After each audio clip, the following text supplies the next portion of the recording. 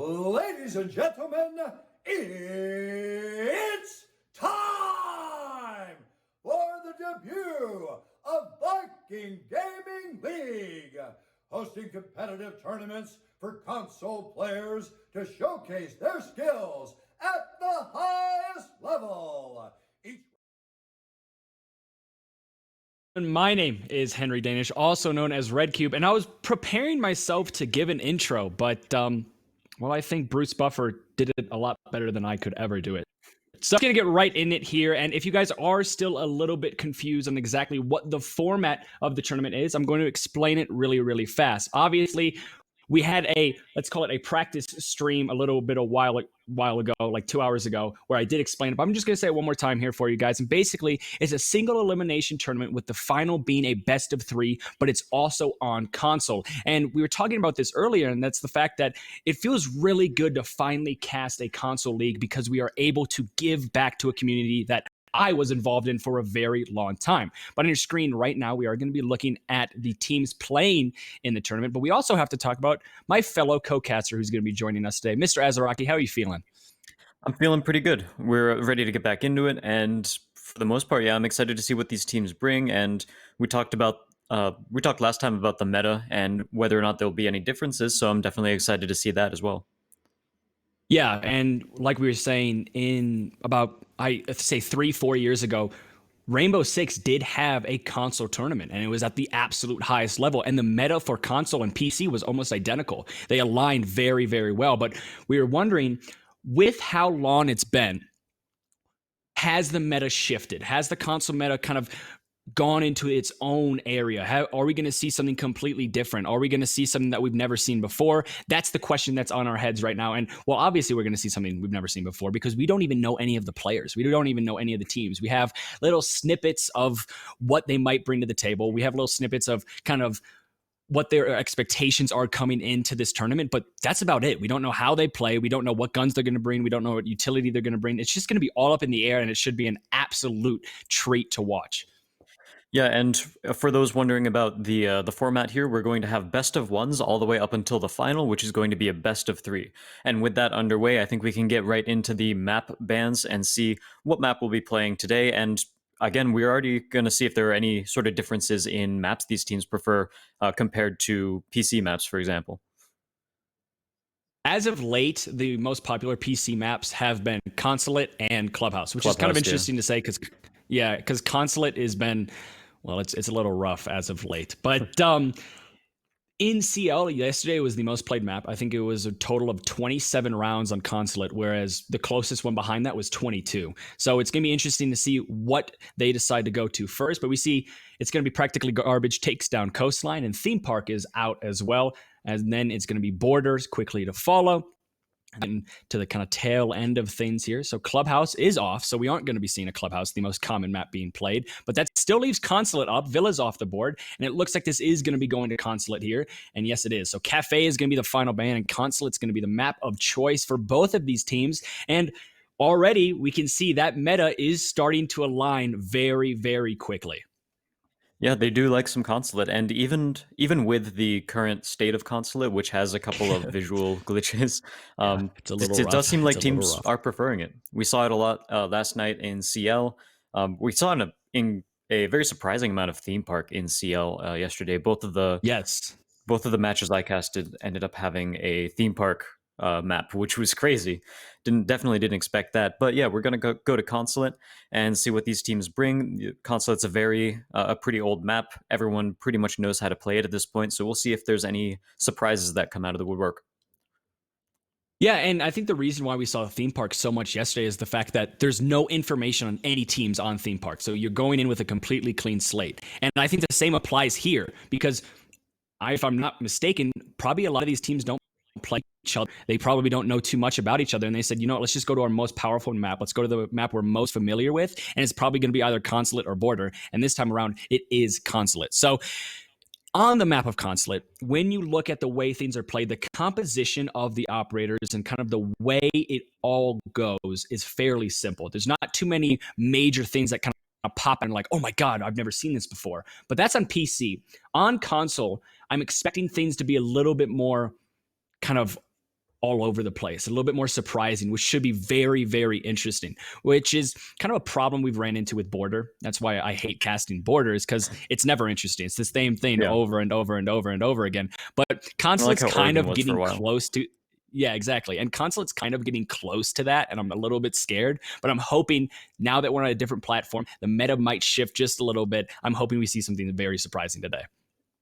Yeah, for sure. And in terms of strats, we've actually been seeing teams start to try out this the Visa site a lot more often, Visa and Archives, yes, which is definitely good to see. When that site got first introduced, I was thinking about, because I'm always the type of player who tries to be as creative as possible. So I was already thinking about, okay, how do we run this sort of site? And I think operators like Castle can be very good on it, and we've seen the main strat that people tend to use on the Visa site is to put a lot of emphasis on admin and hold that, because you have the hatch to rotate down, you have a lot of vertical play, and you can challenge angles all the way from above.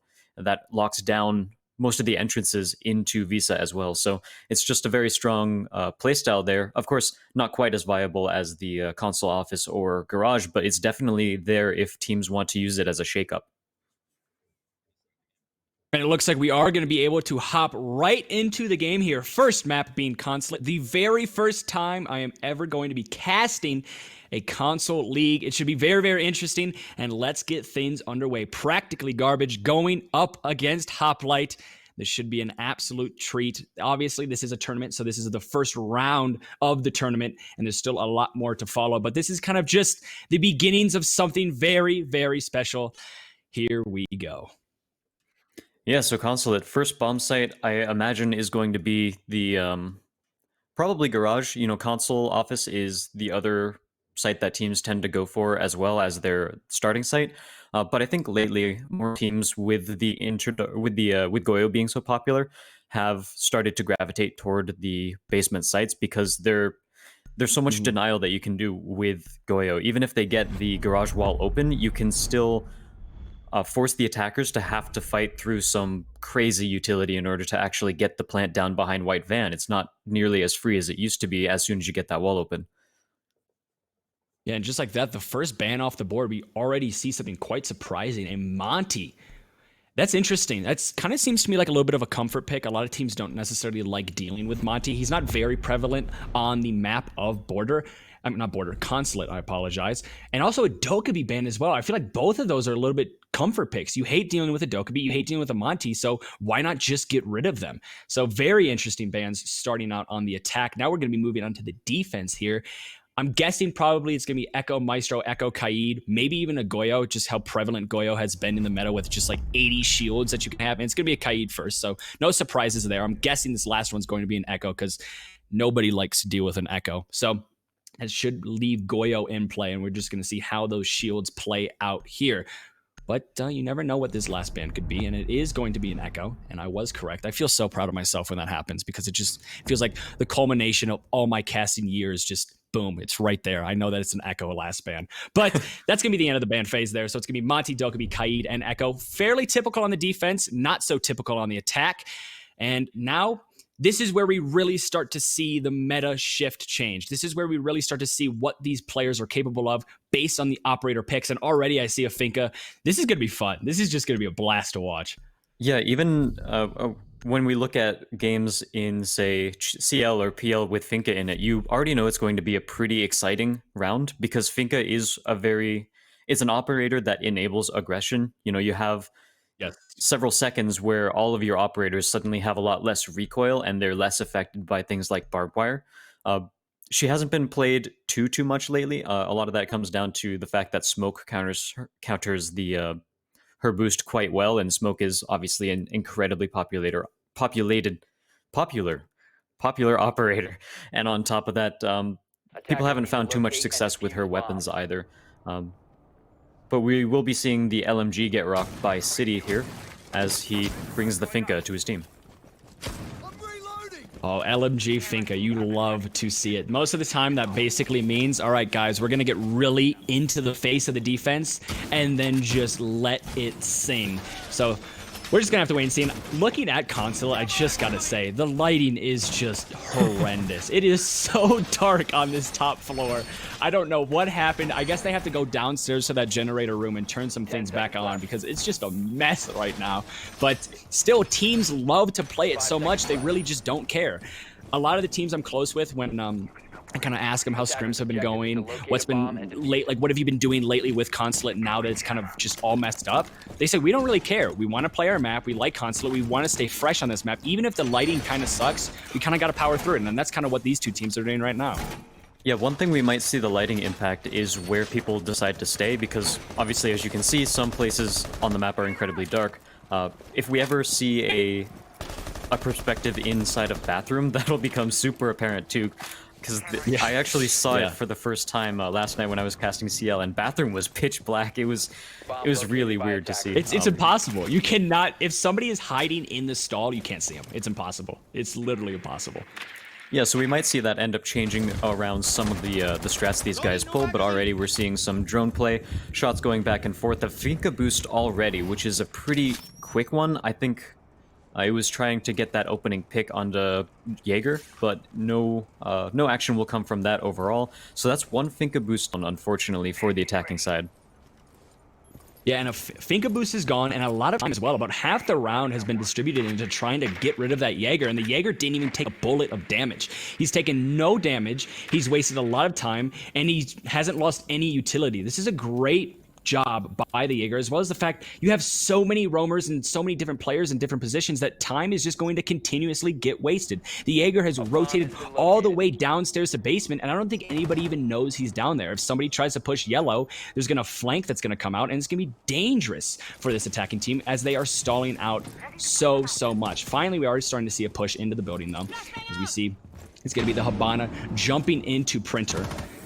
And just the team right behind her. You have, I think, all bodies on the attack are going to be pushing from this east side, trying to get as much control as possible with the time that they still have left. And now things are starting to pick up. You can see that they basically ignored the roam and said, you know what, the best thing to do to clear this roam is just avoid it entirely. And that's exactly what's happening here. They are basically not looking at yellow stairs whatsoever, and instead just going to be pushing from this east side, trying to get control of long desk. And the first shots are going to come out, unfortunately, none of which land onto the Valkyrie, and is actually going to be the Finka that comes out worst for wear there. And with 45 or 35 seconds left here, you got to see them start to pick up the pace just a little bit.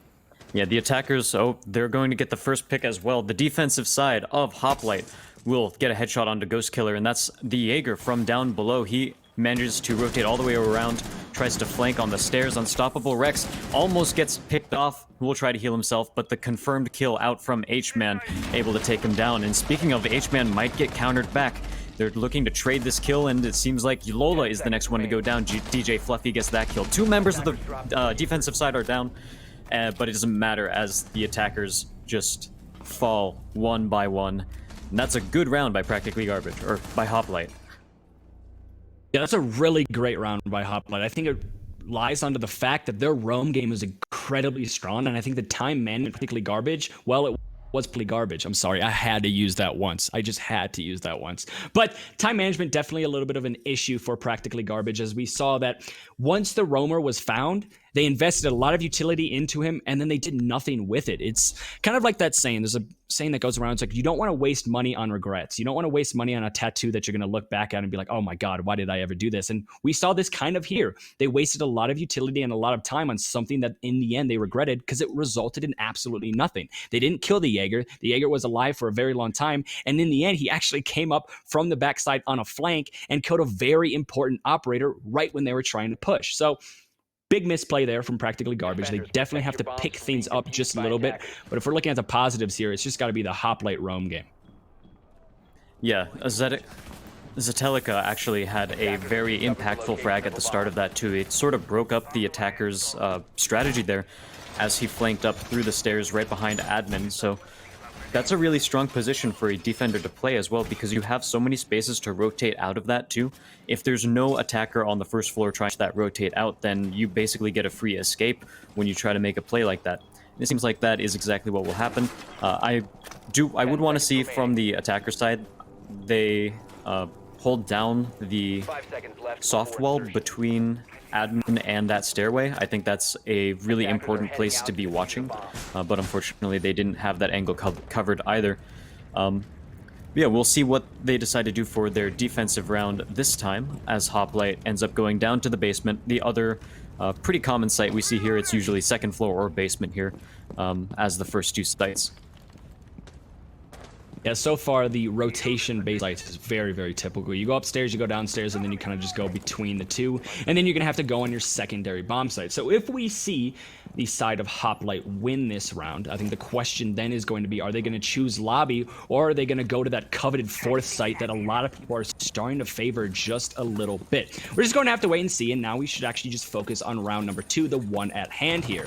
And we can already see the pace from Practically Garbage is picking up just a little bit. They're getting control of up top, trying to push out this bandit, as well as the fact they have the Thermite waiting to invest his Thermite charge onto this main west wall. That is the basically highlight of every attacker right now, is just trying to get open up that west wall into the garage, because it just opens up so many angles, and it also makes it a lot easier to just run in for a plant when time starts getting very, very low. So already, this is a much better round from Practically Garbage, but just as I say that, Buck gets absolutely slammed off the window, and that's going to be your only means of soft destruction unless that Jackal brought a secondary shotgun. So an impactful kill once again by Zetelica. I think I'm saying that correctly, but it's going to be quickly refragged. So it's going to be Lola the Thermite able to get a kill right onto the Jaeger. So a Jaeger for a buck. If I'm looking at who wins that trade out, that's definitely going to be the defense for me. You lose 2 grenades and your soft destruction. Not a good start for the attackers, as well as the fact, though, we are going to be seeing little pot shots coming out onto the Legion, so bringing him down to about 25 HP. They're trying to pinch him out as quick as possible, but he has no rotate. Most of the time, that hatch is going to be open, and here, he's actually reinforced it. This is a very, very dangerous game to play if you're the Legion, because he's practically playing with his life no matter what. He has to fight this out. Yeah, he still has 2 impacts, but if he decides to impact the walls behind him, then he will absolutely be heard out, and they'll know exactly where he is. We see City going for the clear on him right now. Stramitz around the corner, doesn't quite get the kill. DJ Fluffy will take him down with a headshot, and that's going to be a very strong position for him too. If pre-fires through the wall, unfortunately not going to take him out, as he gets brought down to just about 5 health. But he is still in the bathroom, and he is still completely messing with the attackers' plans. While he's there, they can't be safe to push because they're always in danger of being flanked.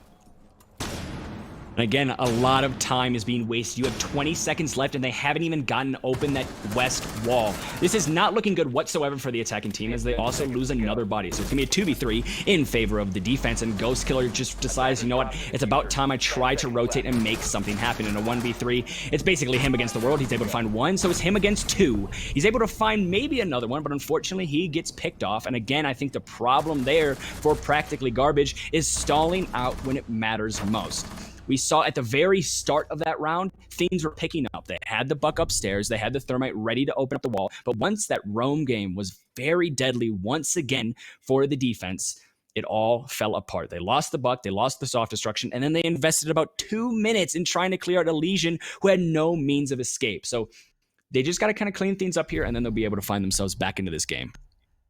Yeah, when we talk about high-impact frags, the one that DJ Fluffy had as Legion in the bathroom was absolutely a high-impact frag because, again, that was a kill that forced the attackers to basically always keep him in his mind. I think the better play for the side of Practically Garbage would have been to just hold that angle into the bathroom, because you probably droned at this point, or at least know that he has reinforced that hatch and doesn't have a clear rotate back. So as long as you hold the angle, he's not going to be able to escape without someone seeing. But unfortunately, he ended up pushing in and tried to take the 50-50 gunfight. And the unfortunate part is that when we call it a 50-50 gunfight, that just means it's a toss-up, right? Nobody really has the advantage there. So it's not really one of those plays that you want to make unless you're like strapped for time or something like that. Yeah, sometimes the best way to kind of get rid of a roam is not kill the person, but just corner the person. They knew exactly where the Legion was. He had no means of escape. Put 1 body on him, and he's just gonna have to sit there the rest of the round and basically be a plant. He's gonna be as useful as a house plant if he's just sitting there and doing absolutely nothing. Tries to rotate out. That's basically a free kill because he's gonna have his impact out. He's just gonna try to run through a hole that you're gonna be having your sight trained on, and it's gonna be over just like that. But I think Practically Garbage just invested a little bit too much bodies into that Legion, and they also just invested way too much time. So I'm hoping here, now that they've recognized that that's an issue, I'm hoping that instead of putting everything onto the roamers, they instead kind of take a step back, maybe put one body, maybe two bodies onto the roamer, and just wait and watch and force him to be ineffective the entire round. I do want to shout out Zetelica, though, for his insane frag. As Jaeger, Yes. he was, I believe, in the basement, in the garage. He shoots up through the floorboards, up through the window, killing the repelling buck, which was not only an impressive shot, but it was also a really high impact frag because, like you mentioned, that's the main soft destruction. You have a couple of secondary shotguns, and Zetelica gets the first pick once again. City's going to go down here off of a spawn peek, and Zetelica is really just starting every round correctly for his team. This guy is insane. If there's a person you want to already call MVP, it's going to be him. He's been getting incredibly impactful kills incredibly early on. And again, look how much time they are wasting. The Twitch here, who is probably the best fragger on the team with that insane gun of the F2, is just still sitting in spawn with half of the round gone. Zetelica is obviously getting kills, but he's doing more than that. He's forcing the attack to be extremely passive. And we see that once again. Hoover's able to get the first kill, and that's going to be your Maestro finding a kill onto the Twitch. So things just are not clicking right now for Practically Garbage, and Hoplite Evolved, they're just playing this early round to perfection. Yeah, this is a really good round by Hoplite, and again, off the back of Zetelica mostly, but we also saw Hoover get a very strong peek onto the Twitch, taking the Twitch out of the picture very early as well. So EMP Grenade will make the map even darker for a few seconds. Oh my God. They peek around the corner, trades on either side, but it is a refrag as Lola manages to take out Trash as soon as his teammate died. So a 1-for-1 trade is not the worst at this point, but you would definitely want to try to get that frag a little earlier since you're already at a man disadvantage. And on top of that, they are, reminder, attacking the first floor site. Now, okay, unfortunately, Zetelica didn't quite see that guy out of the corner of his eye, but he will be able to escape with his life at least, and so at the very least, that will still continue to stall out for even more time. Yeah, you only have 20 seconds left here, and it's going to be a 2v4, so it's going to be very, very difficult to get anything going, especially with Zetelica invested on those yellow stairs, and he's just an absolute monster right now. He's able to take down the Blackbeard, so it's going to be effectively a 1v4, and H-Man, I've never even seen this rappel used, is actually able to get a kill from it, but then he's rendered motionless, and Zetelica is able to get yet another impactful frag to close things out entirely. And again, if there's somebody we can already call the MVP, I think it's a very easy vote. He's doing a very good job right there. And again, a lot of those picks come at the very start of the round, maybe before even a minute. And that's the kind of thing that absolutely slows down the attackers, and you're already taking out a bunch of utility. Like the Gridlock didn't get to play that round. And Gridlock is an incredibly strong operator. She's got a really strong gun. She's got an ACOG. Well, all the attackers do. She has the Super Shorty secondary, which can help with some soft destruction. The Track Stinger is really good for keeping an eye on roamers and shutting down possible roam flanks. And she's got smoke grenades as well. Such a strong operator there. And the fact that she was taken out at the very start just... Again, we talk about high impact frags, and Zetelica manages to find some of the best targets on the enemy team to basically spawn peek. Yeah, and the thing is once you get a kill early on as the defense, it's really good no matter what, because it's going to be a 4v5 throughout the entire round because you have that early kill. But sometimes it's just a little bit better once you take down a very high target in terms of utility. We saw the Buck gets taken down. That's insane. Grenades off the board, soft destruction off the board. Then you take down the Gridlock. Smokes and flank watch off the board immediately. Not only does that open up the game for your roamers even more, but it just makes everybody a lot more comfortable. So again, Zetelica is playing out of his mind right now, and we saw in that pick phase a little bit of a Tachanka pick, and I think that's just flexing their confidence just a tad to show, you know what, we are feeling ourselves a bit. Obviously, we're not going to play Tachanka, but just look at his face for a second, because we know we are really, really on our game right now, and I think that was kind of the objective of Hoplite Evolved there. Yeah, there's definitely something to be said about mentality in competitive Siege, and a lot of times small tricks like that can, sometimes bring your team's mentality even further, just jokes every now and again. A lot of times you see players win or teams win tournaments because they have a really strong mentality. But here we have trying an attempt at a spawn peek, but unfortunately it's going to get immediately shut down as H-Man is watching the angle. So Zetelica not able to get an early pick off of this one. I think he might have gotten a little bit too aggressive there, since the crowbar animation is very, very loud. It definitely gave H-Man enough time to respond.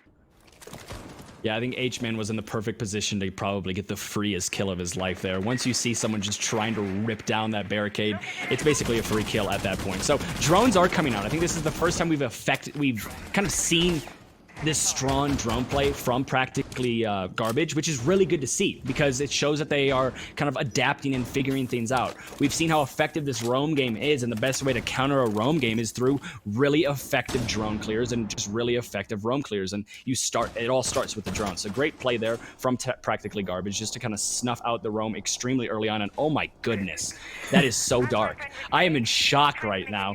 You cannot see that Valkyrie. Valkyrie is basically in the shadows right now, and Lola is able to find the first kill, and it's going to be Practically Garbage, able to make it a 5 versus 2. So really strong start here from Practically Garbage. This is the first time they've actually had the man advantage this entire game. Let's see what they can do with it now. Can they close out this round and make it a 3-1? And it looks like they will be able to, as Lola gets a headshot onto Hoover. And we're going to see another play as... we actually have Trash going for a flank. He manages to take one out with the Deagle. Unfortunately, not going to get anything else, but he is in a 1v5 at this point in a post-plant scenario, nonetheless. So this is definitely a very difficult situation for him. Peeks around the corner, tries to get the kill, but unfortunately, Ghost Killer will take him out with a headshot instead.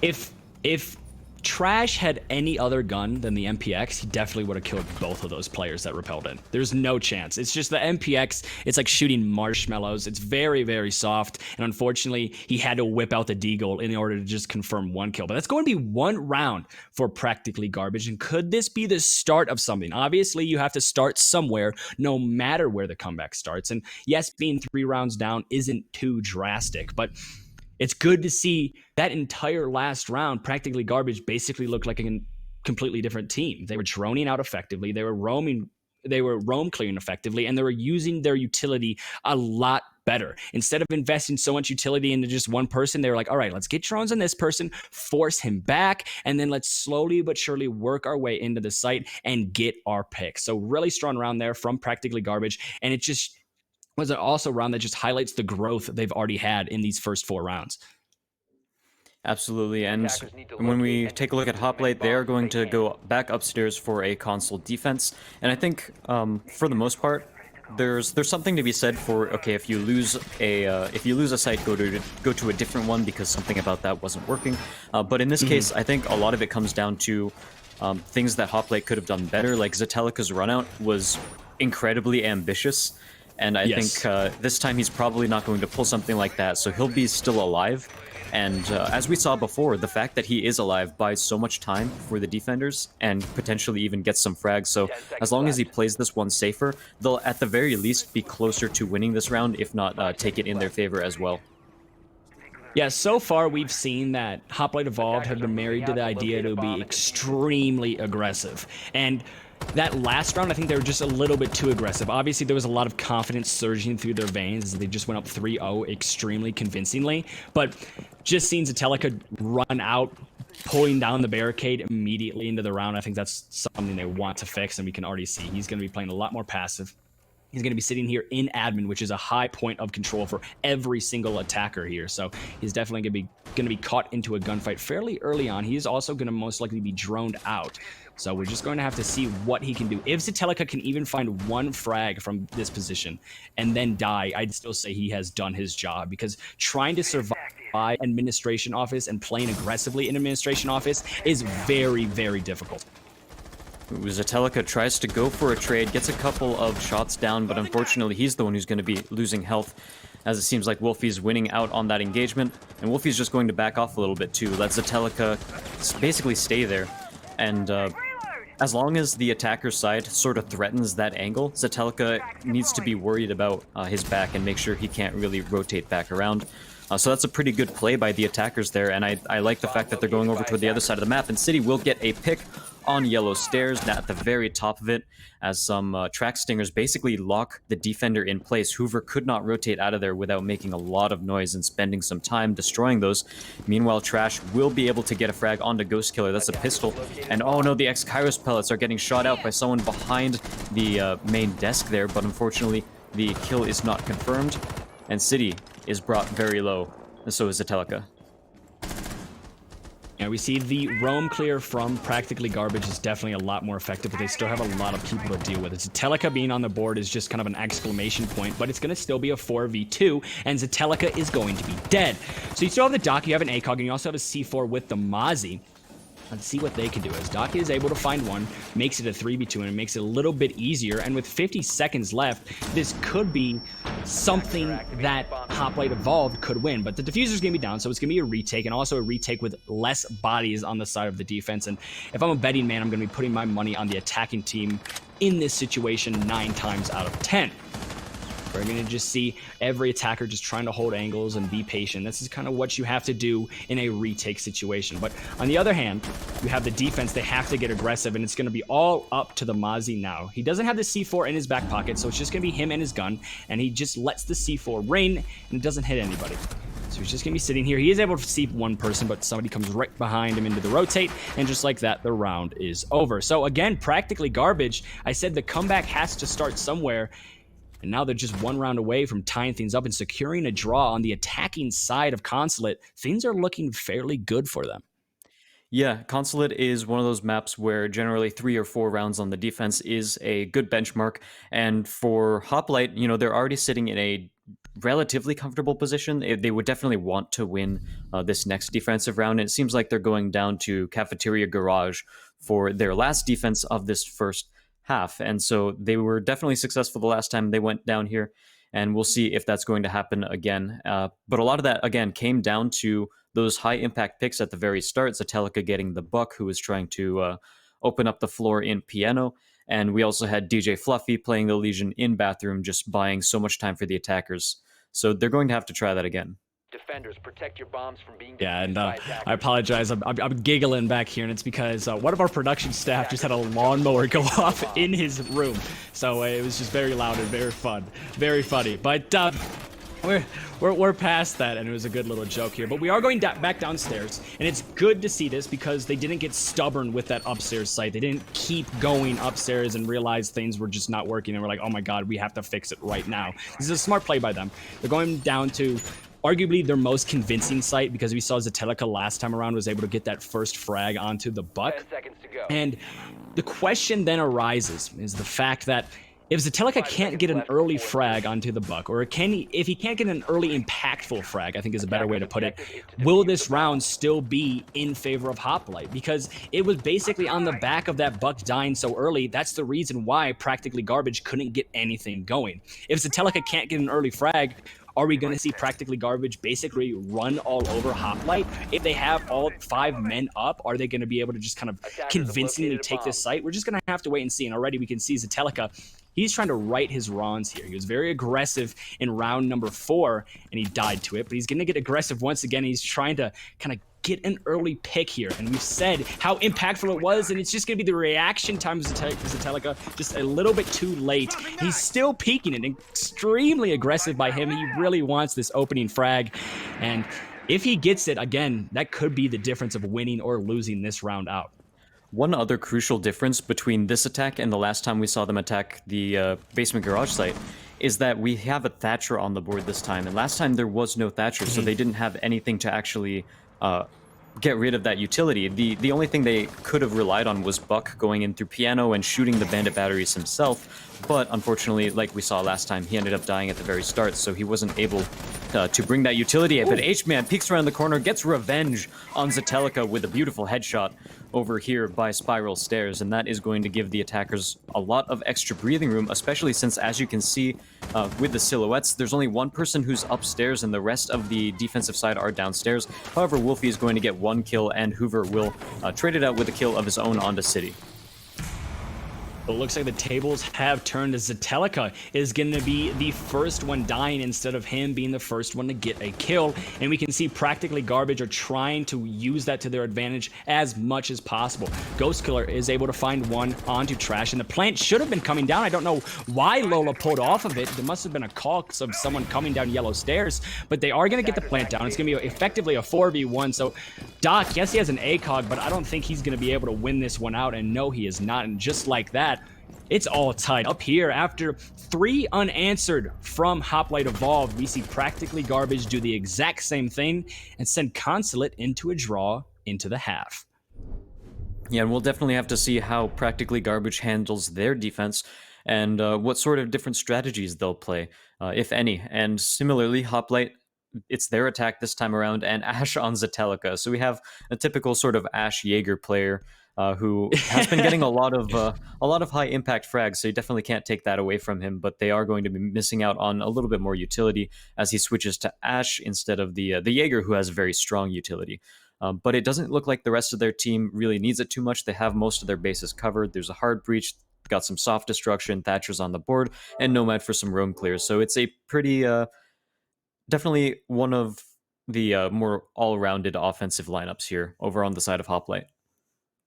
Yeah, sometimes you're going to see those Ashe players go into maybe a Zofia just for that extra utility, and also it's still a really good gun. In my opinion, I think Zofia is just a better Ashe, but just the idea of having a 3-speed instead of a 2-speed is what attracts a lot of players, and I'm guessing that's probably what is attracting Zetelica to that Ashe. Because personally, when I play ranked, I could definitely play Zofia, but I'm choosing Ashe 9 times out of 10 just because I love Ashe and I can just sprint in and try to get kills. But we are going to be seeing upstairs the bomb site of choice here for practically Garbage, and we can see, based off what we saw from Hoplite Evolved on defense, upstairs is definitely the preferred site for all of these teams. Even when Hoplite Evolved was losing upstairs, they still wanted to go back here. So we can see most comfortable is going to be up top, and then the secondary bomb site most likely still going to be that downstairs, and we still haven't seen a secondary site as of yet. So will we see it here? Maybe when Hoplite, not my fault, when practically Garbage wins upstairs or loses upstairs, are we going to finally see a secondary? But something we are going to see is a grenade kill right off the bat onto H-Man. That's going to be the Mozzie off the board. So much intel and also a C4 down that early. That really hurts the defense. Yeah, and so the pest mines from Mozzie will be able to capture drones still, but those drones will be stationary. They're forced to be wherever they are, and without Mozzie on the board, he can't drive them around. So they are lacking a lot of information on that on that side of things, but they do have a decent amount of information denial still. And that is pretty important when you are attacking toward this upstairs site. You definitely want to be able to clear out as many roamers as possible. With 2 minutes left on the clock, the attackers still have a good amount of time to pull off this execution and set up their angles. See Unstoppable on the roof, but everyone else is entering through the first floor, so they're going for a more of a roam clear kind of deal. A ping on the drone, followed by a breaching charge. Not going to be able to confirm the kill, as I believe it was heard by the defense, who just end up scooting out of the way real quick. It is going to remove the shield, however, so Valkyrie is not going to be as safe in that corner and is going to be kind of forced to run around a little bit upstairs. So getting rid of utility, obviously that's not Ashe's main objective, but she is able to do it. We are going to be seeing basically complete second floor control, or first floor, depending if you call the basement the basement, but is going to be basically granted to the attacking team since they have confirmed that kill. So just like that, it's going to be a 3v5 with the most important assets of the map in favor of the attacking team. So now we're seeing the Ashe rotate up spiral stairs. Just going to have to be wary of lawn desk, as nobody is going to be playing there. That's probably a very popular spot for a defender to be, but nobody's going to be there as of yet. So kind of a little bit of a now after early picks in the beginning, things are slowing down just a bit, but there's still a lot of time to work with on the attacking side, considering how much map control and how many frags they have already gotten. So Ghost Killer will take a frag onto Zetelica. That is the Ashe off the board, so not missing a lot of utility, but certainly one of the better guns and better ops for gunning. And now we've seen a couple of examples of someone who took a while to to basically see someone who's sort of hiding in a corner or something. And we have to keep in mind as casters and viewers that we have these blue outlines, but on a super dark consulate, it can absolutely be a lot harder for some of these players to see each other. So we have the benefit of the doubt there, but we should absolutely give the players some as well, as the Valkyrie cam is going to get taken out. That allows the plant to go down, and yep, diffuser is planted. The attackers are in complete control of the site right now, but we have a frag, a trade going back and forth as Ghost Killer and Unstoppable both take 1 kill into their favor, and now it's a 1v2 as Ghost Killer needs to find the other frags with this MP5, gets the first one, down to a 1v1. He's at about half health as Hoover is just playing the corner, and fortunately for him, he is docked so he can overstim himself. So unless Hoover gets this headshot, it's probably going to be a win for the dock, but just buying so much time, Hoover is playing this really, really well. He's trying to change up his angles as much as possible, hiding behind the sofa now as well. Air jab goes down, and that will remove all amount of time left for the frag, and he manages to get the kill anyway. But even if Hoover didn't get that headshot, there wouldn't have been enough time left to defuse. Yeah, so strong attacking play there from the side of I'm blanking on their name, not Practically Garbage, from Hoplite Evolved. So great play from them. They cleared out the roamers quite effectively. They got control of the map quite effectively, and then they pushed on the site. Things got a little bit hairy at the end when it was brought down to that 1v1, but all that matters is that you won the round, and that's exactly what happened for Hoplite Evolved. And now they did have 3 unanswered. So Practically Garbage before that last round won 3 in a row. And if that pattern continues, we could see Hoplite Evolve just start running away with this game. But I really don't think it is. I think now the teams have kind of gotten over that little bit of a speed bump and started to warm up already. It's going to be a little bit more of a back and forth matchup.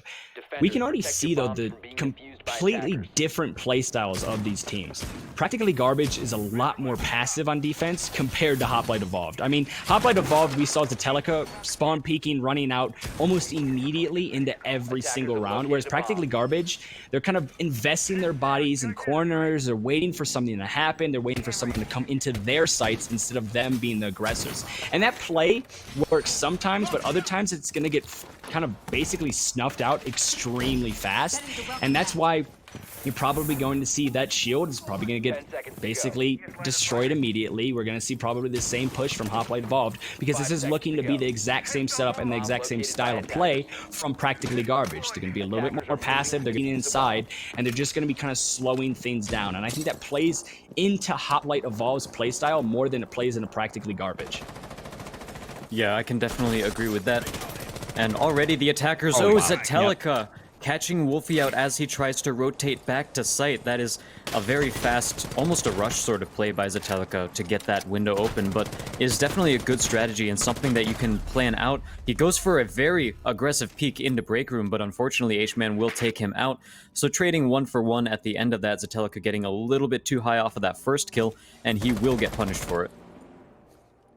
Yeah, and it's going to be a Frost for an Ash, and I think that's basically 50-50. Not too much utility on either side, because the Frost mats are basically, I mean, if you drone them out, if you know where they are, there's no really point to them.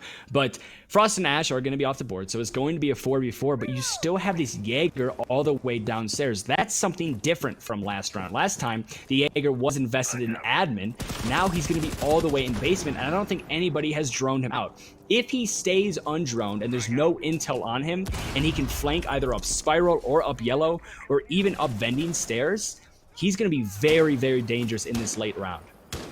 So he might be hearing DJ Fluffy use the skeleton key to open up this window over here, and we might see if City decides to go for an aggressive play off of it, but no, he's just going to play it patient for the moment. And I think when you're playing in a team environment, that can a lot of times be the way to go, because you don't need to peek these angles quite yet. You can wait until the execute is about to happen and deny those angles and make sure that the attackers are as least likely as possible to be watching those flank angles off the back. So I think he's just waiting for some callouts for his team, in terms of when he should start pushing up. But we do hear a Nomad charge. Air jab goes down. I think that was near Yellow Stairs, so that's going to deny some of his rotations. And we heard another one just go out right now. I think that one's around Spiral too. So already Unstoppable is trying to basically shut down possible rotations from City. So even without the intel on the Jaeger, the Nomad is doing her job. She's denying that flank, but there still is those vending stairs that haven't been denied, and just the fact of the unknown of the Jaeger, anywhere he could come up, and the attacking team has no idea. That's the most dangerous, as a nice shot comes out there, and that's going to be Ghost Killer able to find one onto Hoover, taking down the Thatcher. Obviously, Thatcher's not as effective in the late round because he's used all of his little nades, but Hoover's getting once again pretty aggressive, trying to find yet another, but it's going to amount to nothing. The push has to come out here fast from the attacking team, as they only have 15 seconds left, and it's gonna be a flurry of kills and all blue on the side, because we see a team kill, but it doesn't really matter as the blue team wins here. And just like that, it's back and forth between these two teams. It's gonna be 4-4 now, as Ghost Killer has been playing extremely well as Doc. Yeah, Ghost Killer, he's been showing up, especially over here on this defensive side. There were several situations where, in pressure situations toward the end of the round, he manages to pick up 1, even 2 kills on the side of his team. So definitely have to shout him out for that. Meanwhile, Zetelica has cooled off a little bit, ended up getting that first peak at the start, but again, got a little bit too aggressive afterward and tried to challenge Crazy Angle before even knowing where the defenders were, and got his head taken off for it. So I do want to see slightly more patient play from Zetelica, but I think the rest of Hoplite on their attack have been playing it fairly well in terms of how their time management's gone. You know, they set up angles, they deny roamers, they're using their Nomad to great effect. Instead of spending an extra minute trying to flush out some of these defensive roamers, they end up covering the stairways with air jabs, and that's one of the strongest uses for that operator. So I definitely like what the rest of Hoplite's doing. It's just recently the frags have been going in the way of practically garbage. On top of that, even though his other rotation routes were cut off, City had the presence of mind to go all the way up vending stairs on the other side of the map and flank around the long way through admin, and it definitely paid off for him. Yeah, and we are going to be seeing Zetelica is actually on the Zofia now. So I think this is a really good sign for him, because it shows that instead of being on that Ashe, which promotes aggressive play, he's now going to be on Zofia, which promotes a little bit more passive play, because you really want to use those stuns and those impacts effectively. So we saw that the big issue with Hoplite Evolved last time around was the fact that Zetelica got a little bit too aggressive at the very start of that round. Yes, he was able to get a kill, but talk about aggressive. He's going to be dead. Hoover's able to get a refrag, but just like that, once again, super early on into this round, it's going to be a 4v4, and I mean, it's basically deja vu at this point. It's early kills on top of early kills, and it's always seemed to be maybe a 3v3 or a 4v4 once you reach that halfway point in the round, which is not very typical on a map like Consulate. Yeah, and so City, actually, I like his idea there too, because the fact that we've already been talking about how Practically Garbage has been playing most of their defenses pretty passive. They've been waiting for the long flanks in terms of roaming. They've been focusing on their anchors. You know, they haven't been taking the fight to Hoplite, and suddenly City decides, I'm going to do something unexpected, and I'm going to spawn peek, even though we've never done it before on this map yet, in this series anyway. And it does net them a kill. Unfortunately for him, Hoover was watching and was able to get the refrag, but on top of that, you know, he took out Zetelica, one of the top fraggers on the side of Hoplite, and he did a ton of damage to Hoover as well, who's on 1, maybe 2 bullets, depending on what kind of gun ends up shooting him. Yeah, as well as the fact Zofia charges, the impacts and the stuns aren't going to be used. And that hurts, because if you lose the Buck, you're going to have no means of soft destruction whatsoever. And we can see Buck, instead of investing his control into Piano, is actually going to be investing his control onto Yellow Stairs, which is pretty smart, considering there is a Mozzie waiting for him to come upstairs, and Mozzie's probably going to win that gunfight. I was, ooh, what a shot there onto Hoover. Nice shot by Wolfie. He continues his dominance here behind the white van, trying to get a couple more pot shots, but it's going to be the Buck looming on these white stairs that could be the death of him. Just going to have to wait and see. But without that soft destruction and without that control of up top here, trying to push into Garage is going to be almost impossible. We have to see something from Hoplite Evolve. They got to get more control of this map if they want something to happen here. And Wolfie still has a C4, so if they go for a classic white van plant, that C4 is going to be launched on the other side of white van. Wolfie is going to peek around the corner. We hear the C4 go off, but it doesn't seem like anything's going off of it. Wolfie gets taken down. Meanwhile, H-Man peeks around the corner, takes out DJ Fluffy, who is on Yellow Stairs, and that is a huge pick. Again, we mentioned the soft destruction going down. H-Man playing in Piano, unfortunately, has the upper hand on Unstoppable right now, who's down to about 25 health, going for a plant in the corner here. Hopefully everyone from the defensive side are hearing this. Hear a C4 get ripped out. Couple of shots from above, but no, they're not able to find the frag onto Unstoppable yet, and he gets the plant down, which is huge. On top of that, he's playing Nomad. No air jabs left, unfortunately, so he can't air jab the defuser right now. But it seems like the rest of the defense will be covering each other really well as the defuse decides to start, and there goes a run out all the way over here outside of Van, and he's just going to go for a shotgun kill. Actually, I thought he was going to knife, but either way, the defuse is going to go through, and that's going to be another win for Practically Garbage. Great play there from Practically Garbage, and I think the reason why the attacking team wasn't able to win that out is simply due to control. Yeah, they got the plant down, but they got the plant down in a 3v1 situation. It's incredibly difficult to retake on that site when you are the defense, but it's a lot easier when there's only one attacker to worry about. If the attacking team got the plant down in the initial phase of that push into the site, I think it was around about 40 seconds, and it was a 3v4, if I'm not mistaken. If they got that down, and it was a 3v4, and the defense had to retake with 3 people, that's very, very hard. On this map, on that site, that is probably one of the hardest retakes to do because there's just so many places you have to look, whereas the attackers, they have maybe 1, 2, or 3 places. You look at the door, you look at the runout, and then you look at the diffuser, and that's all they have to worry about. But unfortunately, they didn't have enough bodies to look at every single one of those, and it was the defense that comes out on top. And just like that, it's going to be Hoplite Evolved right now, kind of... No, my fault. It's going to be Practically Garbage kind of in the driving seat because they are on the defense side here, and this is a defender-sided map, and they also have the lead. They're 1 round away from match point, and sometimes just that pressure up point can tilt a team over the edge. So if you are Hoplite Evolved right now, you really want this round. This is an extremely important round because you want to deny that match point as long as humanely possible. Yeah, and one thing that we should note for sure is that we're going for a lobby piano room defense here, and that's mainly because Practically Garbage won their last 2 defenses, one on console office and one in the basement, so they are forced to go to one of these slightly less used sites. But if we watch PL, a lot of times we do see, even if the other 2 sites aren't locked out, we sometimes see people going to lobby. We even sometimes see people going to Visa. So overall, there are many different options on this site, and we're already seeing Zetelica. He's usually the first one entering the building, and I do like that from him, because a lot of times we see some teams and some players decide to hang around outside for a little bit too long, hold angles that don't really need to be held, but getting into the building quickly is always a good sign and helps the attackers get some more map control. So with 40 seconds off of the clock, Zetelica is already on white stairs, and this is a really good position to try to attack Piano Room. I don't think there's any intel from the defense that knows Zetelica is on these white stairs. So if a rotate comes out into Piano, Zetelica should be able to get that free kill, and it's going to be a direct trade. Ghost Killer is able to get one onto Hoover, and Hoover is able to get one onto Ghost Killer. So a dock for a Thatcher.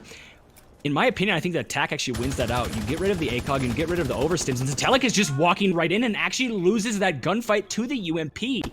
That's really got to hurt his team. I think he was a little bit too far ahead of his drone and wasn't able to direct callouts there. So again, maybe too much aggressiveness from Zetelica, but it's going to be refragged, a late refrag, but a refrag nonetheless. And it's going to be done with a frag grenade. So Wolfie, that's the second frag grenade kill on the day, and makes things a little bit easier to deal with. You have a lot of pressure from up top here. As we see, it's going to be the Mozzie slowly creeping his way down yellow stairs, is able to get the freest kill of his life as nobody droned out up top and realized there was a road. That's a very, very common spot in ranked, and should be a very, very common spot for these players to look. That's just unfortunate for the players of Hoplite Evolved, and it's going to result in a very nice kill for the Mozzie. Mozzie, still being upstairs, is trying to pressure the plant as much as possible and pressure this Nomad as much as possible, and it's working fairly well. There's 50 seconds to work with here for the attacking team, so there's a lot of time left, but they also just lost a body. So it's going to be a 2v1 now, and map control definitely in favor of the defense, because if you try to go for this plant trash, it's likely going to get shot from above. Yeah, in either case as well, but he gets the frag onto Lola. through the hatch, and now there's only one member left to watch for, but he knows that H-Man is upstairs. And so H-Man should know that the Nomad charges, the air jabs, are covering most of the other rotations here, so he is going to be forced to play around this projector room slash the open lobby. Here's the plant to start going down, makes some noise, seeing if he can force the defender off the plant. Pings go down on his exact position, and at this point, H-Man is in complete control of the round as Trash tries to find any sort of spot he can plant in where he won't get killed. He actually might manage to do it, and yeah, Trash gets the full defuse down. And so that leaves us with a straight 1v1 where it's now on H-Man to try to make something happen. It's now on, the onus is on him in order to make this round work. And so he's desperately trying to find Trash as he actually rotates down through the basement. This could be huge as he goes for a flank up onto yellow stairs. Trash isn't watching in the correct direction. Ooh, creep walking. He finds the frag, and H-Man clutches it out for his team with a triple kill, a couple of Nomad air jabs. Unfortunately for the attackers, that was the only one placed anywhere near the bomb, and so he will get this defuse clean and split.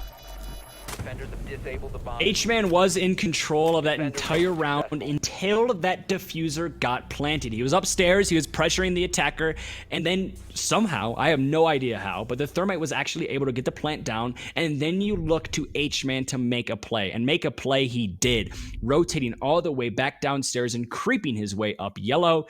Really big brain play from him, and that's going to gift the side of practically garbage match point here. And they're just one round away from moving ahead in this tournament. And now the question is, how strong is the mental fortitude of Light? Can they show up here? Can they wake up a little bit and realize, guys, we make one mistake, this is over? Or is that pressure going to be the death of them? We're just going to have to see here. Seems like Zetelica's going back to the tried and true Ashe play, and if that's a comfort pick for him, then by all means, more power to him. At this point, you definitely need to get some more frags on the board and make sure that everything is pretty safe for them in order to take this potentially final round, but they need to win a couple more in order to actually win the map. And remember that this is a best of one right now, so the winner of this will move on and the loser will get knocked out of the tournament already. So this is definitely the time where Hoplite wants to shine. They're running a pretty similar roster to the one that they ran at the start. They know that basement is still locked out for the defenders because they won that 2 rounds ago, or the round before last. And so they're bringing a Hibana instead of a Thermite, and that's a very good choice because in this situation, you know they're going to go consoles. And so at that point, you're going to post your Hibana up into admin office and get the long desk wall open that you see Ghost Killer standing right behind right now. And that is a very strong position for the attackers to take because it just gives you so many angles to attack onto A, and it basically flushes out whoever's playing behind the A bomb, behind that desk there.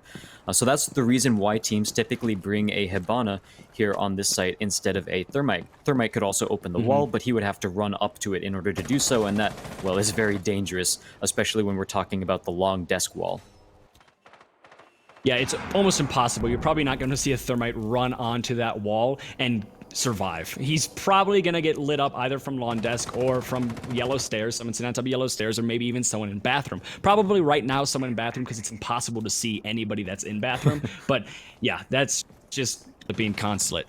Right now, though, if I'm Hoplite Evolved, my main objective is just to keep my head on straight. I don't want the pressure of match point to throw me off too much. And we're seeing right now from Zetelica, he's taking it a lot slower, and I like this from him. Last round, he got ahead of his drone, and he got a little bit too aggressive, and he died early. Here, we can see the drone is ahead of him, and he is taking his time. He's waiting for the calls. And City is actually able to get a run out, and if Zetelica is watching that rotate back up, he could be able to get the kill. But City is smartly going to rotate back downstairs and force the attackers to him, which not only wastes a lot of time, but could result in yet another kill.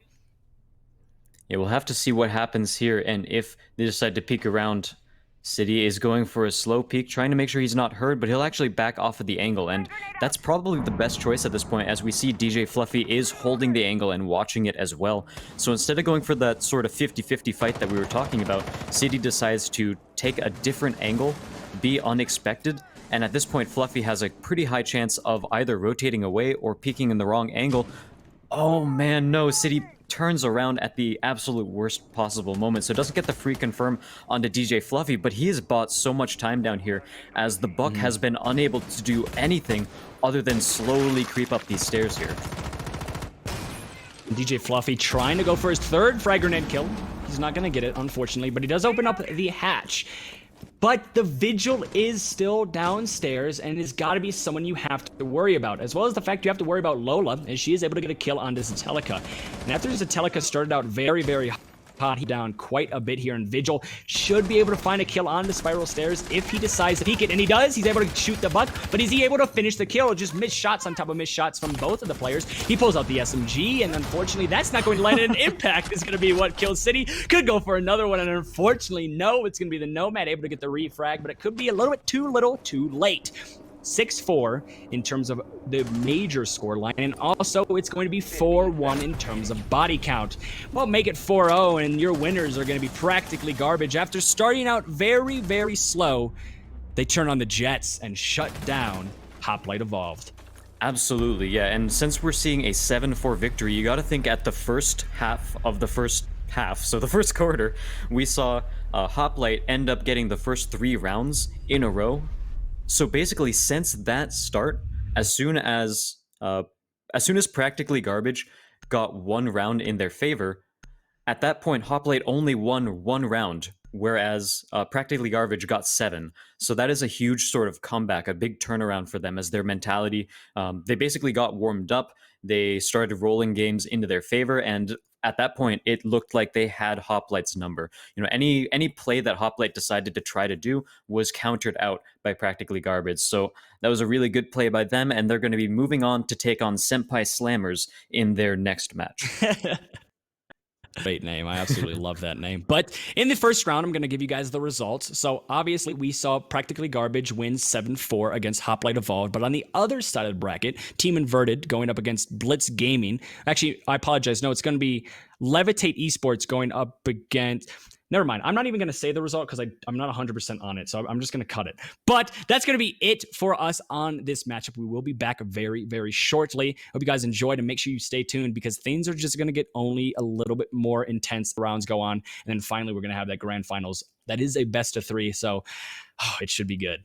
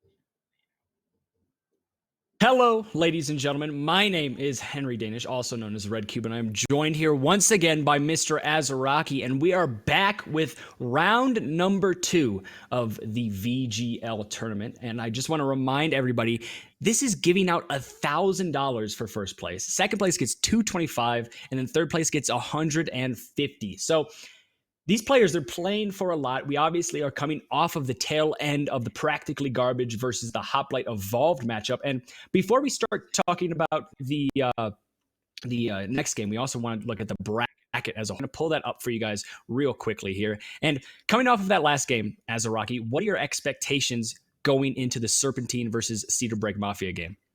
So the way this bracket is seeded is by their basically ranks in the leaderboard and how their team ranks up.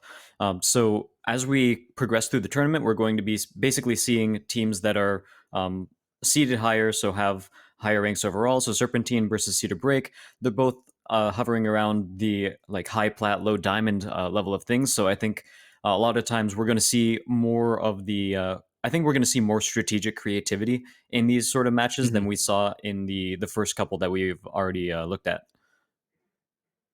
I think another thing we were talking about in the beginnings of this entire tournament was how do the metas align with PC? Obviously, PC has been around for a very long time, and unfortunately for console, it kind of faded out after year 1, year 2.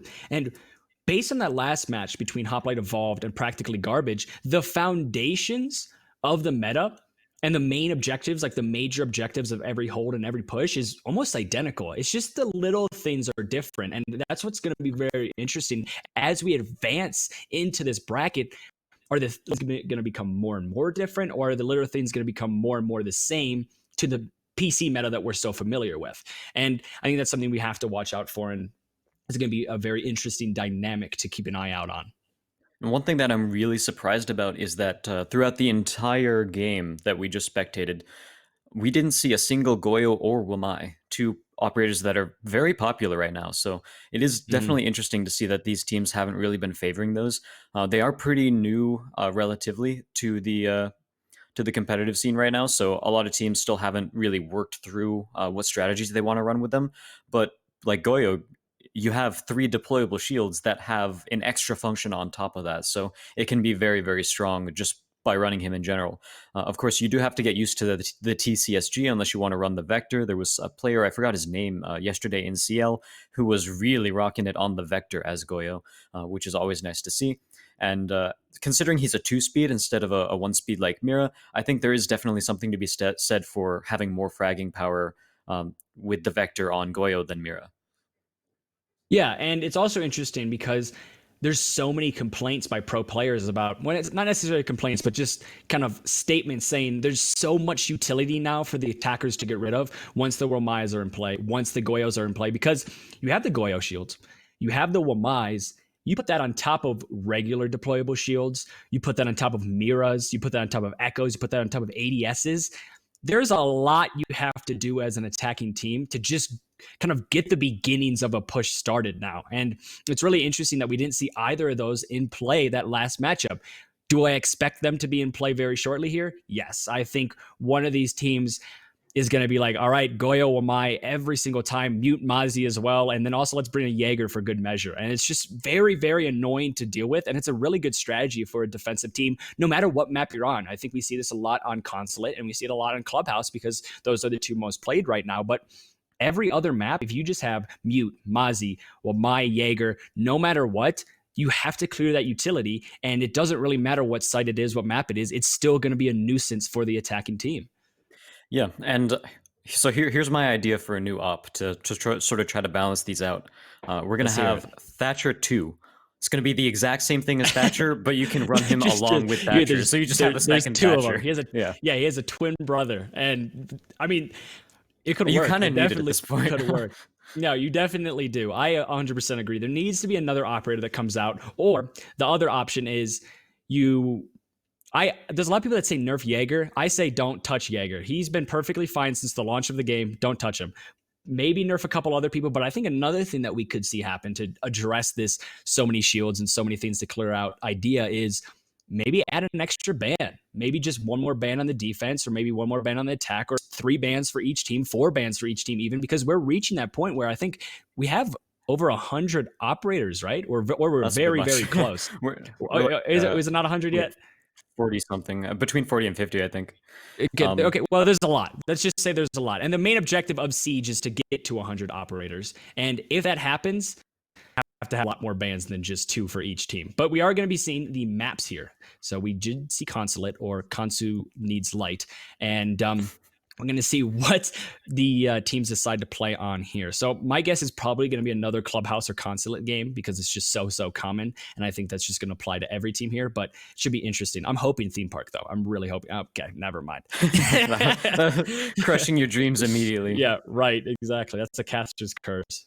So I do always like seeing Villa and Coastline as well. Unfortunately, Villa's also banned, but Coastline is still in the rotation. No, it's going to be Clubhouse. So yeah, like you mentioned, Clubhouse is a very strong favorite for a lot of teams. So it's not a surprise that we're going to see it quite a bit in the coming weeks for all sorts of leagues, honestly. And on console, it does not seem like it's very different. We have a lot of console, we have a lot of Clubhouse. So yeah, we'll see what other maps we decide to take. Cafe's been really interesting since its rework too, so hopefully going to see some more of that. But yeah, going back to the ban thing, I think it would actually be a pretty cool idea to have like to have 2 bans, one on offense, one on defense, and then one sort of like wildcard ban for each team where they decide to ban either an attacker or a defender. Or defense, yeah, I think that would be pretty interesting to see.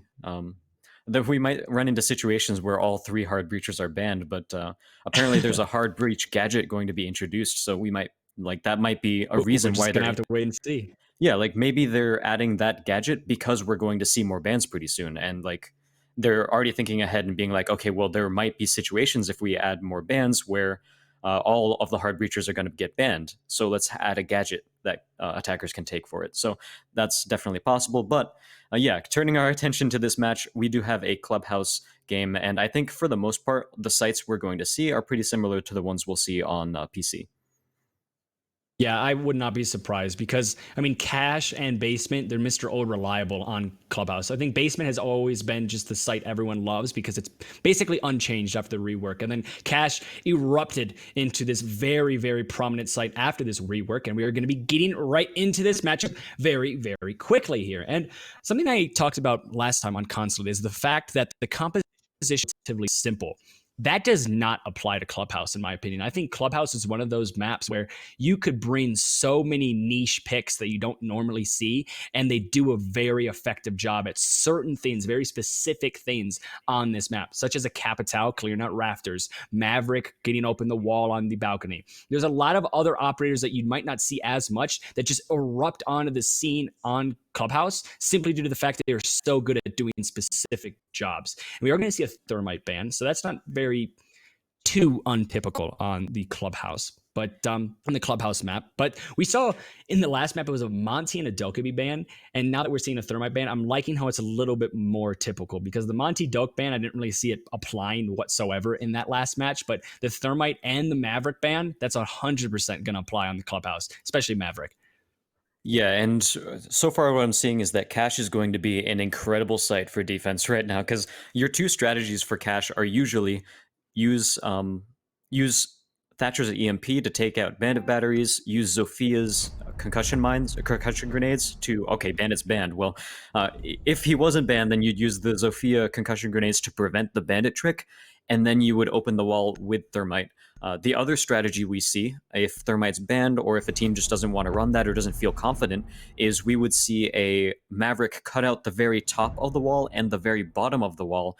And what that does is it removes the reinforce from behind the wall, making it a soft wall, which a Buck or Zofia can then just break open very easily.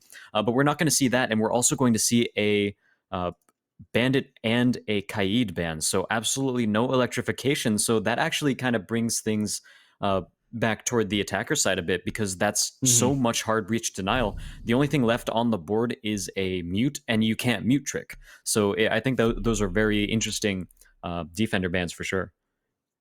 Yeah, it's really odd. Most of the time when teams ban out the two hard breachers, they keep the Kaid or the Bandit, at least one of them in play, because it makes it so the defense is a little bit more comfortable on basically every single site. But now that the Kaid and the Bandit are both gone, it makes that hard breach ban not as potent as it once was, because you still have that Hibana, and Hibana should be, it should be relatively easy to get rid of those mute jammers and then just pop open those Hibana pellets. It shouldn't be too difficult for the attacking team. So it makes that east wall on this site very easy to get open. And that's a really it's a high point of travel for the attacking team, and it's also a high point of just focus for the defending team. And if the defending team gives it up early because they don't have that electrification from the Kaid or the Bandit, it's going to be detrimental to their hold in general. Yeah, and when we talk about a Thermite versus a Hibana here on this wall, it's pretty night and day. It doesn't seem like there would be too much of a difference, but when it comes to Bandit tricking or Kaid tricking, it's pretty easy to do that against a Hibana because very easy. You hear the pellets go down. They're incredibly loud, a lot louder than the Thermite placing his extra Thermite charge on the wall, and on top of that, they just take longer to activate. So the fact that both of those electrifications are gone means that, again, you can't mute trick, because mute doesn't actually destroy any of the gadgets, it just prevents them from activating. So a Thatcher can easily just clean them up afterward, and then you can suddenly just start going through the reinforcement from there too. So definitely interesting bans here. They are running a mute, and it seems like there will be a mute on the wall, but it's Twitch's job this time to take it out. But actually loses one of the drones. That is unfortunate. Meanwhile, Bulls gets a kill onto this. Acceleration is bad, by the way. That's quite a name. I like it. But that is the buck off the board. So a lot of soft destruction, and a lot of soft destruction from down below is going to be denied. And we are going to see just more dominance below, as Bulls has not been cleared out as of yet. And just as I say that, he does get cleared out. So nice little start there from the attacking team, as they are able to not only get a kill on the roamer, and then some. And on top of it, because they now have the man advantage. So it's going to be a 4v3. And already it feels like the site is collapsing beneath the defender's feet. And well, that's because it is. Zofia just popping open some impacts below is able to unfortunately die. Actually, no, that's not going to be the Zofia. That's going to be the Hibana who dies. And they did not get that east wall open. So that east wall is going to stay closed because the Hibana is dead. And that's really going to hurt the push from the attack, because instead of being able to kind of waltz through that east side, they have to either rotate back to construction. And even without Hibana pellets to open up construction, that's going to be hard, because they're going to be bottlenecked into one door, or they're going to all be bottlenecked going up the stairs. That is a very impactful kill, and also a very impactful just death in general. You really do not want to lose your Hibana that early on in this matchup, especially when you don't have that east wall open. Looks like the entire team is rotating over toward construction, and I think that's a little bit of a macro game error, because construction, if you don't have this hard wall open, I was about to say it's really hard to push, but we see the example of that right there. He tries to rush in, but unfortunately, Issa Vibe is going to be able to take him out, and actually downs DX as well. So that's two members of the blue team killed, basically trying to rotate through here. Fortunately for Serpent, they will be able to pick him back up, but they're in a really bad spot right now. They have 30 seconds left. It's already too late for someone to rotate all the way around a garage and hold that extra angle. Issa Vibe going to try to peek this and challenge it. He knows that he downed someone before, so he's going to try to toss an impact. Impact will not find the kill, but D-Hall will. DX Mez pushes into sight. It's a 1v2, and unfortunately I'm getting a few starters here, but it seems like things have cleared up, as DX is just they're just waiting for him to start the defusal process, and they're gonna peek around the corner afterward, but it seems like he will die before even getting the chance to do that, as Harvey Birdman actually pushes into sight back through construction and takes him out. I do have to appreciate the console names. You just gotta love it. You can't go into a PlayStation lobby and look at all the names and not laugh just a little bit. But we saw in the early goings of that round, it was extremely chaotic. So many people were invested downstairs, both on the defense and on the end. Zofia was just lighting up the floor below the defenders, but it surmounted to absolutely nothing. After the Zofia opened up the holes below, the defenders just kind of waddled away from the holes, and there was no more pressure. We didn't see the Hibana. The Hibana wasn't able to open up any holes. The Hibana wasn't able to just kind of get any even impact on the site, and it resulted in the defenders being extremely comfortable through the entire round, because All the attack had to do was walk into the site. It was the defender's game to win. And just like that, that's why Hibana is so valuable with the double hard breach ban. But it's shocking that he just did not get the East Wall open at all, because it's so much easier without the Bandit, without the Kaid. All you have to do is get rid of those jammers, and the fact that the attacking team wasn't able to do that is very alarming. It is kind of weird that they didn't bring Thatcher last round, and now that the CCTV cache site is locked out, they're deciding to bring Thatcher this time, even though there's no electrification on the board. So generally, Thatcher would be pretty nice against like a Kaid, because he can electrify the hatches, but with a mute, you can't really do anything to deny the hatches. The best you can do is deny this wall here in that you see in Church, or deny the dirt tunnel rotations. But in terms of hatches, there's no possible way to deny the hatches from hard breach, so you don't really need a thermite here. You could go with something else, but perhaps he wants to potentially take out some Mozzie pests, or even some Valkyrie cams if he gets lucky, and they even work against Legion Goo mines, so definitely a decent amount of utility to get through. I guess I don't really dislike the fact that they're taking a Thatcher this time around. I'm just wondering why they didn't last round. Yeah, I think Thatcher's good no matter what, in my opinion, but there's just situations where he's a lot better than others, and that last round, he would have been huge for the attacking team, because he would have got rid of those mute jammers. Exactly, the Twitch drone got shot, and he would have got rid of those mute jammers immediately. And he's not as effective on this site, like you said, because you can't directly deny those hatches.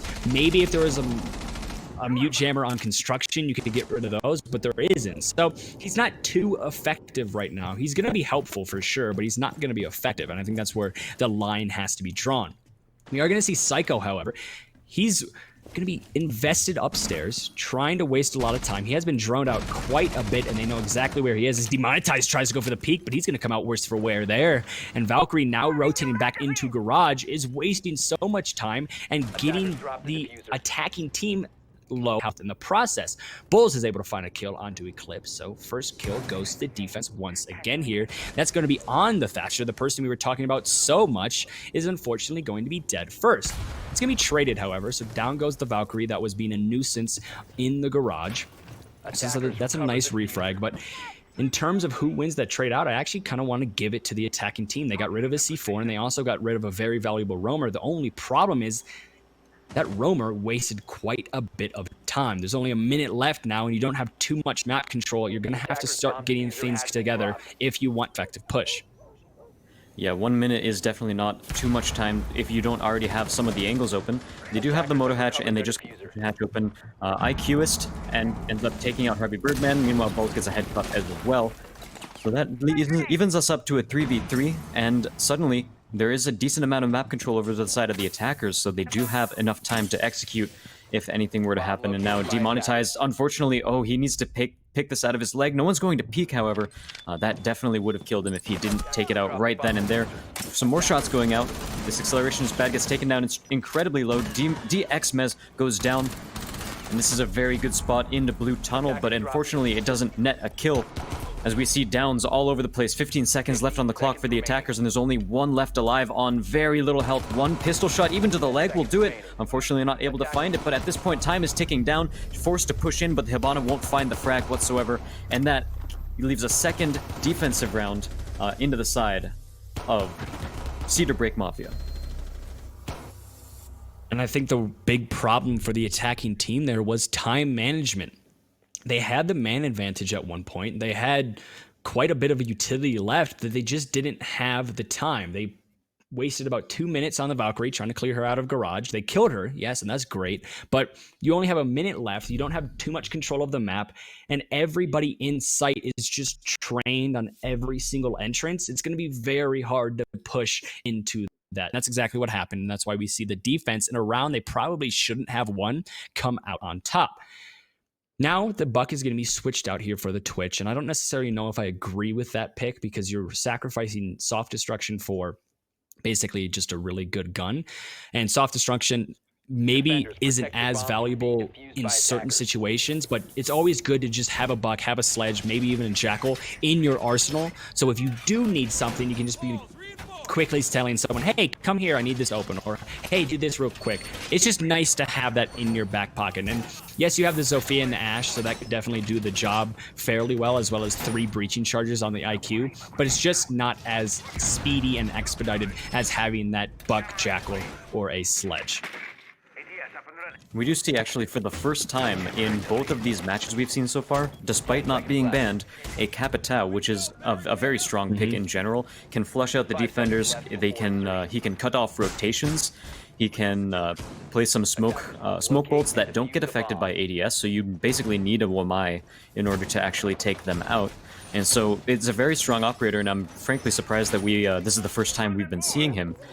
Also noteworthy is that we still haven't seen a Goyo, despite he's incredibly strong on the defense, especially on basement here for the site. And we see him a lot of times on the cache site too, just to keep the bandit safe if he tries to trick. There's a lot of extra denial that you can use if the attackers get the wall open. But he also has impacts, which is really good for impact tricking, especially when you don't have a Kaid or a bandit on the board. Of course, that only works against the hatches in the basement for this site right now, because they Ubisoft ended up taking out the impact trick spots for these upstairs sites. But even still, it's an operator that I want to see some more. Yeah, absolutely. Here's a problem, though. It's the fact the attack, once again, is taking way too much time to get things going. 1 minute has passed, and nobody has invested anything into these roamers. Yes, a drone has been invested, so they know where at least one roamer is, but there's zero control for this attacking team, and the defense is sitting extremely comfortable. Just as I say that, though, Demonetize is able to just waltz right in and find one, could potentially find another, and if he does, that could be huge for his team. He's going to flash out, try to do a pop flash like CSGO, but it's unfortunately going to get eaten up by an ADS. Trying to shoot his way through this one as he's trapped in a corner. Basically hell in a cell, but he's able to find yet another one. So it's a 5v3, and Demonetize is playing extremely well. Unfortunately, his shots are just hitting so much that he hits a teammate. Minute 30 left, basically, half the round, and the plant is already coming down. And Psycho, though, it's a huge C4 kill on to Demonetize, and Capitao is able to corner off this plant. Unfortunately, team in a little bit of a spot because they can't rotate, but it also makes it so the defenders can't rotate. Bulls is able to find yet another one on this account is bad, or this acceleration is bad, but CBM of Psycho is able to find yet another one. And it's just back and forth here, 2v2, making it 2v1, as Bulls is able to find a double kill, and the IQ goes down. And after the plant was put down, it looked like the attack finally could get something going. It's on the back of Bulls and Harvey Birdman. Bring it back for Cedar Break. What a round there, just back and forth, and extremely jacked. I think there was about a minute still left in that round, and it was already over. Now that you mention it, this account is bad makes a lot more sense than what I thought it was. So I'm gonna go with that one from now on. I think that's okay. I feel like that's the correct one. But going back to that round, one thing I definitely want to say is that we saw right there how even if the attackers have control over Jim, it's not really that much control because they got the plant down, but it's actually a decently easy site for the defense to retake as long as they preset it up really well. A lot of times we see teams use a shotgun to basically break open the entire bottom line of the wall connecting bedroom and gym, and that basically makes it so that you can always see the feet of anyone who's inside of that area, and it also helps prevent a plant from happening. Of course, they didn't prevent the plant, but even still, they were able to get some nice C4s off. They were able to flank around, get some good frags. They had all the angles they needed because the attackers didn't really have any control over the bedroom part of the site. We saw Bulls, he shut down a push from construction, which was threatening to hold those angles and flush out the bedroom site, but really good play on him to get the headshots with the Roni. Managed to shut down that aggression and basically free up the defenders to focus all of their efforts on retaking Jim, and they did exactly that. So it was a good start by the attack, but I think they got a little bit too comfortable with their control over Jim, and they tried to make their execute happen before the rest of the cards were in place. Yeah, they had control, but it was very chaotic control. It was kind of all over the place where, yes, we have control, but what are we going to do with it once the defense starts pushing? And well, we saw what they did with it. They completely lost it. And that's why Cedar Break was able to win that round out. But Cedar Break now going to arguably the best site on Clubhouse, looks to extend their lead just a bit more. Obviously, Clubhouse is extremely defender-sided. I think the exact statistics point to it as being 56% in favor of the defense. So seeing this kind of deficit isn't too surprising, but it's also, if you are Serpentine right now, not something you enjoy.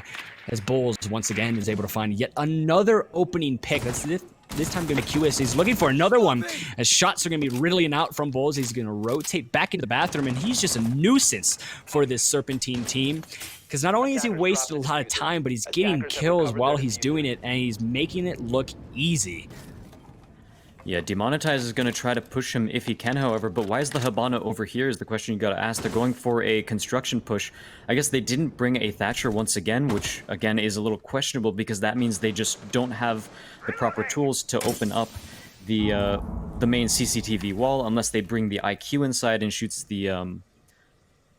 the mute charges from the ground. But unfortunately, it doesn't look like that's going to happen as Bulls peeks around the corner, finds Demonetize, but Demonetize gets the frag, but really good roam play right there by Isavive. He's there to bail out his friend, and he gets the refrag immediately.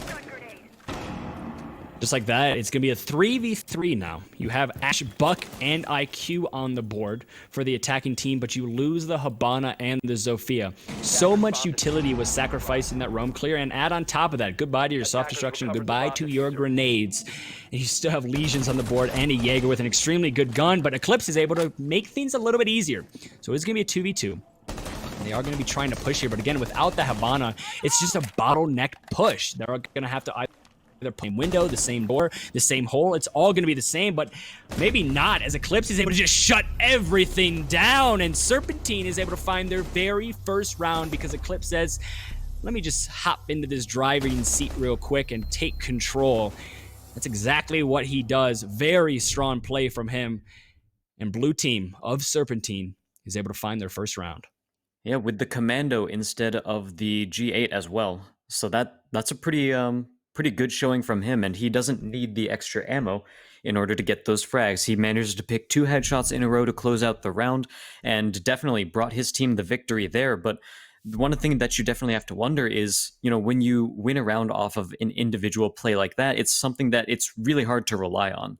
A lot of times when a team wins by having a really good strategy and just having a very proper execution, you think, okay, this team is able to make those sorts of plays happen and they're probably able to adapt. But when you're trying to rely on one person to get those frags, it can be pretty hard.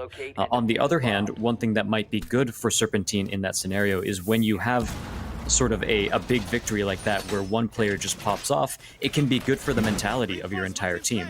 So there is a trade-off there, a little bit of a back and forth, and it basically just comes down to whether that mentality boost can help the rest of his team start getting more frags, or if, they start relying a little bit too much on these end-of-round clutch plays to happen. Yeah, there's a very fine line between what's wrong and what's right, and what's the wrong way of responding to a clutch and what's the right way of responding to a clutch. The wrong way is, like you said, relying too much on Eclipse. The right way is saying, you know what, guys, we can do this. Let's bring it back. Obviously, Eclipse is fired up. The whole team is fired up. Use that fire to then kind of stack rounds on top of each other. Also, they have to remind themselves they are on the map of Clubhouse, so a 4-2 split on Clubhouse, that's great. That's very, very typical. If they get a 3-3 split, that's absolutely insane, and then they're going into the defensive half very, very comfortable, and they definitely can do that. But the problem is, when I look at that last round, the team that was in the driving seat was the defensive team. I really still think Cedar Break is the better team right now, and they seem to just maybe slip up a little bit last round. That's what allowed Eclipse to get that clutch. But you cannot rely on clutches. You cannot rely on individual play because it's very, very inconsistent. I'm going to see Buck finally. Oh, go ahead. I was about to mention the most important change I see from this attacking lineup from Serpentine is the fact that they brought this Thatcher, so they might be able to get that first wall open, but unfortunately, Psycho is going to be taken out by Demonetized, so already the push is coming in from the attack, and unable to see the Jaeger at the top of the stairs. Demonetized is going to get traded out, but yeah, the Habana's already in. They got this big wall open, and this account is bad, managing to take out D-Hall as well, so already a much stronger round for the attacking side. IQist, gets the frag, but gets traded out by a C4 from below. And Isavive actually managing to take another one in his favor too. Headshot onto Eclipse, and that leaves us with a 2v2, and suddenly the attackers, despite having so much control and despite having all of the site open for them, they end up losing it off of a few clutch plays by a C4 and a survive. Yeah, they don't only lose out the trades, but they also lose the diffuser. And it's going to force the Hibana to be very, very aggressive, and she somehow wins that gunfight. So it's going to be a 1v1. The diffuser is technically in control of the defense, but it's closer to the Hibana right now, and the Hibana has her eyes trained on where this Mozzie is going to rotate. Bulls has had hell of a game so far, and this could just be a way that he can pad his stats. 56 seconds to work with. There's so much time. Bulls is trying to go for it. He's going to pull out the Shooter Shoddy, and he's going to try to sprint after the Hibana, but Hibana is just going to run away. Again, there's so much time for the attack to work with, so she can run away, and it doesn't even matter because she runs away and gets the kill. And just like that, Serpentine find themselves right back in this game, stacking 2 rounds in a row. Yeah, as you were saying, going 4-2 on a defensive side is about the standard, so right now the attackers, Serpentine, are already looking like they've recovered their first initial losses, and they're in a place where they can actually salvage this game. If they win the next round, then, like you said, really great for them. If they don't win the next round, then it's not the end of the world because they'll be switching onto the defensive side.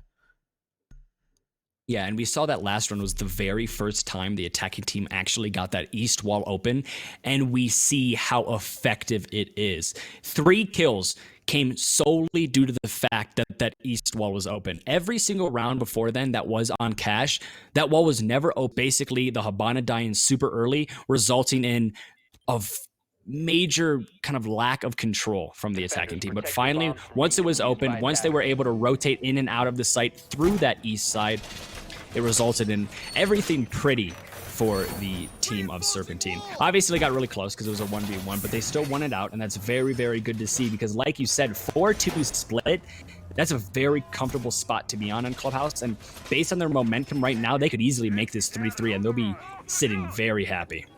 Meanwhile, if we look at Cedar Break Mafia and what they're trying to do to make sure they close out the half in a very typical fashion, is they're bringing a Valkyrie on the board this time, and I believe they did so last time too, but these cameras are going to be really good for denying space into Kitchen.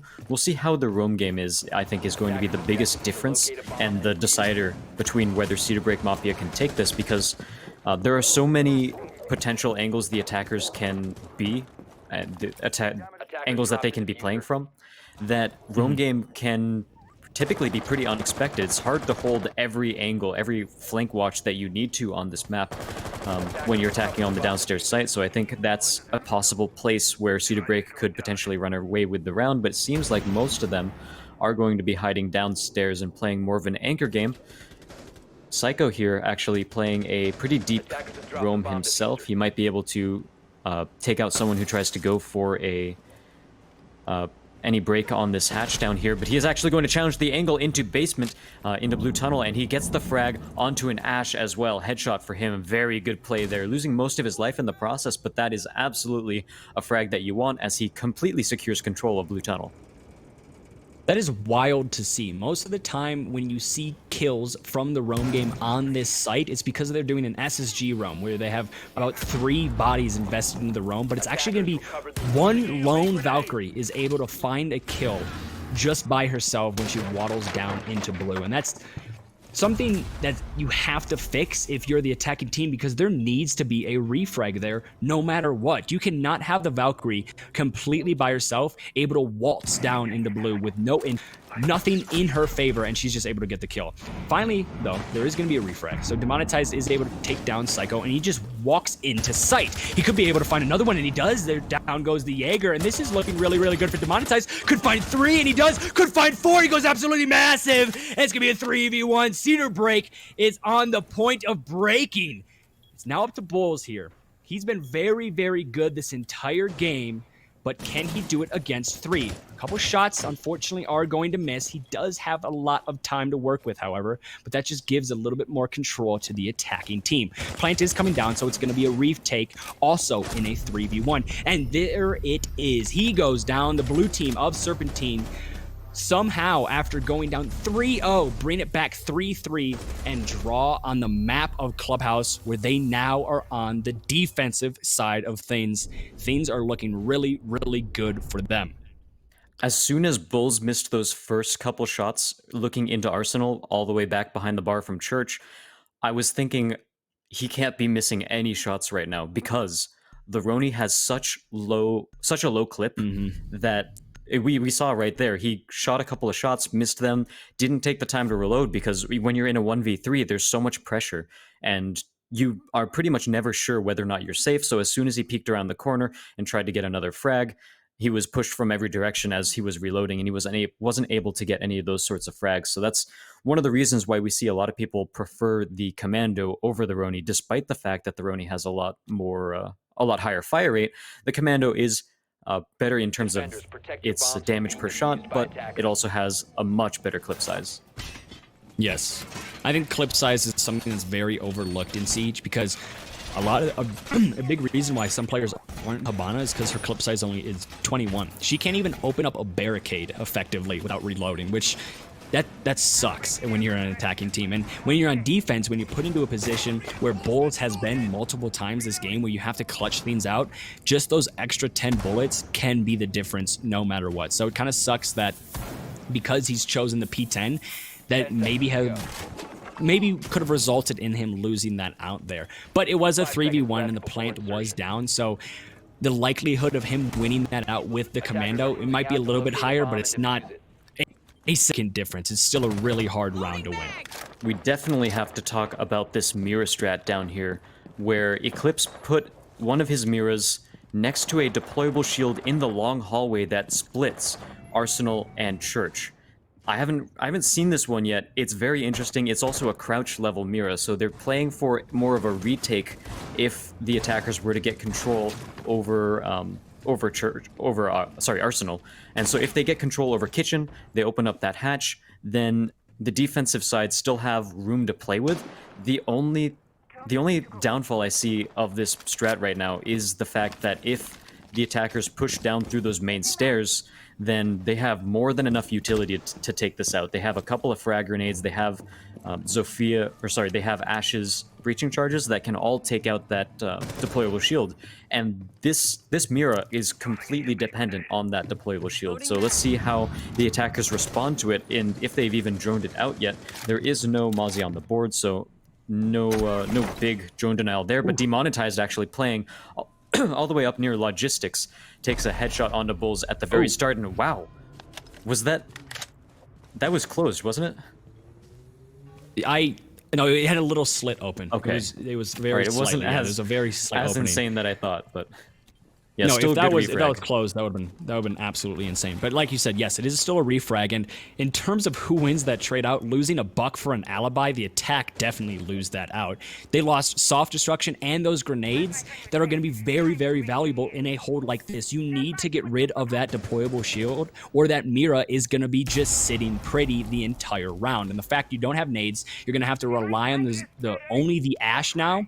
That's dangerous because one Ash charge could miss and maybe she dies or anything could happen, and that Mira is perfectly safe. We also see something that's very dangerous, and that's the fact that Jaeger all the way upstairs has not been droned out and nobody knows he's up there, and if he flanks at the right time, he's probably going to be able to find a bunch of kills. Psycho, though, is able to find one, so down goes the Jaeger. And oh my god, it's a flurry of kills as Mira gets stuck between a rock and a hard place, so now it's down to a 2v2. The deployable shield is still up, however, so it's going to make this Legion a little bit safer. Not my fault, not the Legion, but the castle a little bit safer. As Jaeger comes sprinting down the stairs, is able to find the kill onto the Habana, so it's now a 2v1, and that's exactly why intel on that Jaeger is so valuable. Nobody knew where he was coming from, and it resulted in a very impactful kill, leaving the round all onto the shoulders of Psycho.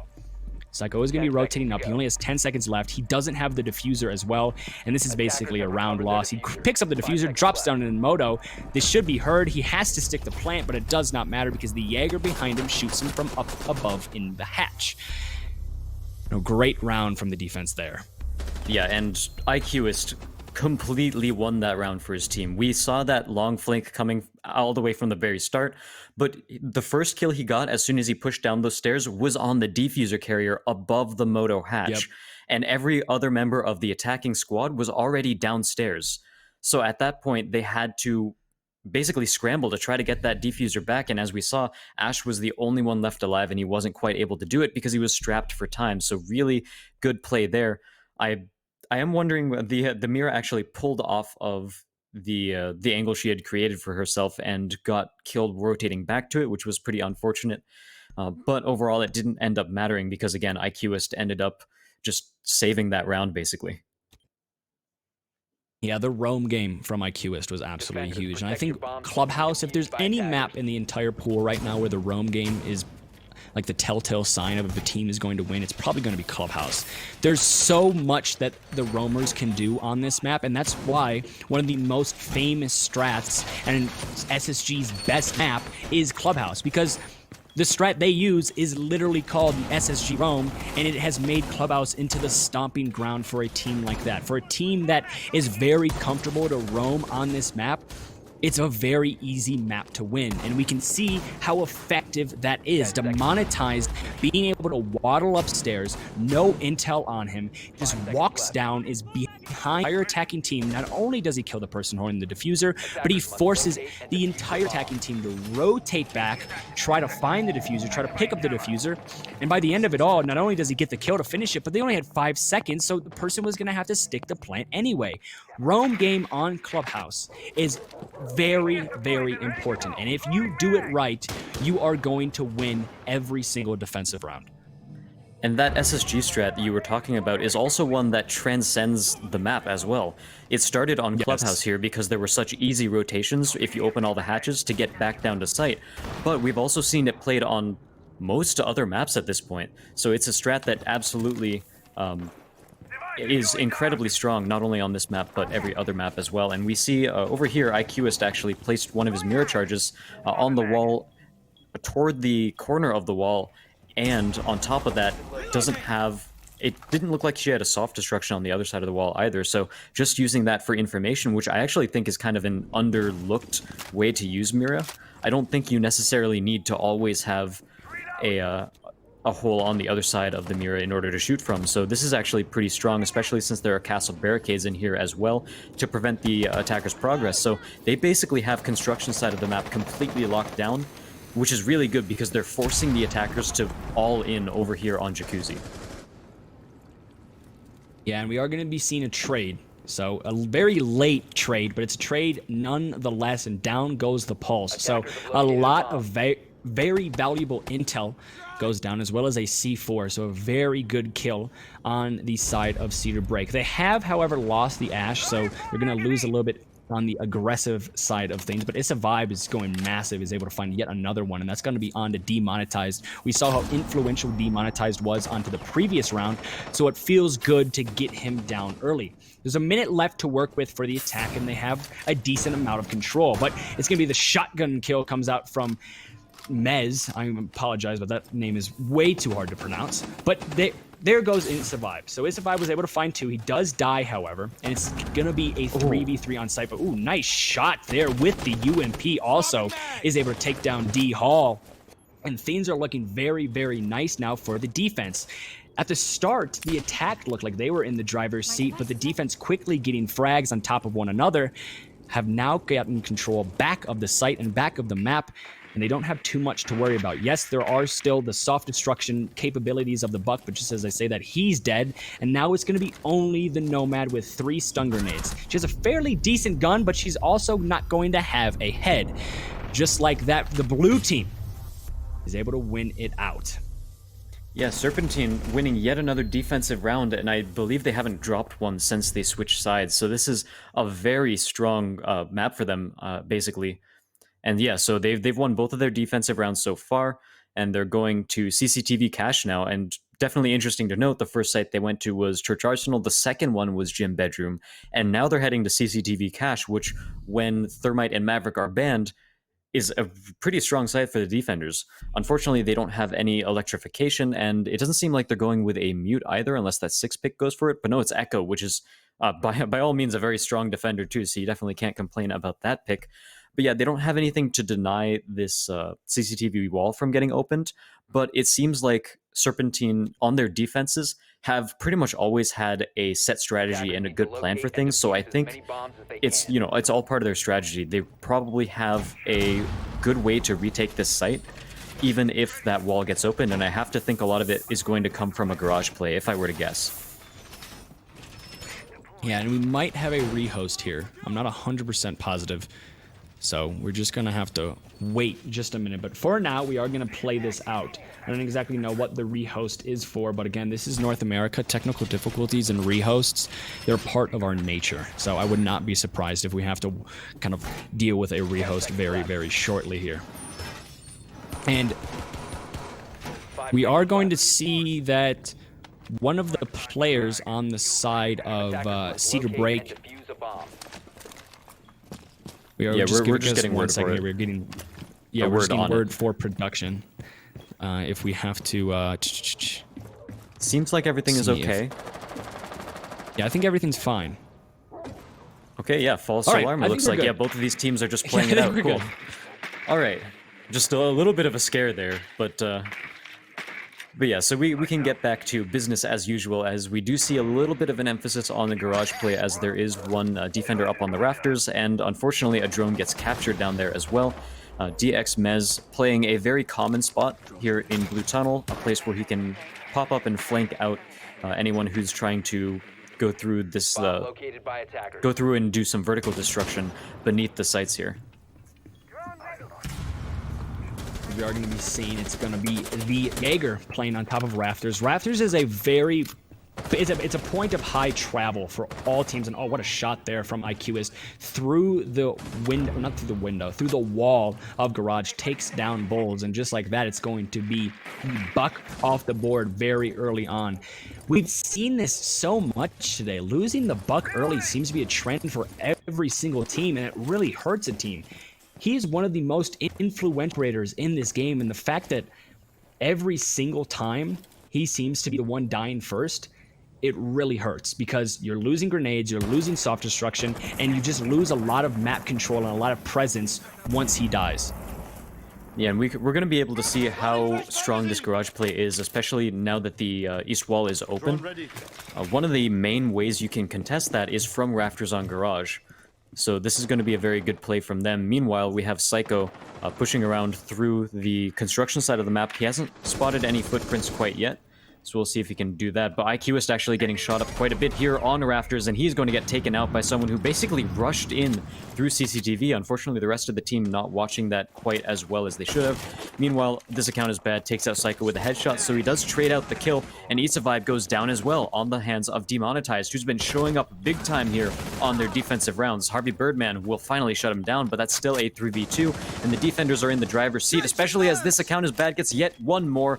30 seconds left on the clock in a 1v3. Harvey Birdman, unfortunately, he's using the 20-shot weapon as well. I forgot the ARX, there it is. That's the name of it, but I personally prefer this gun when playing Nomad, but of course, you do have that drawback of only having 20 rounds in the clip, and he might not need it as he takes one down already. This account is bad, goes down. He's sitting at about 30 health remaining, however, and with 15 seconds left, he really needs to push in here and get both frags. I don't think he has enough time to properly plant the bomb at this point, but it seems like he's going to go for it. Going to go stick the plant, and the impact alone might be able to kill him. No, it's not quite enough, but Echo Drone in place, and that is going to be the round win.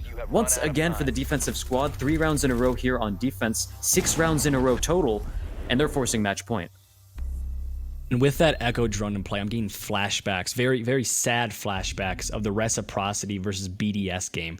If anybody is familiar with the result of that match, it came down to an Echo Drone that was left up, and Reciprocity had 4 or 5 people on the board, and they could have easily won the match there, but it was the Echo Drone that shut things out. And just seeing an Echo Drone as effective like that here, it stirs up some very bad memories, which is unfortunate. But we are going to be going on to match point for Team Serpentine. So this should be kind of a wake-up call for the side of Cedar Break. They need to be perfect from here on out. If they mess up just a little bit, that's going to be game over and also tournament over. So you have to be perfect. You can't make mistakes. You can't make these little hiccups here and there, because they're going to get, because what we have seen so far from the side of Serpentine, even the small things that Cedar Break does wrong, they get capitalized on by Serpentine every single time. So we're seeing the same mirror strategy as before here down in the basement. Hopefully this time he doesn't pull off at the angle. I think if he leaves the rest of his team and basically trusts them to hold the blue tunnel side of that site, I think he shouldn't have to pull off at that angle much at all. Meanwhile, if we look over towards Cedar Break Mafia, what do they have to break that deployable shield? They have some frag grenades from Bulls, and they also have some breaching charges from Issa Vibe. Of course, Sledge's hammer can break it, but if I think that angle's already given up if he manages to walk right up to the deployable shield to take it out. But IQist, oh, he's already sitting right in the storage room and takes almost basically a spawn peek onto the side of D-Hall, and that is the Hibana too. When the other two hard breachers are banned and you take out the Hibana and you're forced to attack the downstairs site, that's so huge. There's only 2 ways for them to get onto site now, and that's through the blue tunnel or through the main stairs. That is huge for the defense, for the defensive team. I said that the side of Cedar Break, they had to be perfect. And that start is probably the farthest thing away from perfect. Losing the Hibana immediately, not only does that make it so the attack is going to play a lot more passively because they're scared of the roamers, but you just lose a lot of utility and a lot of map control. They are able to get the trade, however, but when you look at an alibi for a Hibana, especially in these circumstances, you're going to look at the defense as winning out that trade no matter what. It seems like the rest of the defensive side are down on site, which is exactly what I want to see. Like when you've taken out the hard breacher, you can just play complete anchor on this side at this point because again, there are only 2 places where the attackers can actually get into the basement. That's pretty huge. They just need to watch Blue Tunnel, and IQist is in there, and they need to watch this main door. We got Eclipse, who, the deployable shield was broken, so that's good for the attackers, but they still do have a lot of ground to take, and it's a 4v4 with, again, all their bodies have to be forced through these choke points. My device is ready. Yeah, so 1 minute left, so there is a decent amount of time for the attack to work with, but it's going to be very, very difficult because there's so much intel and so much utility on the side of the defense. So you can see things are stalling out a bit for the attack, and talk about stalling out because one person stalls out indefinitely, and that's going to be the Jackal. He goes down to Eclipse, and that smoke somehow isn't hitting the Mira. Is going to be effective on the hallway, and IQist is able to find yet another one, and this is looking to be the famous final scene for Cedar Break as it's a 2v4, and they have absolutely zero control. Make that a 4v1. IQist is able to find 3. It's going to be all onto the back of Bull. Is very, very tough. 20 seconds left. He doesn't have Diffuser, he doesn't have his head, and Serpentine move on in this tournament. What a game there. A little bit more one-sided than the one we saw earlier today, but a good game nonetheless.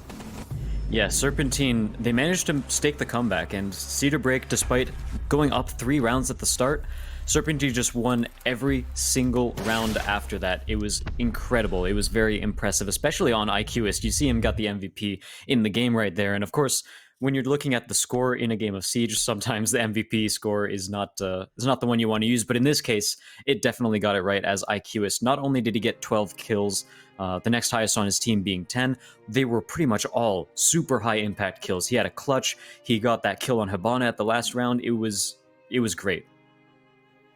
Yeah, overall, I think IQist, yes, he was the MVP on the scoreboard. I think he was also the MVP in general. Like we said, that doesn't always apply. Sometimes the MVP is going to be sitting near the bottom of the scoreboard, but here that was not the case whatsoever.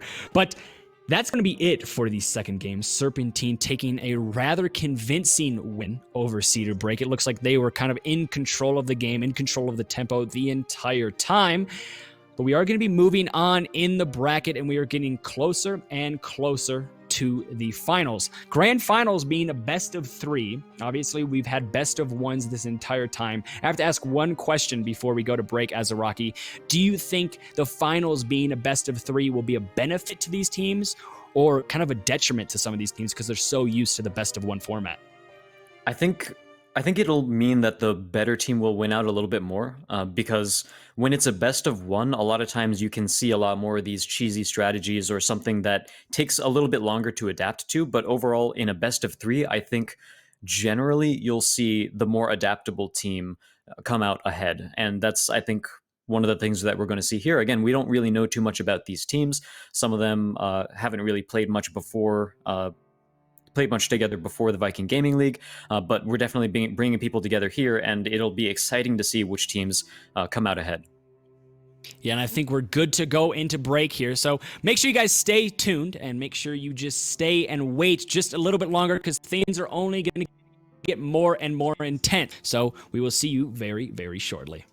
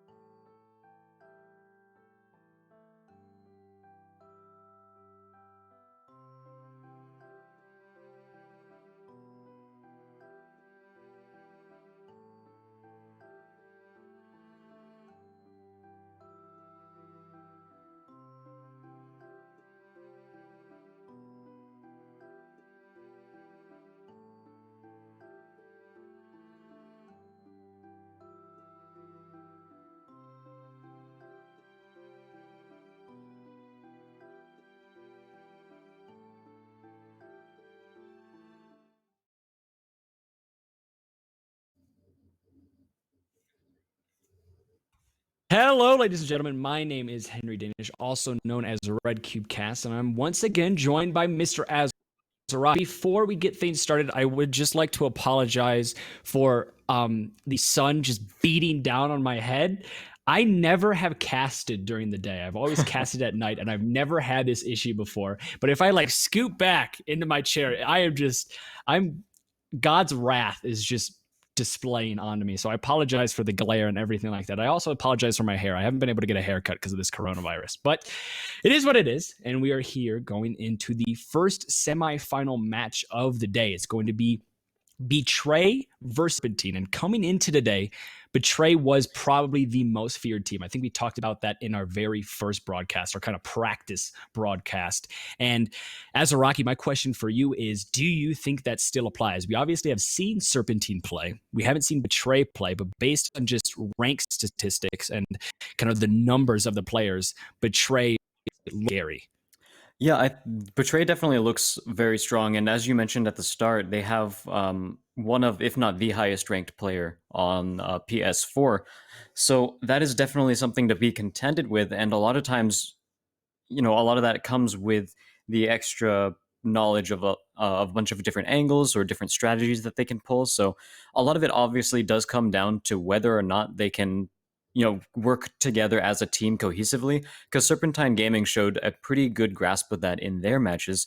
But it's going to have to be turned up to 11 if they want to beat someone or beat a full team of people who are just very storied, who have very high ranks, who are definitely very good at the game. Of course, like I said, doesn't mean everything. You got to have the team cohesion more than anything else. Yeah, and we saw from Serpentine, they definitely had that. In their match on Clubhouse, they looked really, really good. I think they were definitely the best team we have seen so far today in terms of just working together as a team and also winning their gunfights. They had set pushes, set holds. Obviously, there was some kind of odd pushes and some odd holds and odd operator picks, but at the end of the day, it all worked out and they all got kills when they needed to get their kills, and they won the game fairly convincingly. The only problem I see for Serpentine right now is they're going up against Betray. Not a lot of people know too much about, but the one thing they do know is the fact that they have extremely good players, and the fact that Betray has this reputation behind them. They have this kind of stigma behind them where they are like the ones to beat. That could easily be enough to put Serpentine over the edge and they just fall apart. Yeah, that's definitely true. There's a lot of in a bunch of other esports as well. And in Siege too. There's a lot of times sometimes like in League of Legends, it was called the faker syndrome, where if you're playing against this player, just the fact that he is the best in the world makes you like play worse in general, play less confident, play more scared. And a lot of times, like in Siege, that was happening quite a bit with G2 when they were incredibly dominant themselves, and they've since fallen off. But when they were in that period of dominance, there were a lot of teams that just didn't look like themselves when they were playing up against such a powerhouse. So that can definitely be a big factor here. So definitely Betrayed is really favored in this matchup. We'll have to see what happens. And speaking of seeing what happens, we also have to see what map they are going to be playing on. So today, so far, we've had Consulate and we've also had Clubhouse. If I have to put my money on either map to see again, it's probably going to be Clubhouse. I would not be surprised whatsoever if we see Clubhouse again. I'm really hoping we see Theme Park because, well, every time I say that, every right time I say that, too, you barely get finished with the sentence. Every single time. Whatever. I just can't say it. Consulate is going to be off the board, so we aren't going to be seeing that once again. Clubhouse is still there, and I'm guessing it's going to be Clubhouse. No, we're going to be playing on Border, which I have to say, in my opinion, I absolutely hate casting this map. It's gotten so stale to a point where it's kind of the same thing over and over and over again. And I've been talking about this throughout the day, and I said Clubhouse is a map where the composition of a team can be very different every single round, and you're going to see things you've never seen before. On Border, that never happens. We've seen Border so many times. Teams have played Border so many times that it turns into this map where it's just gun skill to go head to head, and it's like two bulls ramming into each other. I just punched my mic, but it's two bulls ramming into each other, and whoever can win their gunfights is going to win this game. And in a match like this, you got to put your money on Betray Esports for that, because we just know how storied this team is in terms of ranked. And if you get a good rank, you probably have a lot of good gun skill. And I think Serpentine taking them to this map might have not best thing for them. Yeah, so if we look at the rest of their bands, it's Coastline, Consulate, and Clubhouse. Consulate's got a pretty similar story where it's very played out, but in terms of Clubhouse and Coastline, I think there's still a lot of different things you can do to surprise a team like Betray. Now, since we're going to Border, I think there are two main factors that might give us a little bit more of a variation on the standard Border, and that's, first of all, we have the introduction of Goyo, who is capable of definitely changing up that site for defense. Unfortunately, the map was already pretty defensive sided, and now it's just going to like push that even further in that direction. So that's the unfortunate like downside to that point. But we might be able to see some new strats with that. Probably not going to see a Warden as much as like he does counter a lot of the, hey, let's toss a bunch of projectiles in there and smoke it out, toss a bunch of flashes. He's just his gun. He has the MPX like.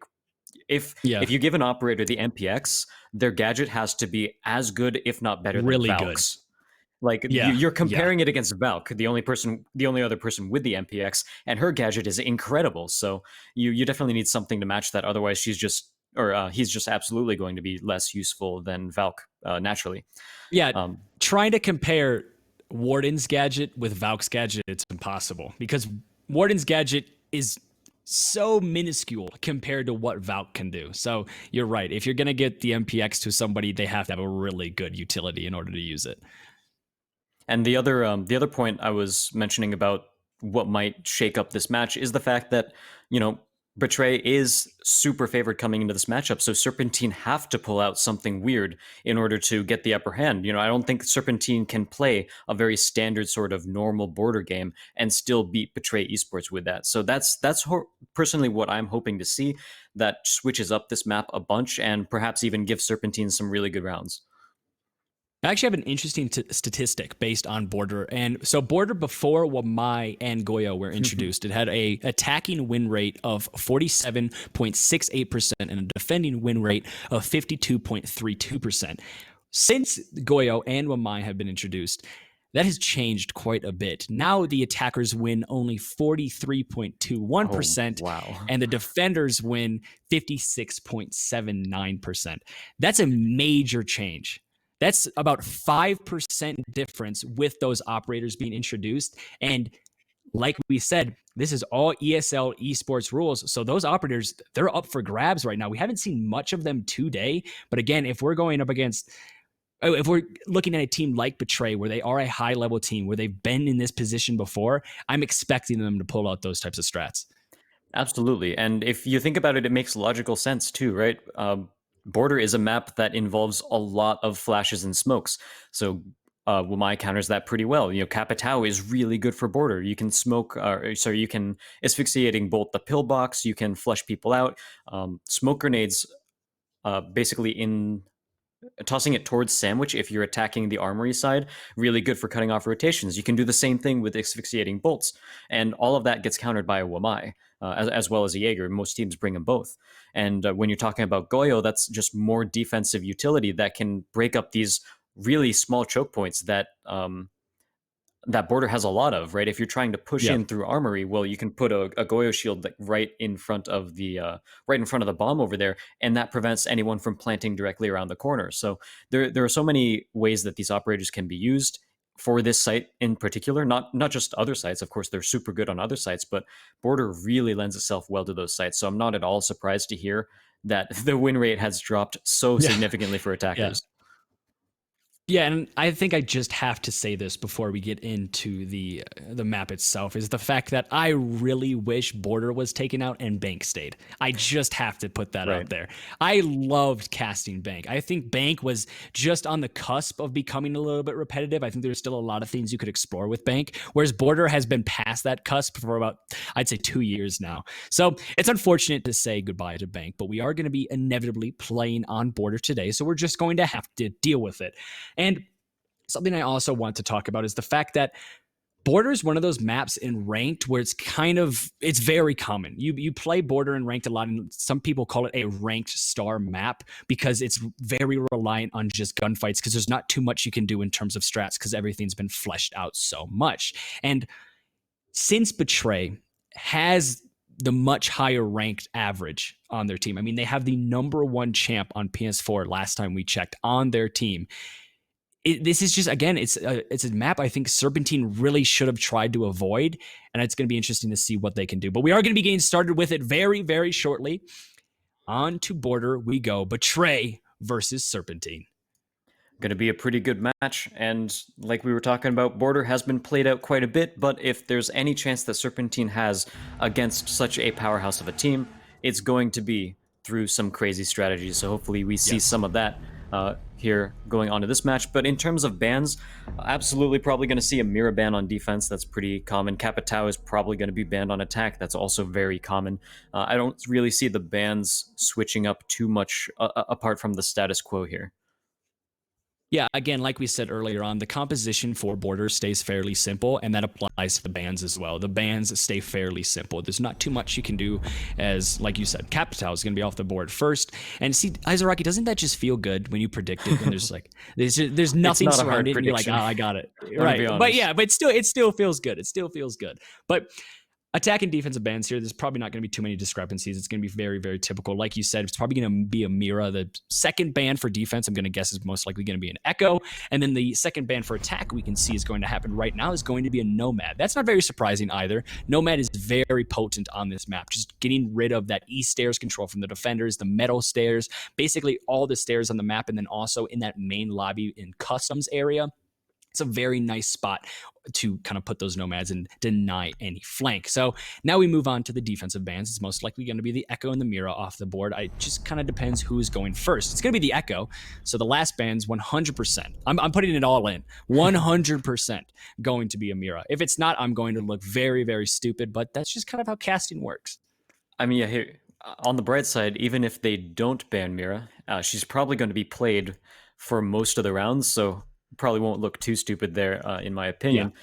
Yeah. So yeah, we'll just see what happens. It's actually a Valkyrie, which I can see that as well. Border, like Valkyrie is a pretty popular operator here, but yeah, we're going to see a lot of Mira because she can absolutely shut down some of these attacker pushes, especially like there's so much control that you can get over Armory with a Mira. And even if you're defending Ventilation Workshop, a lot of that gets focused around Armory because the vertical play is so strong that you sort of hold it in a similar way to holding Armory. So yeah, if you hold Armory, take a Mira. If you hold Ventilation Workshop, take a Mira. And it doesn't seem like they're doing any of that. We got a Castle Bandit Vigil along with a Smoke and Jaeger. So overall, pretty common operators in general. But again, no Goyo, no Mira, no Wamai. No Wamai. It's definitely interesting. I'd have to say I think whichever team is going to pull those operators out first has a big advantage. Yes, I 100% agree with you. And the thing is, in the game of Siege, intel is everything. So why not use as many intel ops on the defensive side as possible? That's why the bans, most of the time, for the attacking teams are going to be on intel ops. Echo, Valkyrie. Both extremely good intel ops, both are banned. But there's still a lot that the defense can use. Like you said, you have the Mira, maybe even a Legion. With those goo mines, you can kind of determine or pinpoint a location of an attacker. So it's just odd to see that a lot of the operators that these teams are bringing throughout the tournament aren't very intel reliant. There's not a lot of Mozzies. There's not a lot of mute Mozzie combos. There's not a lot of Valkyrie being played. There's not a lot of Mira being played. It's just very interesting to see. Obviously, Valkyrie can't be played here because she's banned, but you get my point. And like you said, I think the first team that brings out the Goyo, brings out the Wamai, is going to have a significant advantage because that's the meta right now. The meta is as much utility that wastes a lot of time and as much intel that you can use that a lot of time, and that's what you do on the defense. That is the main objective of the defense, and the fact that we haven't seen a lot of teams doing that is very, very surprising. And we do see a castle, which is going to help out a little bit when it comes to basically stifling some progress from the attackers, making them use some utility, and giving them a little bit of a time waster for the castle barricades. It also gives them a little bit of a safer rotation back towards site. But here we already see a bandit trick. Is it going to work out? Yep, that's one exothermic charge down very quickly in order for him. He peeks around the corner too, goes for the aggressive frag against the Thatcher, but it's not going to get it. Both of them are taken down to about 20 health or less at this point. And do they just barely find the frag on him? They do. Okay, wow. Very good play over by the side of Betray. And just like that, Betray already in the driver's seat, as this account is bad and IQist, who were both very, very good last match, is going to be dead. So it's going to be a 4v2, make it a 4v1 now. And with 1 minute and 40 seconds left, this is complete control for the attacking team. And we can see the prowess of Betray just bleeding through them right now as, well, that was quick. Yeah, that was absolutely quick. And, you know, there wasn't a lot of throwable interactions that were working there, so Wilmai maybe not wouldn't have changed that too much, but I think a Goyo absolutely would have. You know, there was so much of a push coming in through the armory wall and through the armory door that, you know, a Goyo could have just shut down. So we'll see if they make that adaptation. Maybe they're just not comfortable with it, because again, we didn't see Serpentine run it during their last match, and we haven't seen them run it this time, so maybe they just don't have the Goyo strats down yet, or maybe someone's just not too comfortable with the TCSG. Oh,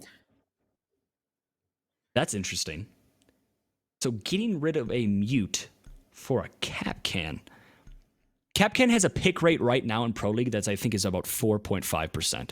or lower. I don't think it's anything. It's definitely not over 10%. That's all I'm going to say. And the fact that we're seeing him in play here is very, very interesting. It makes sense, though, because the way that Betrack site was extremely fast-paced. They had control of site within a minute of the round starting. So bringing a Capcan, maybe even bringing a Frost or a Legion, it's going to slow things down quite a bit. And they brought 2 out of the 3 operators I named. They bring a Capcan and they bring a Legion. They could have brought an Ella as well, but again, we were talking about this earlier on. The recoil in console is a lot different from the recoil on PC. So that Ella recoil might be just a little bit too much to handle for a lot of console players because it's just so drastic. But Capcan and Legion in play are definitely going to slow down this push from Betray, but I don't necessarily know if that's going to result in Serpentine being able to win this one out. I think they just have to do a little bit more than just slow them down. Yeah, and especially since, given the drone play of some players who have a lot more experience, they're probably going to find the Capcan and keep it in mind a lot more easily than some other players. But we have a very nice angle here. I don't know who it is on the defense, but he's playing on top of the shelving all the way up there. So he's going to be able to get a pretty easy frag. Yeah, this account is bad. Ooh, he's all the way up here. He sees someone poke through, but actually he jumps off of the top. A very unfortunate timing for him there as Mesmerize peeks the corner right as he looks away. And so that's a free kill onto this account. That's very unfortunate. So we were talking about how the Capcan could be influential in this round, and unfortunately the Capcan is dead. So top control is going to be the main objective for this attacking team, and they, well, already have it because there's not too many bodies invested up top. When you are defending Armory Locker's archives downstairs, you want to put at least 3 people upstairs, and unfortunately, that's not what the side of Serpentine has done. We do see, however, a double kill coming out from Dimez, and Eclipse is able to stack on top of that. So Serpentine, at one point, they had a very huge advantage, but that has quickly disappeared. And Serpentine now, they have control of site, they have control of up top, and there's only 2 people on the side of Betray Esports that they can work with. Yeah, that was a beautiful set of picks from a late roam by Dimez. Fortunately for him, basically refragging for the rest of his teammates that got stuffed out over there on the top side of the map, and at this point the attackers have to slow down their game with only 2 people left. Now 2v3 is a comeback that plenty of teams have managed before, so it's definitely not out of the question, but you know, when they won the first round in such a convincing fashion, this round is definitely not going well for them as Demonetized goes for a run out and manages to pick off yet another player. So Betray, really, at this point, they have 1 member of their team left. It's Mishka. He will have an exothermic charge to use, so both hatches are open at this point, but when you're trying to challenge by dropping down a hatch, it can be super hard, and now he gives away his position on the stairs. Default Cam is spotting him out as well. All 3 members of the defense just need to play tight. They need to sit on site, hold angles, cover each other, and make sure that if one of them goes down, there's an immediate refrag right afterward, because that is the way that teams prevent these 1vx situations from going haywire. And it seems like that. Yeah, just like that. It kind of did go haywire. But for the side of Betray, which right now, if I'm Betray, I'm a little shaken. I'm a little taken back a bit because you're coming into this matchup, the heavy favorites, and then Serpentine kind of just walked all over you in that previous round, and it's 1-1. It's tied up. This is very, very early in this matchup, however, so there's still a lot of siege to be played, but I think Betray obviously are very, very confident, and they are very, very good.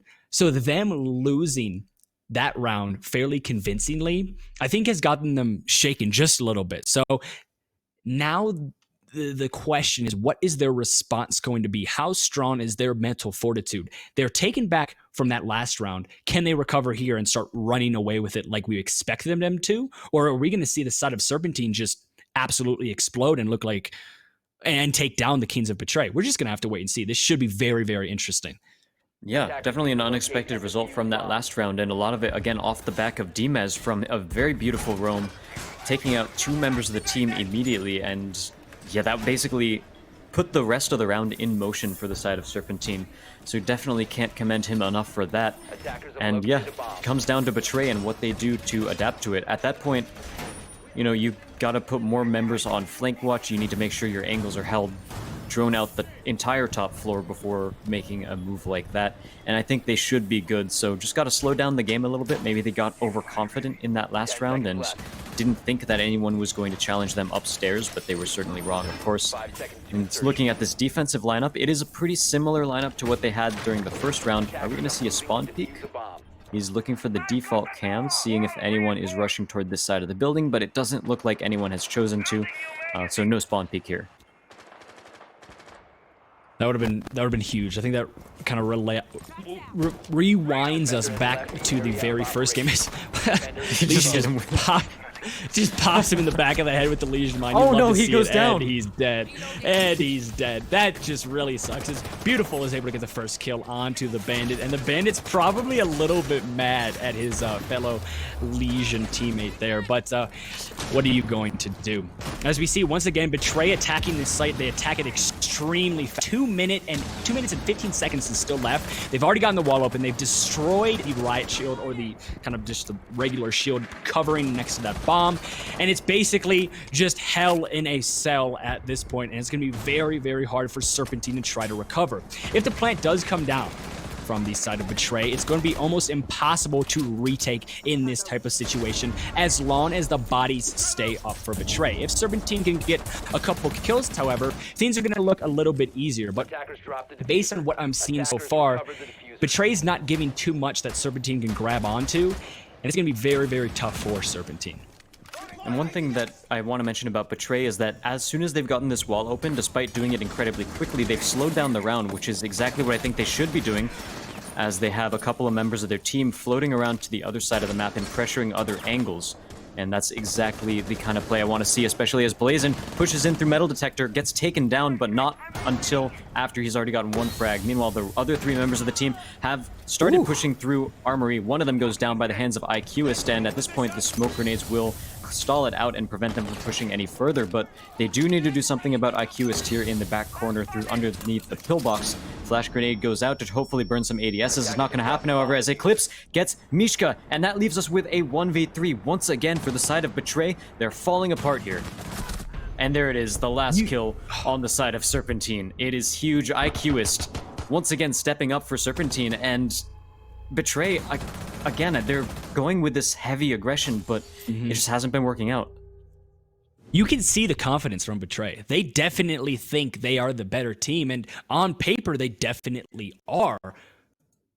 But the response and the answer from the side of Serpentine has been pitch perfect. But for every answer, there is a rebuttal, and we're just going to have to wait and see what kind of rebuttal that Betray is going to try to bring to the table.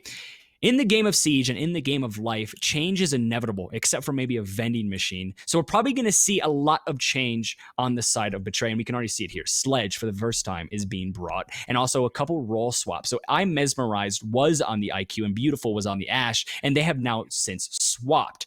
So things are definitely changing, and you can see that maybe Betray is a little bit shocked, a little bit confused, because they haven't faced a deficit or faced a team like this in this tournament thus far. Because when you look at the bracket, they have basically rolled through every single team, and there hasn't been much contention. But now that they're facing this team of Serpentine, where they went on a map that I'm guessing Betray is very confident on, and now they're losing, you can tell they're a little bit taken back. Yeah, especially since we've been talking about it. This is Border, a map that has been played out quite a bit. It's known as sort of a ranked star map because everyone pretty much knows how to strategically play this map at this point. It just comes down to the gun skill and the timing on your flanks and everything. And so far, Serpentine has actually been in the commanding role when it comes to this fragging power, and especially when it comes to timing their pushes and timing with their flanks. They've been able to basically have Betray's number throughout this entire thing, and now they are going down to Customs as a site, which is a site that's definitely less viable than the two they've already won, but it can absolutely still be held properly. I'm not seeing too much of an upstairs roam game from them quite yet, but Dimez is once again on the vigil and once again in a location where he can go for a late flank over onto CCTV if needed, like he did during the second round, and win his team the round again. Yeah, we are going to see the roam game from Serpentine has been very good on this map. It was also very good on Clubhouse, so they're basically translating their Clubhouse momentum into Border, and that's really nice to see. So we can tell Betray is taking things a lot slower. Last time around, on the upstairs site, they already had the wall open, and they basically were pushing into sight within a minute. Now we can see that they're slowing it down a little bit. It's a bit of a cold war right now. Not one gunfight has been taken, and it's just patience is the name of the game right now. And I like this a lot better from the side of Betray, because they recognize, all right, this isn't a team we can just waltz on top of. This isn't a team that's super easy to take control of. We have to be careful, we have to be patient, and we have to play this correctly. And that's what they're doing right now. They're playing a lot more patiently. They're getting their bodies and their drones in a lot better positions, and it's working out fairly well so far. But if they want to get something going, you do have to see an execute come out from them fairly soon. Oh, and speaking about timing, we have another good situation for Dimez as he takes out Mishka. Misses a couple shots during the process, but he gets away after securing a kill with about 66% of his health, and Devsky gets a trade back onto that, and Beautiful takes out Demonetized. So suddenly, Betray are back on the board themselves, a 4v2, make that a 3v2 as IQus returns with a frag of his own, a headshot onto Beautiful, and now Mesmerized looking to peek the corner around IQus. Can he challenge the angle? Doesn't seem like he's going to try at the moment. Waiting for the rest of his team. Ring around the Rosie here as, oh no, a knife from the back. Account is bad, just barely missed Devsky over there, and Blazin takes out IQus to secure the round for Betray and finally take a round back into their favor, evening it up 2-2. And just like that, the patience pays off for Betray. They take their time on their push, and yes, they lost a lot of bodies, but at the end, they won the round, and that's what really matters. We were talking about this in the early goings of this game, and how right now, Border, with Wamai and Goyo in play, is extremely defender-sided. We haven't seen Wamai or Goyo in play in this game, so I don't really want to look at those statistics, but if we look at the statistics before they were in play, Border was slightly defender-sided. It was about 52.32% for the defenders and 47.68% for the attackers. So a 3-3 split or a 4-2 split in favor of the defense is not bad at all if you are Betray. But the thing is, if Betray get that 4-2 split, if Betray secure a draw, then it looks kind of bad for Serpentine, because they definitely don't want to be in a draw situation going into the half when they then have to attack this very aggressive team on defense. Because most of the time when a team is aggressive on attack, they're even more aggressive on defense and are a lot better at defense as well. So you want to make sure, if you are Serpentine right now, they are up 4-2 going into the half. So Demonetized was shaking his head at Eclipse, and I was wondering what was happening. It just looked like a funny random thing at the moment. But if we look at the health bars, I think the story goes that Eclipse was trying to break a wall open and accidentally shot Demonetized, taking him down to about 30 health. Oh, that hurts. I love how he shook his head too. Yeah. There's like, so at this point, when you're talking about attacker guns, most of them have 30 plus damage on them. I don't, absolutely more than 30 plus damage. Some of them are into the 40 range. So Demonetized is basically living on one bullet of HP to the chest. have recovered their Ouch. And I like how he's playing this. I know he knows that he's low on health, and I like that he's playing aggressively, because if you play too passively when you're low on health, you're most likely just gonna die because somebody drones you. If you play aggressively, you have a really high chance of just surprising someone and getting the kill and making your life worth it, even though you are so low. And once again, you need to get control of up top if you want to take control of Armory Locker's archives. Not my fault. Not Armory Locker's archives, but that downstairs site. And we can see already Betray has control of up top. There is nobody upstairs from Serpentine. Up top control has been gifted to Betray, and that is very alarming. If you have control of upstairs, it's so much easier to attack this site. Not only do they have control of upstairs, but they also have control of the man count, as Blazin is able to get the first kill onto the lone roamer of Vigil that was up top. IQus, though, is able to trade it up and make it a 4v4. So a little bit easier here, but again, in terms of map control and what's going to happen, you got to be looking at Betray. They are in the driver's seat for sure. Yeah, and I love this adaptation from Betray. You know, they have memories of the first time they were trying to attack the site, but we actually see a roamer here. Demonetized goes for a late roam, but his single point of health won't really matter as much because he was headshot in the first place. But yeah, that is another roamer getting shut down too. And so Betray are doing a much better job of flank watches. Beautiful takes down IQist as well. Ooh, really aggressive rush from Eclipse, taking the fight to Beautiful and taking him out. But that means the execute is going to happen. We need to take out the Gumai before he needs to plant, but oh, unfortunately, as soon as he raises his gun, this account is bad, takes a shot onto him as well. Plant is going down, 1 second left, there it goes. And now, a retake situation for the defense. Eclipse on 1 bullet of HP. This account is bad, gives away his position. Oh no, and immediately wallbanged off of that. Will anyone go to confirm the kill? They don't need to. He is just giving a little bit of information out. Oh, he gets to the headshot, but really unfortunate timing. Doesn't quite see the person crossing the sights. He actually gets flashed out. Eclipse, ooh, on the back foot now as he needs to enter the site, but it's just so hard, especially when everything's been reinforced. Tries to peek around the corner, no wallbangs here. Actually, Desky does get a wallbang over on the side as well, and that is a good round for the side of Betray. And there was not a lot of utility and not a lot of refrag potential upstairs from the defensive team there. The defensive team being Serpentine. And on a site like that, you need to have that. You need to have upstairs control if you are the defense. Yes, you're probably going to lose it and you're going to rotate back downstairs to site, but there's so much time that can be wasted and so many kills that can be gotten if you invest some bodies, some reinforcements, some castles, some ADSs upstairs. The fact that they basically ignored upstairs on that site is shocking to me. You need to put some bodies up there. They absolutely do. And again, I want to shout out the adaptation from Betray to focus a lot more on holding angles and preventing those roamers from getting any ground upstairs when they attacked.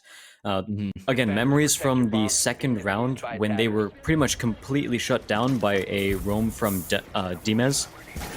This time, it didn't happen because they were holding angles. They were watching the rotate on offices, and they flushed him out perfectly. So this time he wasn't able to make that play, and it just set things in motion for a very clean attacker round for them.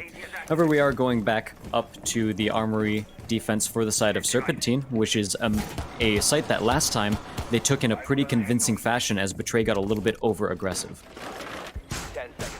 And like I was talking about earlier on, you do not, if I'm Serpentine, you do not want to go into the split 4-2 in favor of Betray. Not only because Betray is probably going to be absolutely insane on defense, and this is a defender's side map, don't want to go down against a team is as explosive as Betray, because once they start going, once the engines start turning, it's going to be a snowball effect, and that snowball is going to be almost impossible to stop from rolling. So Serpentine needs to get control of this game as soon as possible, and they need to set the tempo as soon as possible, because the moment Betray has any taste of control, they're just going to run away with it.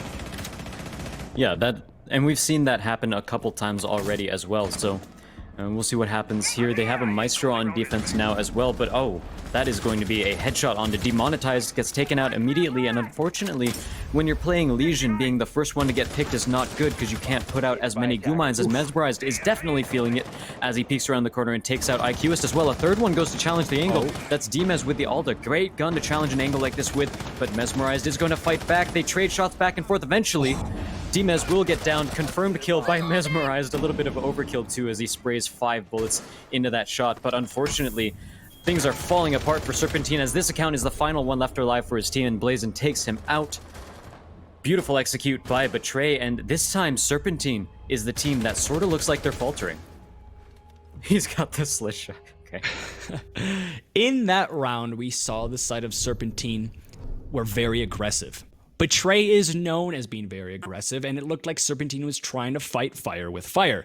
And whenever somebody is tempted with fighting fire with fire, I always try to remind them that the fire department, well, they use water to fight fire, so it's probably not the best thing to do, especially against a team like Betray that are so good and refined at this aggressive playstyle. Now they are on defense, the favored side in this situation, and also probably the side where you can start to see the colors start to shine for Betray, because again, like I said earlier, when a team is aggressive on attack and they're very good at being aggressive on attack, and then they go into defense, that just doesn't stop, and it gets bigger and bigger. So going to piggyback off of that analogy, there are cases where you can fight fire with fire, but unfortunately for Serpentine, it has to be in a very controlled way. Yeah, it's very true. Yeah, you got to burn out the possible fuel before the main fire gets there. Is how it sort of works in real life. Yeah, like in like wildfires. Yeah. Yeah. Like if like there's like a brush or a spill, you like have to burn out the little extremities, and then you can do the. All right. Yeah. So you're right. You're right. Yeah, I think that analogy could still work though, because here's the thing: you can't just throw aggression at the wall. You can't fight fire with fire by just throwing your bodies at them. There has to be some more control over it, a more planned out aggression from them, and it just seemed like. You know, that first fight we saw against, I believe it was Mesmerized, three different people peeked him, and all 3 of them ended up dying, but they were peeking him at different times. They weren't trying to catch him at different angles. So there wasn't much of a plan for that aggression there, and that's the biggest change I want to see, is if they do go with this aggressive style, they need to cover each other and play from multiple different angles, instead of basically just peeking the same guy from the same angle. I think that's an issue we've seen all day today. There's not a lot of refrag potential from any of these teams. It seems as if it's kind of a lot of solo play. And that works in certain situations. We see I'm Mesmerized goes down first after having an explosive round last time. It is the one that dies first, but it's going to be immediately refragged and then some as Blazing and Devsky, or Devsky, I think is the way to say it. I don't know. I'm not 100% positive. Looks is right. able to find 2. So Ying and Zofia off the board. That's a lot of utility. You don't have to worry about the flashes. You also don't have to worry about the impacts or the stuns. So Betray are pretty much in the driver's seat right now. Yes, they lost the Jaeger and they lost a very good gunner, and I'm Mesmerized, but the wall is not even open here for the attacking team, and they kind of just look a little bit lost. Finally, they are able to open it up, and 2 people peek from the side of Betray. That is absolutely shocking, as Mozzie is outside. What is going on is Blazin also gets one, but he's going to be immediately refragged. Actually, no, he's not. It's just going to be all up to him, and he's dead. And then over-aggressiveness from the side of Betray is going to be their downfall. It seems like both of these teams want to fight fire with fire, and then it's just one-on-one gunfights constantly, and there's no refrags. Or we're seeing people just line up for double kills. It's absolutely shocking. It's an absolute treat to watch, don't get me wrong, because it's just head-to-head. But that's just not the way you should be playing it right now, because they're playing into each other's playstyles very, very well. This whole fire thing is turning into an inferno of aggression. This is insane. Yeah, there's so many people just peeking crazy angles. There were 3 people on the defensive side outside of the map near Armory at the exact same time. It was ridiculous, and they all basically just sort of lined up for Serpentine's shots. And that's one of the things we were talking about during the last series, were basically what I like to call it percentage plays or whatever. It's much more popular in MOBA nomenclature. I watch a lot of Dota, but there are basically plays where you're leaving it up to a 50-50 gunfight. Will my shot be on point, or will his shot be on point? And when you're confident, a lot of times you can feel like you're going to win that out, and it feels like, you know, more of a 90-10 split. But in these sorts of cases, you just keep taking fight after fight like that, and sometimes they don't work in your favor. Sometimes the enemy gets the frags. So absolutely what I want to see is, even if they want to be more aggressive, just more calculated aggression instead, where one person makes a lot of noise, goes for an aggressive peek, but immediately backs off of it, just so that another member of his team can push around through the other side while their attention is caught somewhere else, and take advantage of it there, because that's a much safer play. The person who originally peeks probably won't get killed unless someone's reaction time is super on point, and then their attention's going to be drawn, so you're more likely to have your other player peek at someone's back than at their face. I 100% agree, because it seems like both of these teams are trying to perfect this aggressive style of play, but in the game of Siege, perfection is a moving target, and it's a target that moves extremely fast, round by round, second by second, and we see it here. We see one round where it looks like Serpentine is absolutely dominating, and then the next round, Betray comes back and does the exact same thing. So these two teams are both with the lead here, and the lead doesn't necessarily know who to go home with, but if I have to put my money on someone, I have to look at the statistics, and it goes towards Betray, because this is a defender-sided map, and they are now on defense. What can Serpentine do to change that? We're just gonna have to wait and see. Obviously, once again, this aggressive playstyle is continuing here. Thermite and Thatcher are trying to get this wall open very early on. Obviously, not the same fast pace as Betray, but I'm Mesmerized is going to be the one that gets the first kill. Like, down goes the Zofia. Again, you don't want to lose your Zofia that early on, because that's a decent bit of a utility that is just in the grave. So, unfortunate for them, but they are able to get the refrag. So, Demonetize is able to take down Mr. I'm Mesmerized, and just like that, the Mute dies. So, utility lost on both ends of the pitch, but it's going to be the attack that feels it a little bit more, and this is going to be an interesting dynamic to witness. Yin and Jaeger both downstairs. I don't think either of them know they are standing right next to each other. Actually, Jaeger is going to be the one that rotates up the metal stairs, but Mishka is able to find one and demonetize, so a nice kill with the C4 as well. Jaeger is most likely going to get snuffed out here by the Yin, and just like that, he is, and unfortunately, I'm having an extreme stutter here, so I don't exactly know what's happening. Beautiful is able to find two right as we come back, and just like that, he does go down, so it's a 2v1 all up to the Ying now. Ying is a decent operator for clutches like these, especially when she has two Candelas left. That can be a very strong tool to use when pushing, but one thing I definitely want to note is that the bandit tricks were successful, and they ended up taking out both of the exothermic charges, and I think actually both of those Candelas were shot out. Doesn't matter, however, as Dimez continues to push in regardless and takes out Devsky, and now we're in a 1v1. Blazin is playing smoke, so he has the extra utility on his side. Plant goes down, but it's a fake, and unfortunately, Blazin knows about it, and he's immediately peeking the corner with a headshot from the SMG-11.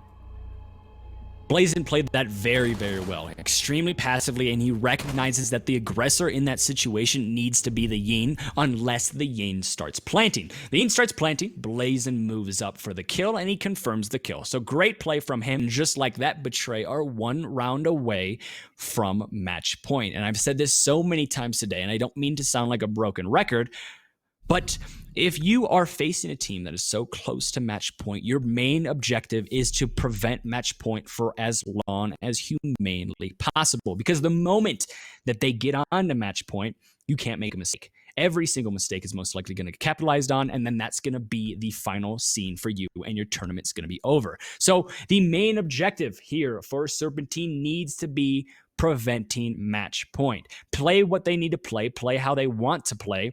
As long as it prevents match point, that's all that matters. And I definitely also want to commend Blazin for his play in that clutch as well, where a lot of times when someone hears someone else planting, they'll start sprinting forward to try to basically turn the corner and get that kill immediately. Blazin didn't do that, however. Blazin was a little bit more patient with it and made sure that he turned the corner with his sights held.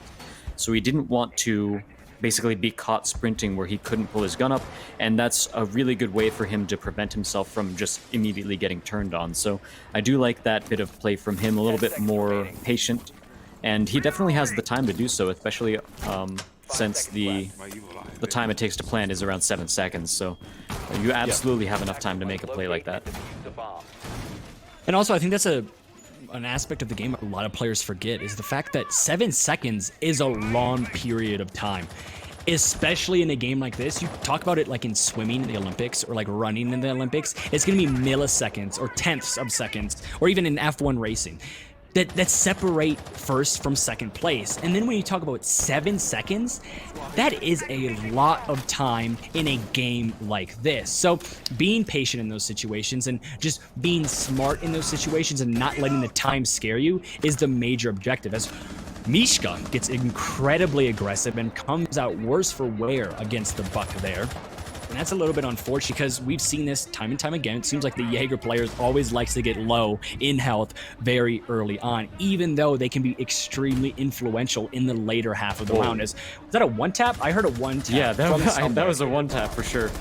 And Mesmerize actually pulls the corner as well, but Dimez is there to shut him down with the G8. Really, really good recoil control from him, and he's got enough bullets to do it with as Beautiful goes down as well, bringing it up to a 3v3, evening it out. But Blazin has something to say about that as Demonetize goes down, and we are only 1 minute and 15 seconds into this round so far, and already action over action. We're returning back to that super aggressive play, and it is definitely exciting. Trying to slow these guys down is like trying to bury an ocean. It's impossible. It seems like the moment they start to slow down and start to play patient, they say, whoa, whoa, whoa, this isn't how we play. Let's just get crazy and let's start peeking everything. And I gotta say, I love it. I love watching games like this because it's very, very interesting. And I also want to talk about the fact that that entire engagement took place upstairs and the site is downstairs. That's what we needed to see from Serpentine when they were defending this site, and that's something they didn't do. So it's really good to see from Betray that they are taking care of the upstairs even though the site is downstairs, because not only does it waste a lot of time like we have seen, but look how many bodies have gone down on the attacking side of things. It's just overall a really great play from Betray. Yep, and they're slowly whittling away at the attacker's health right here. A really good shotgun angle here, but Dimez actually pushes around the corner and takes one out. Blazin refrags that, however. We're down to a 1v2 here. Both defenders on full health. Meanwhile, IQ has taken about one shot on his side, but that's not the biggest deal in the world. Diffuser is down, and he will pick it up, but that is a lot of noise that he's making as he goes to sprint around. Forced to contend with barbed wire, it's a lot of more noise. He's giving away his position, and unfortunately, Alda around the corner. Devsky gets the kill onto IQist, and you talk about match point, and they've just forced it. I was just about to say that. I was about to go back on my words there, but you did it for me, and I appreciate that so much. Now we are looking at Betray on match point, and the objective of Serpentine is you have to be perfect. You can't make a mistake because any mistake could be the end of your run here. And it's really interesting to see the dynamic between these two teams because every round has been very, very close. 2v1s, 1v1s. I think the most one-sided we've seen has been a 3v1, and that was the very first round of this game. Oh my God. I know why you went the because we see finally. Don't do it. No, don't do it. Don't, please. Damn it. Oh my All right. God. We're All so right, close. so take back the. Oh wait, wait. He's six Please picking. go back to the Okay. Goyo. I feel like he I heard want to us see a at some Goyo point. so bad. He definitely did. He I definitely. know, he's gotta just be messing with us.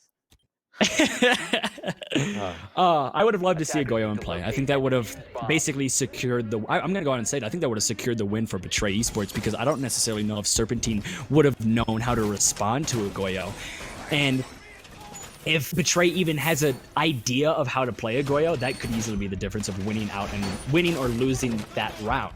So we're not going to see him, unfortunately, but like I was saying, the dynamic between these two teams is very interesting because every round has been extremely, extremely close. 1v1s, 2v1s, the most one-sided was a 3v1, and that was the very first round. So the fact that the score line is 6-3 and looks very sided is a little bit misleading because Serpentine 100% is in this game. They just have to clean things up just a little bit. But now, since Betray is on match point, they not only have to clean things up, but they have to be 100% perfect. 100% perfection is definitely hard to achieve, but Betray, at this point, they've gotten the momentum. It seems like the mistakes are sort of behind them, and they've sort of locked themselves into this place where they're not being too aggressive, but they're still bringing enough aggression to take the fight, to Serpentine at every point of the map. So that's definitely a good balance to strike, and it just makes things harder for Serpentine to actually come back into it. Speaking of, however, Serpentine will get the first kill as IQus takes out Beautiful with a headshot on Zofia, but caught reloading around the corner, but he still manages to get the frag onto Blazin. He will finally get traded out and dies in a very strange position, but Eclipse will take out Mesmerized as well, as we're down to a 4v2, and suddenly Serpentine do look like they're the ones who are in the driver's seat here. Oh, just barely not getting killed at this point. There's trading shots back and forth through the door, but the down comes out. Eclipse and this account is bad. Both get 1 kill each to finish out the round, and that, I think, might have been the fastest round we've had so far, but it does go in advantage of Serpentine. Which is shocking to say because we've had some very, very fast rounds. And I say this a lot to, I used to actually coach a long, long time ago. And I always told this to a team, with a team that I was coaching. Whenever they were down, you always have to start somewhere. And the best place to start is with a nice, convincing round to bring yourself back into the game. And that's exactly what happened with Serpentine. That was a convincing round. They looked very, very comfortable. And every single player got involved. That's the perfect round to ignite a comeback. So will it ignite the comeback? Well, there's a lot of fire analogies so far. I just realized that with this game. We've been talking about fire a lot. I'm not a pyromaniac, I swear, but it sure sounds like I am. But back to Serpentine here. They could definitely come back into this matchup and look very, very good. But again, the problem is one mistake could be the death of them. Betray being on match point. Betray being in a position that forces Serpentine to be perfect. It's really, really tough to kind of consistently perform when you have that pressure on top of you like the Serpentine guys do. Or gals, guys and gals. When we say that Betray needs something to ignite their comeback, would we say that it would be a blazing comeback? We gotta stop. I love it, but we gotta stop. I don't know. It all started with the fire with fire analogy, and then it just the whole thing gotta keep going. It went down in flames. You gotta commit to it. I think we might. You're right. We just gotta 100% commit. But yeah, looking at the defensive lineup here, we see an Ella, which is a pretty interesting pick here too. There are definitely other operators that either do the fragging job better or slow down the attackers better. Like, they don't have a Legion right now at this point, and that is probably one of the best operators right now at slowing people down, because literally they can't sprint if they have a goo mine on them. Yeah. And of course those goo mines are invisible, so it's really hard to actually spot them. Unlike with Capkin traps or frost mats, those are relatively easy to spot as long as you know they exist. Okay. A little bit of a miscommunication there as Demonetized walks right into the pre-firing bullets of IQist, and that is not a good start to the round. No, that really hurts. You now have brought Demonetized your Thatcher, who is very valuable on this site, down to 20 health. He does do his job, however, so if he dies, it won't hurt as much, and there he goes, just as they say that, with a C4 and with a Bane. So now it's going to be I don't know what Bandit is doing in that situation, but it kind of makes sense because he's caught between a spot where if he tries to rotate back, he's probably going to die, so he might as well go for a risky play. So I do agree with it. And now we are going to see a great flank there from Beautiful. He's able to find one, could potentially find two, but he does not, unfortunately. Ella runs out, Jaeger runs out. It's just going to be a game of runouts, and that's going to be how it all ends for the side of Serpentine. Betray go back to their roots and go very, very aggressive in the tail end of this game, and it works out for them. Wow. That game was crazy. There was I loved that game. So much aggression everywhere. I think there were like 1 or 2 rounds that actually got to the 3-minute mark, either by a plant or time actually just nearly running out. Just full-on aggression from both sides here. And of course, this is a best of 1, and we are not at the finals quite yet. So that means Serpentine will be, I would say, going home, but they are already self-quarantined at the moment. So Betray are going to be able to move on to the finals. And we actually, I believe, are casting the other semifinal match as well. So we will be able to see who is going to be going up against them in the finals. Yeah, so we're going to be able to catch both semifinals matches, and I think we are going to be going on to a break briefly. I'm not 100% positive. So we are going to be, yes, we will be in just a minute here. But going into this next semifinal match, I think the thing we have to put in the back of our heads is, can they compete? Can the winner or the two teams competing in this next semifinal match, can they compete with Betray? Because Betray, is still, I think, the favorites right now. They look the most dangerous. There was a couple hiccups in that Serpentine match where we could have easily seen Serpentine maybe find themselves back into the game, but it was very minor. It was very little compared to just how many good plays that. But if Betray kind of turns into more of a calculated, aggressive team, they're going to be a team that's extremely hard to beat. Yeah, and I think that's sort of that idea there is part of the reason why I think whichever team makes it to the finals might have a decent chance against them, because they are very high ranked players. They have a lot of aggression. They're the favorites coming into the tournament, but a lot of that was over aggression, in my opinion. A lot of those situations were situations where, if one bullet goes differently, it could just completely change the round. So I think it is definitely possible for a team that is a bit more disciplined and more patient to take advantage of that sort of play, as long as they do still have the fragging game under control. And well, I think we have the second and third seed on the other side of the bracket, so either of them are definitely in the runnings to take them down. Yeah, it should be an interesting match, and we will have it up for you guys very, very shortly. But before that, we're going to be going to a break. So stay tuned, and semifinals number 2 to determine who is going to be going up against Betray in the grand finals is coming shortly.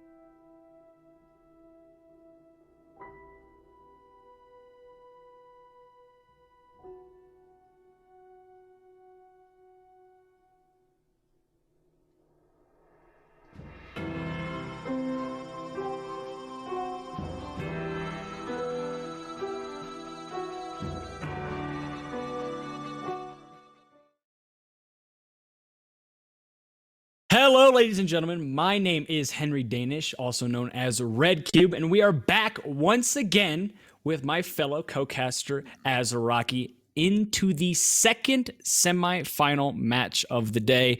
We obviously are coming off of a extremely fun match to watch between Betray and Serpentine, which was just an absolute barn burner of aggression and just who peaks who and who wins this gunfight. So it should be very fun to watch here. But now going into the second semifinal match, as we are going to be looking at the bracket here very shortly. Azaraki, what are your expectations for the number 2 and the number 3 seed coming into this game? Well, if we take a look at the bracket, Levitate actually 7-0'd one in the chamber. Now, one in the chamber, if we take a look at the bracket, they were the 6th seed coming into it. So they were, ranked a little bit higher than Practically Garbage, who lost to 7-2 to Senpai Slammers. So both of these teams are both looking pretty good, but you can't really discount a 7-0. That's crazy. Yeah.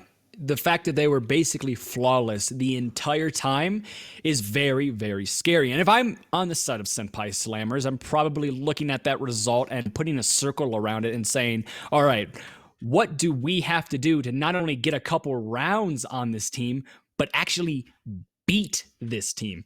And it's going to be very difficult. I think something that is going to be a very telltale sign of how these teams are going to play is actually what map they play on. We saw this with Betray versus Serpentine. They played on border, and it turned into an extremely aggressive show match where it was just boom, boom, boom. Who kills who? What's going on? This is absolutely insane. And I think it all comes down to the fact because it was on border. Border's on a strat heavy map. It's basically fleshed out to its bones. And it's one of those maps where whoever wins the gunfight is probably going to win the game. So now that we are talking about the maps, we're actually going to be able to see what the map is going to be. What do you think it's going to be? Just as a quick prediction. I really want it to be Coastline. Do I think it's going to be Coastline? Probably not. I think it's going to be Clubhouse. That's just a map that most teams tend to like at this point because you can still be somewhat creative in it. It gives a lot of space to roamers, but it's still pretty comfortable. A lot of teams know how to play it, but unfortunately, there is a Clubhouse. Oh, look, it's Coastline. Okay, I should have just went with that as my prediction, but I backed off on it. I was like, I want Coastline, but I'm not going to predict it. But I think it's good. Coastline. I think it's good you backed off on it.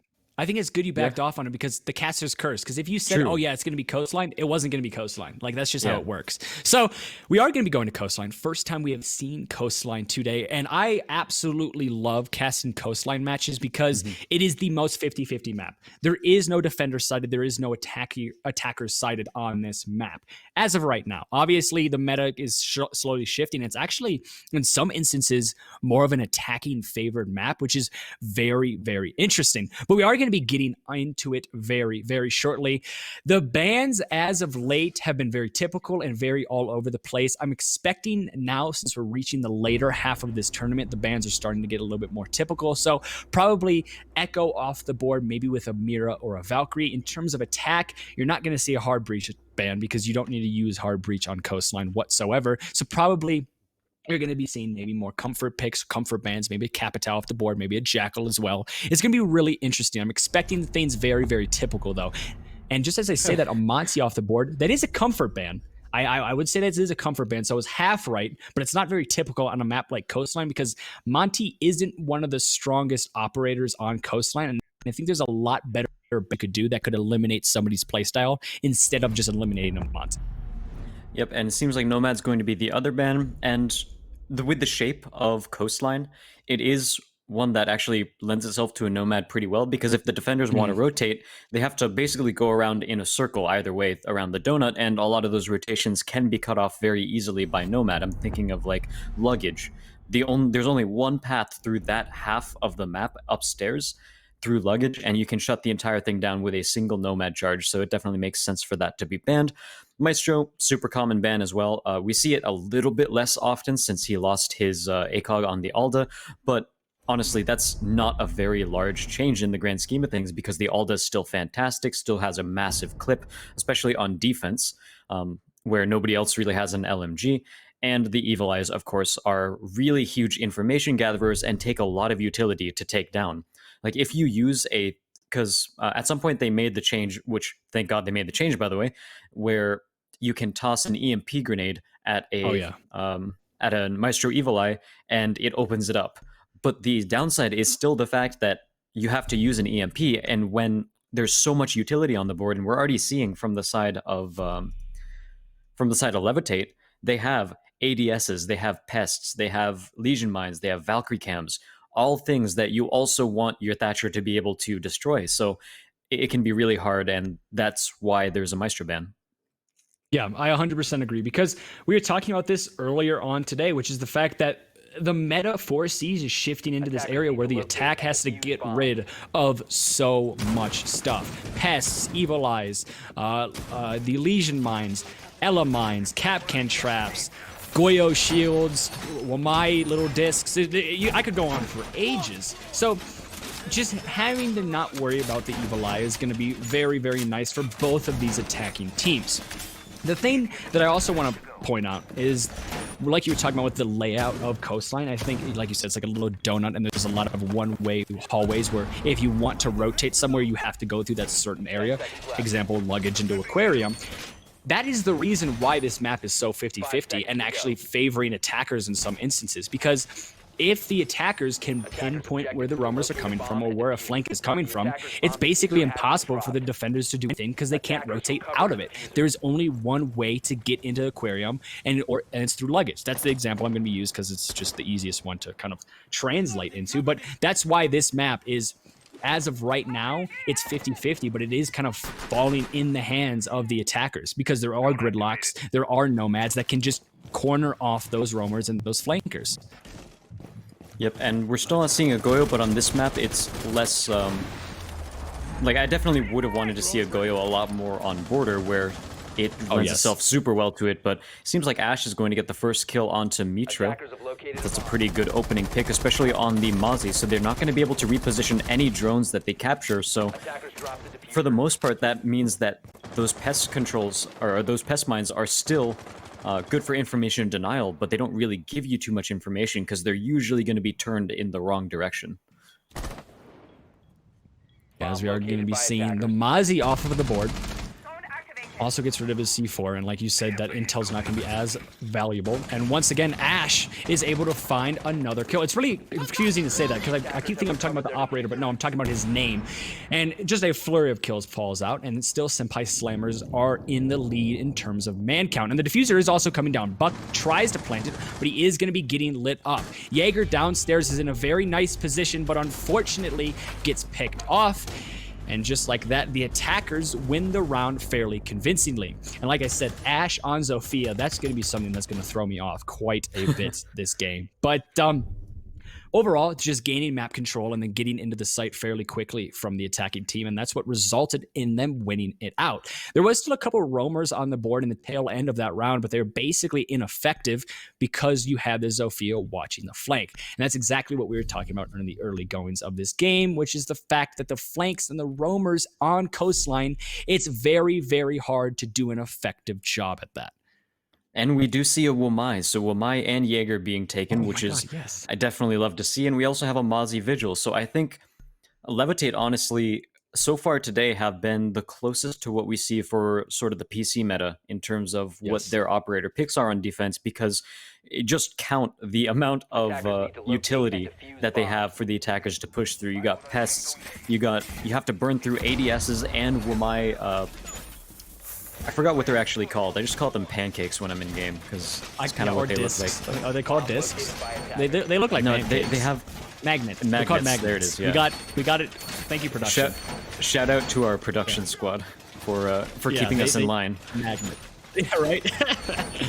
But yeah, you're 100% right. You have to get rid of ADSs. You have to deal with Legion mines. You have to deal with Mozzie pests, and you have to deal with, I'm gonna still call them pancakes. You're gonna have to deal with the pancakes, and that's a lot of utility and also a lot of time. And if you don't do it effectively enough, you're probably going to invest too much of X utility into Y gadget. And that's a major problem when you have to be concise and you have to be strict with where you have to distribute things because of how much there simply is on the defensive end of things. As well as the fact you have to deal with roamers. You have the Vigil upstairs. Again, it's a lot harder to roam on a map like Coastline, but the main objective right now of this Vigil is If he can get a kill, fantastic. If he can waste time, even better. And already we see drones getting invested into him. They don't exactly know where he is because of his Vigil gadget, and that's wasting time and that's wasting drones. So already we can see that the defense is doing their job fairly well. But just as I say that, they do it even better, as it's going to be the sledge that goes down first. So say goodbye to your soft destruction and also your grenades. And it seems like we have a couple of shots traded back and forth between Vale and Mitro. Neither one of them will end up picking up a kill here, but both of them are taken down relatively low. Mitro is still feeling pretty good himself, but we already have a push down Cool Vibes stairs. He has 2 angles to watch, however. Almost takes down Maestro, 1 bullet left. Oh, so close was that flick over onto Verde, but just not able to get it. Meanwhile, Brian on the other side of the map takes out Lex, takes out Prioleu. I hope I'm pronouncing that right. A lot of these. Let's just call him Lex. I think. Oh, what the name is Lex. That's their. That's their Levitate X. So, I guess, don't know. Do console players not do dot and then whatever? I don't think so. I know that we usually do like dot or dot dash. I don't know, but Mitro is going to get taken down by Vale at this point, and I need to not call him Senvale because that's Senpai Vale. Cool Vibe Stairs is definitely a point of contention here as Verde takes down Ash, and Vale is going to try to hold this angle, but it seems like Verde is actually just going to hold this point right here, and that's exactly what he wants to do because it's just buying time and forcing Vale to stay there on this angle for as long as possible. Really, the defense is on the driver's seat of this match, even though it is only 2-2. Yeah, I 100% agree because time is ticking down, unless that diffuser gets down, time is on the defender's side, and they have that 6th man effect. So we can see it here as it's going to be the Vigil trying to push up, trying to make something happen. I don't necessarily know if I agree with that, but just as I say that, he pushes up and it works. It's going to be the Jaeger able to find the kill, but it's effectively going to be a 1v1. Well, if he goes for the pickup, this should be an easy kill. He's not going to go for the pickup smartly.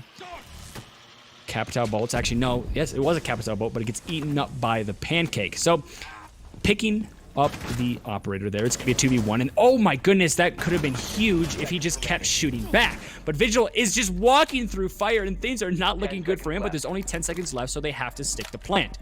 We're just going to be waiting here. Obviously, Vigil knows he probably can't contest with the plant, so he's going to be playing it fairly passively. He walks in, he does see I think it was the Zofia, not the Zofia, it was the IQ, Jesus, going through the rotate. He's just getting absolutely lit up, and unfortunately for the defensive team there, he just gets snuffed out. They were in the driver's seat, but like I said, they have that 6th man effect until that diffuser gets down, and what happened there, Azaraki? The diffuser got down. Yep, and a lot of that comes from a really good flank kill onto Verde, who is playing the Cool Vibe stairs, and that was what opened up the entire site there. Unfortunately, he got pushed from both upstairs and downstairs and was only able to down one person before he ended up dying himself. And so at that point, everything started to go in Senpai Slammer's favor, and now I'm not going to try not to comment on this until we know the 6th pick isn't going to happen, because I don't want to get baited again. But with 4 seconds left, I think it's pretty safe to say that we're finally going to see a Goyo. Again, on this map, let's see, the site is Hookah Billiards. Yeah, that's a pretty good site for Goyo, for sure. You can shut down, especially in Hookah, where a lot of times it can be incredibly hard for the defense to deny.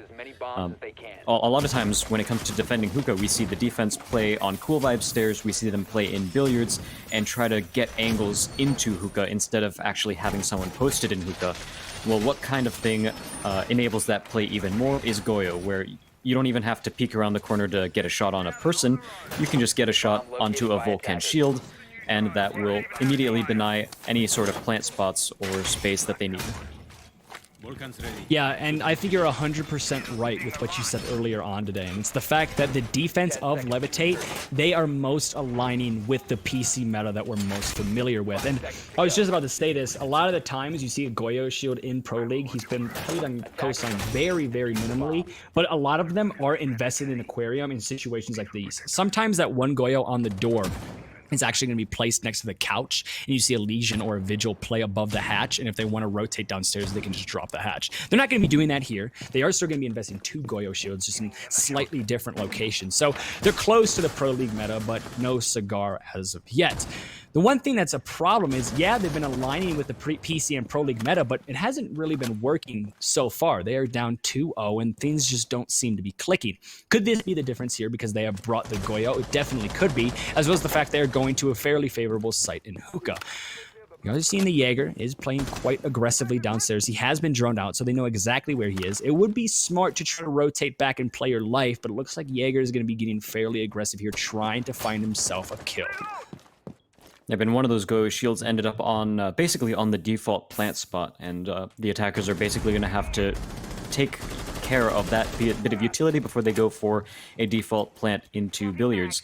And now Senshi is down here on the first floor in Sunrise Bar, ready to stifle any aggression from the attackers. And yeah, Verde, he is definitely playing his life right now as he backs off of the angle without quite getting a kill. But he also remains with his life. But actually, just as I say that, he's going to peek aggressively around the corner with a pistol, no less, and basically get shot all the way until his life reaches 0. Yeah, in that situation, Jaeger definitely just needs to stay up. Peeking that corner with your pistol out probably isn't the smartest thing to do in that situation, but he was pressured by basically 3 attackers, so you kind of have to cut him some slack. Wamai, though, is able... Wow, that's a nice kill there from Abdul. He's able to get a grenade kill. I think that's behind the person playing in bar. No, it was the person... Yes, no, behind the person playing the bar in Aquarium. So nice kill from him. And Vale is able to find 1, and Brian is able to find 2, making it effectively a 3v1 situation. All up to the Goyo. We've been talking about him so much today. Let's see what he can do in a clutch situation. He's in a really nice spot here, actually. If he can somehow get 1 kill... Never mind, just as I say that, he does die. But if he was able to get 1 kill there, it could have been a little bit more doable. But at any 3v1 situation, you don't necessarily favor the person who's less in numbers. But again, a little bit unfortunate for the orange team, in this case being Levitate. There it is. It's very unfortunate for them because it seems like they're putting the strats together. They're just not executing them as well as you would expect, and they're losing bodies very early on. And so apparently it is Senvale, and the Sen is not because he's on Senpai. So just a little bit more confusion added to the mix, but we'll definitely remember that. So yeah, Senvale. I thought it was because he was Senpai as well. I'm not gonna lie. That's why I was like calling him Vale. And I do want to mention, because we talked about Levitate basically playing more toward the meta that we see on PC with their operator picks. They haven't really been able to work too well with them yet. I think part of that is because Senpai are also doing a very good job of playing sort of toward the meta pick. So we see a Capitao pretty much every round so far. He's a super strong operator, and hasn't really been banned all that often today. I think only in 2 out of the 4 games we've seen. And even still, I think he was only picked once before this series, and now we're seeing him quite a bit. And we're seeing him put to good use as well, as so those asphyxiating bolts and his smoke bolts are putting in quite a bit of work. So overall, I really like this play from them. Speaking more about the meta play, Senpai, they've been really good about using their utility. We saw that frag kill take someone out behind bar. We see the Goyo shields get destroyed pretty quickly by Ash.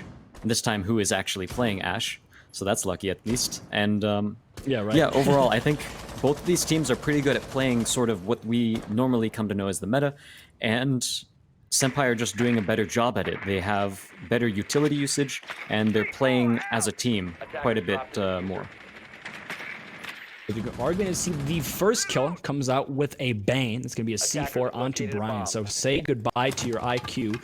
And IQ is very valuable in this type of situation because not only does it counter the Vigil if he's using his little cloaking device, but also it can get rid of lesions and the Mozzie Pest. So losing her out early definitely hurts the attacking team in more ways than one. Not only is that a very valuable gun off the board, but just very valuable utility that's lost as well. So watching that flank is going to be the main objective. Oh my goodness, Doc, you have to win that. As Abdul with an insane shot just whips onto the head of the Doc, and since she's going to have to go back to the drawing board on that one. But just like that, it's going to be trade, so it's brought down to a 3v3. In terms of utility, though, it's pretty even. You have the grenades of the sledge, and you have the destruction of the Ashe and the Zofia, but just like that, say goodbye to your Zofia, as Mitro is able to find 2 for this round. He doesn't have a C4 in his back pocket, so it's going to be a little bit rough, but it's not going to be as rough because it's now a 3v1, all up to the Ashe who is playing Ashe. We're just going to be waiting here. He is caught between a rock and a hard place right now, has basically knowing his location because he just got spotted out on the cam, and he has a lot of time to work with, however. So he's going to be rotating back upstairs and just taking his time trying to figure himself out a little bit. In situations like these, you tend to see teams slow down and maybe talk things over, but that doesn't look to be the objective of Ashe right now. He's trying to clutch this out, and unfortunately, he does not, and Mitro, with a 3K on the round, is able to get the defensive team their very first victory. Oh, really good shot by him too, just barely seeing the head of Ashe over the desk and basically pre-firing through the wall right after seeing it. So good kill on his side, and yeah, Levitate finally bring a round into their favor. It's 3-1, so if they come back on this half and finish it 3-3, it'll be a pretty standard Coastline scoreline, which we know to be pretty usually a 50-50 split. Now, of course, we're continuing to see more meta play, Mozzie being brought, super strong operator, Goyo's really strong, Capitao, Gridlock. I really like seeing all of this. The Maverick is pretty interesting, though, because I'm trying... Okay, yeah, that makes more sense. It didn't... Unless there's like a hookah play, maybe, I don't really see too much chance for Maverick to shine, really. A lot of this map, especially when it comes to the vertical play, comes down to soft destruction instead of hard destruction. But yeah, he switches off to the IQ, which makes a lot more sense. And you already mentioned it earlier, where when we're playing with, you know, pests all over the place, the vigil counter, the goo mines, the IQ can be a very strong factor in clearing some of that utility. The only person you're missing to make IQ extremely effective is going to be a Valkyrie. That's literally all you would need to basically make IQ an instant pick in a map like this, in a situation like this. And we are going to be seeing the Goyo used once again here from the side of Levitate, and they are in pretty much the exact same places. They have the same operator lineup, they have the Goyos in the same spot, so the question now is, what are they going to change that results in them winning this round and not losing it like they did prior? Oh, that's a change. That's a different location for that Goyo shield. I like it, though. That could be the difference. I definitely like it because it allows someone who's playing behind billiards to peek around the corner much more safely and challenge angles. It also gives the defensive side a lot more map control in the hallway right outside of VIP, which is a very popular spot for attackers to push through.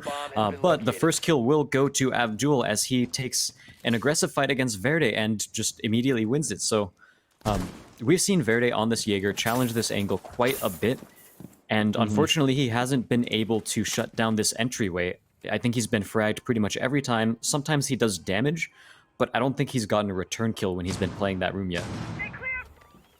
And it seems like he's doing the same thing over and over and over again and expecting a different result. That is the definition of insanity.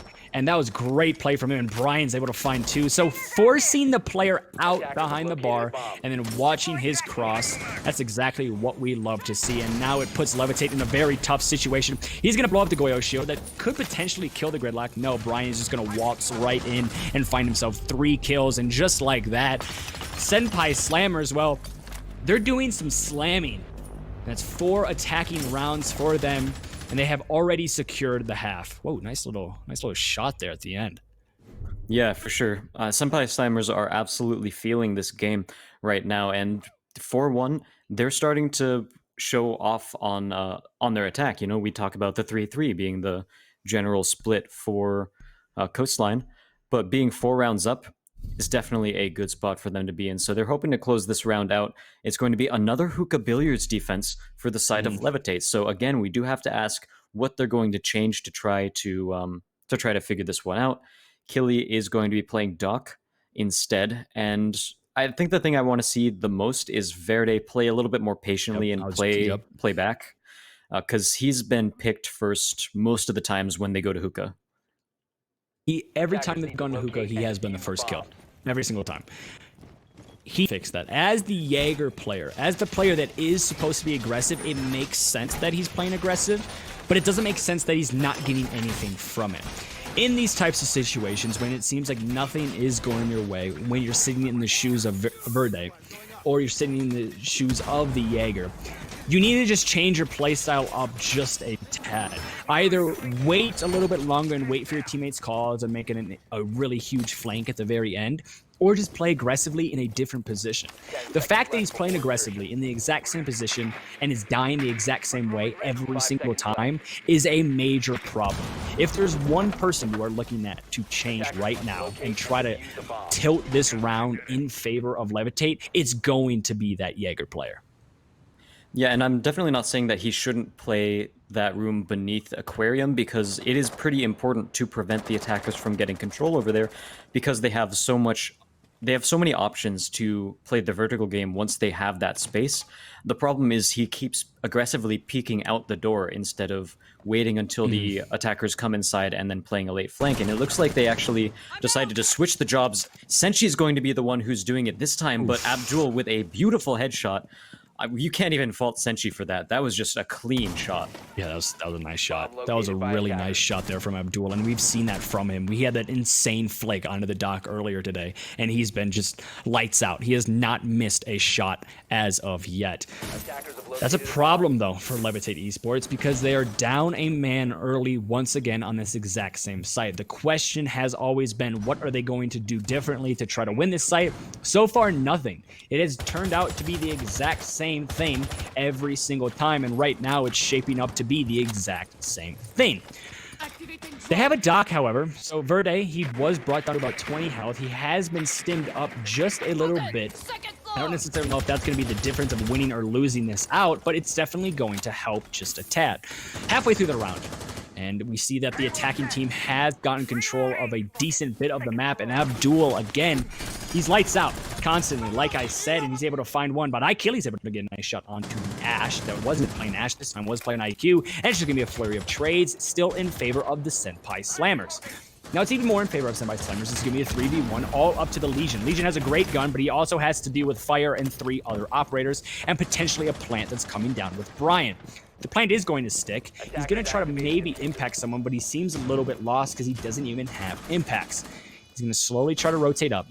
He knows the diffuser is in the other side. He's just waiting for someone to rotate in and see him. He's able to find one. No, he's not. Yes, he is. He does down somebody, but somebody drops smartly and is able to pinch him out on blue stairs. Great teamwork so far from the side of Senpai Slammers, and it's always seems to be on the shoulders of Brian. Brian's always the one finding these operators and putting them into a pinch and then confirming the kill. So there it is. A 5-1 split in favor of the attacking team on Coastline. Now, Senpai Slammers goes on to defense. And this is a little bit of a nitpicky thing, but we didn't really see what gun Goyo had because he ended up dying at the very start of the round. But if he had the TCSG, or if he didn't take the TCSG, he should have, because during that round we saw, I think it was Proliu, the Legion player. He was looking for perhaps an impact play, but he didn't have any impacts left because he used them all to make rotation holes.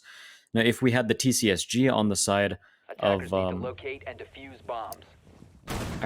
I forgot who it was, but if we had the TCSG on Senshi, that's who it was, then he would be able to make some of those rotation holes instead. And we can already see that, we have all of the impacts here from Vale getting saved, while the rest of the team basically remodels the site. We got Smoke and the Super Shorty from Mozzie able to basically rearrange the site in any way they wish, and that leaves Vale to use his impact grenades to create rotations for himself on the roam, or to make late game plays like the one that we almost saw last round. We can see Senpai Slammers, they're not a new team. They look like a well-oiled machine, and they know exactly where they need to play, where the rotates need to go, where the reinforcements need to go. So that could be the difference between these two. Levitate, they've had some really good foundations for strats, but it seems like the little things are missing. Whereas on Senpai Slammers, have a really good foundation, and all the little things are going their way. One round away from match point is the side of Senpai Slammers, and I've said this so many times today. The main objective of the orange team right now, which is Levitate, is to just prevent match point. Don't get too caught up in your head and try to be a hero. You just need to prevent for as long as possible. It's going to be very, very difficult based on what we've seen from Senpai Slammers so far, because they're 100% in the driver's seat, and expect them to give that up anytime soon. They absolutely are. And taking a look at the current defense from the side of Senpai Slammers, they're not bringing a Goyo or Wamai either, but they do have the Mazu for some extra denial. So overall, a little bit older style of defense, but it can still certainly be pretty strong as the attackers, they've been given free reign over VIP. No one's challenging that angle. We don't have a roamer ready to flush them out of here, so that's something that is really going to benefit Levitate in this matchup, because having control over VIP when you're attacking Kitchen is pretty huge. It opens up pretty much the entire site. It lets people vault in through the window there, and it also cuts off any rotations in from the Cool Vibe stairs. So overall, I wanted to see Senpai Slammers have a little bit more control over the second floor. Yeah, I 100% agree, but you have a minute and 15 seconds left, and the attack hasn't done too much. They have control of up top, but they also just lost a body in the Buck. So Buck is down, and that's going to be a double kill with the C4. So Abdul is able to find one. It's going to be a 5v2 situation, and unfortunately, I'm lagging like crazy, and I have no idea what's happening. So it's actually going to be a 3v2 situation as I am back. So Mitro and Killy are going to be left alive for this attacking team. It's a lot easier now. It was at one point a 5v2, and that's very daunting. But 3 versus 2 is a lot easier. Make that a 3 versus 1. That's not as easy, as I don't exactly know what Mitro was trying to do there. But unfortunately, flashes himself. He cannot hit his shots as well. So this is going to be very, very tough for him. He has 30 seconds to work with, so it's a decent bit of time, but he doesn't have control of the diffuser, which is on the other side of the map, and he also has everybody looking at him. He's going to decide to rotate all the way around and just go for picks and completely ignore the diffuser. And in a situation like this, I don't necessarily blame him, because it's kind of hopeless at this point, and with only about 10 seconds left now, it's just try to get frags and try to hope something happens, and unfortunately he can't do that without a head, and he goes down. Match point for the side of Senpai Slammers as they are breezing through this game. Yeah, overall, Senpai Slammers, they're looking in complete control over this, and it's going to be really hard to come back from it. At this point, it's a 6-1. They already won their first defensive round, and, you know, in this sort of situation, you sort of look to the half switch to be the moment where something changes, where your team can regain momentum, but so far it just hasn't happened. The best saving grace that Leviathan have are the fact that they're forced to go to a different site to defend, but on Coastline, pretty much every bomb site is very viable, and Mira's still on the board, which means you could potentially go to the Penthouse Theater, even though it is absolutely the least possible site. But they will 6-pick off of the Mira. That could perhaps have been a fake. Picking Mira to sort of signal to the enemy team, hey, we're probably going to throw a curveball at you and go for Penthouse, but it will actually be a hookah defense. So that's a possible strategy they could be pulling. But overall, yeah, their defensive round looked pretty convincing. Their offensive rounds absolutely were. And so I don't really think Leviathan are going to be able to come back into this, and they're going to need some big frags on the board in order to take things back in their favor. If you're looking at the orange team in this situation, the mindset that they have to have in their head, it's never too late to start all over again. I know it's match point and you're down 6-1, but if there's any moment where you have to wake up, it's right now. Because one more mistake and it's over and your turn is done. So you have to wake up, you have to make a difference, and you have to play your game. You can't get too caught up in the scoreline right now, because no matter which way you look at it, the scoreline sucks for your team. And if you just continuously look at the scoreline, you're going to be very sad and very angry at yourself. You can't do that. And right now we can see the confidence is surging for Senpai Slammers, as I don't think Jaeger has been inside since the start of the round. He just continuously jumps in and jumps out and is just a menace.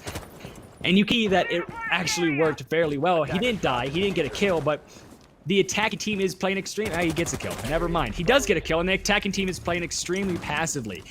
So he wastes a decent amount of time, and he also takes down the Zofia at the risk of his life. But in terms of trade of intel, trade of time, and trade of utility, that still goes in favor of the defense. You lose the impacts, you lose the stuns, and the only thing you lose for the defense is the fact that you lost a decently good gun in the Jaeger. Another direct trade comes out, however, and it's going to be the Valkyrie for the Ash. And again, I still think, no, that one it's kind of debatable. I think that's more of a 50-50, but still, it just feels like Senpai Slammers have control of this game fairly well. Yeah, and Senpai Slammers, they took out 2 of the main sources of Soft Breach, and now at this point, the only destruction there is left on the board for Levitate is the Super Shorty.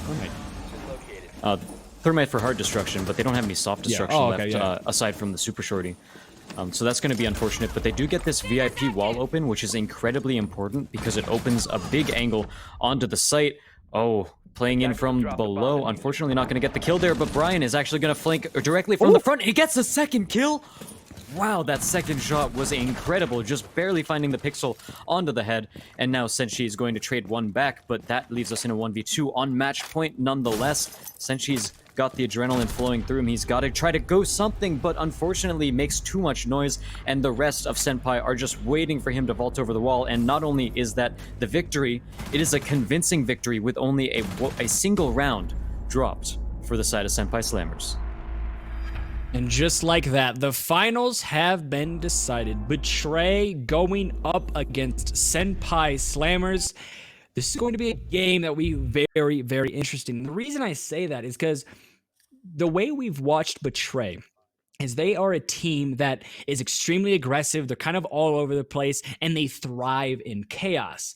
Senpai Slammers is the complete opposite. Senpai Slammers looked organized, they looked together, and they looked like they knew exactly what their setup and their push was going to be every single time.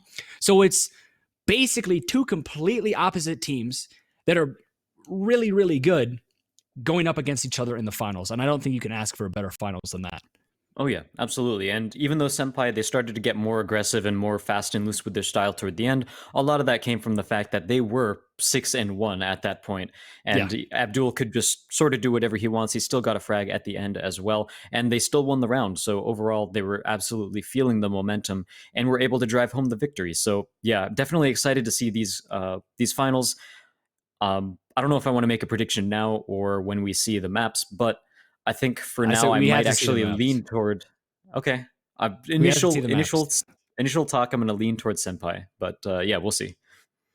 I think I'm going to wait till we see them, because if we go to a map like Border, I'm going to go with Betray. If we go to a map like Cafe, maybe, I'm leaning towards Senpai Slammers. So I think the map is going to be a very big determination factor in this matchup. But before we get to that, we are going to have a brief break, but make sure you guys are staying tuned, because the biggest matchup of the day is soon to follow.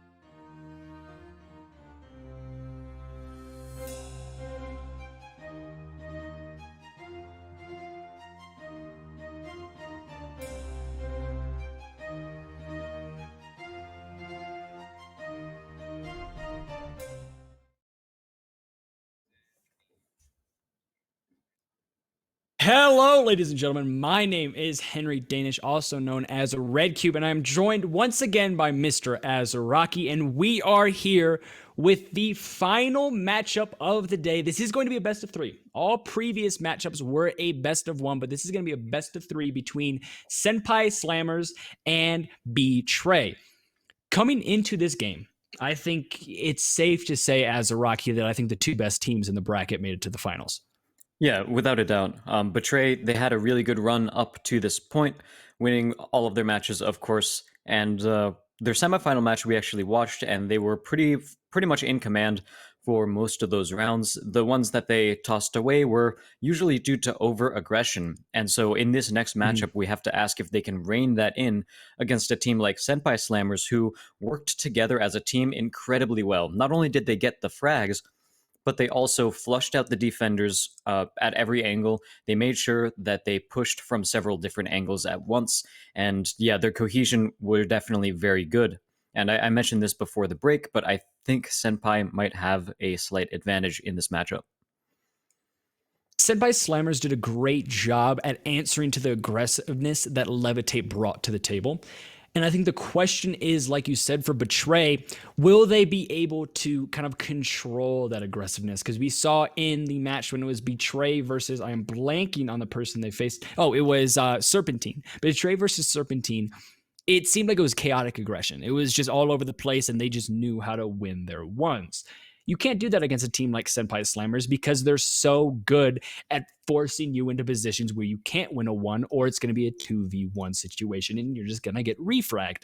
And that's where I think Betray really needs to step up in this matchup, because if they want to come out on top against Senpai Slammers, obviously, I think in terms of gun skill, I think Betray wins that out.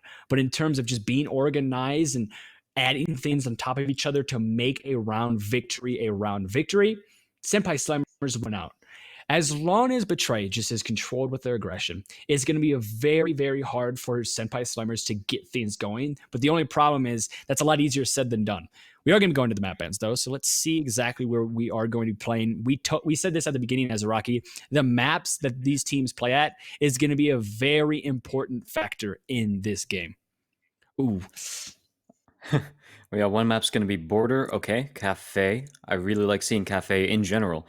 And I think so far we have one map that works really well for Betray, which is picked by Betray, and one that works really well for Senpai, which was picked by Senpai. So this phase actually makes a lot of sense in my opinion. Yes. This was like the perfect phase for both of these teams. I don't think any team won it out because Coastline, you can say Coastline is leaning towards that Border style of play where if you just run and gun and you get in there, you can win it out. But then you can also look at the tail end of things and say, well, Senpai Slammers were very strategic in the way they played Coastline, and they had a convincing win over Vitality, I think their name was. Not Vitality. It was Levitate. Why am I...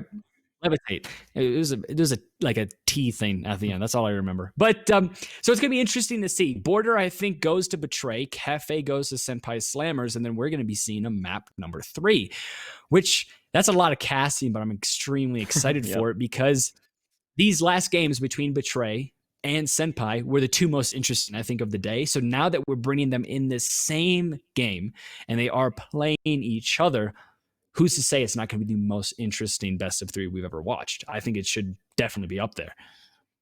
Yeah, absolutely. And so talking through a bit more about how these teams match up, of course, we talk a lot about Senpai Slammers. I think they have the gun skill to win some of these one-on-one fights against Betray, but Betray, of course, I think more often than not will win them out. But yeah, Senpai's strengths definitely come into. I keep going back to this point because it's a really useful one in my opinion, and that is the risk reward of some of the plays they make. 50-50 play versus a 90-10 play, where Senpai definitely favor the ones that are less risky but still give you a lot of control. I'm the one that immediately shoots out to me is where they used an Ash Charge to break open the floor behind someone playing behind the aquarium bar, and then someone was watching the angle immediately when they tried to rotate out. A classic demonstration of teamwork right there. It's a play that 9 times out of 10 is going to work unless the guy playing behind bar is super nutty and gets a flick shot on the door and then still manages to run out, even when the person below him is watching the angle too. So those are plays that I think Senpai lean in toward, and that's part of the reason why I give them a little bit of an advantage. But yeah, we both agree, and I think for the most part, a lot of people would say that Betray are favored to win this matchup as well, since they have a lot of brevity. They're known as this team to beat. They have a lot of high-ranking players on the leaderboards. But yeah, I think Senpai are going to break that chain, and I think it sounds like you do too. Yeah, I think Senpai, it's going to be interesting because if Senpai continue with this strategic play, if they continue with the plays that force the opposition into situations where it's a 2v1 constantly, or they can't get the kill, like you said, it's situations where it's like a 90 to 10%, where it's 90% you succeed, 10% you don't succeed. If they continue to kind of use those plays and plant that seed and make it their tree, they're going to be almost impossible to beat. But if you look at the side of Betray and they somehow throw off Senpai, they have the ability to do that. The way Betray plays can get you very angry very quickly because the first thing that goes through your head when you die to probably a player on Betray is, why is he peeking that? Why did he just wide swing me? Or why is he sitting there? And we saw that when Betray played. It worked very well. Some situations it didn't work very well because they put 3 bodies outside and just kind of were careless with it. But like I said, if they can just kind of control that aggressiveness, get into the heads of Senpai, that could be a done deal, and Senpai might not be able to recover. This is going to be a mental test as much as it is a mechanical test between these two teams. And I am also interested to see what Senpai Slammers ends up bringing to Border as well, because we talk about Border being this sort of rank star map, one that favors aggression, favors people who can win their gunfights. But when we watched Betray play against Serpentine on that map, it seemed like too far in that direction, if you know what I mean. We usually say it comes down to who can get the frags, because both teams know how to play the map very standardly. And so both teams can sort of break that standard play in certain ways. But we hardly saw any standard whatsoever on Betray. We got the armory wall open pretty much every time, but that's about the only standard part of that map.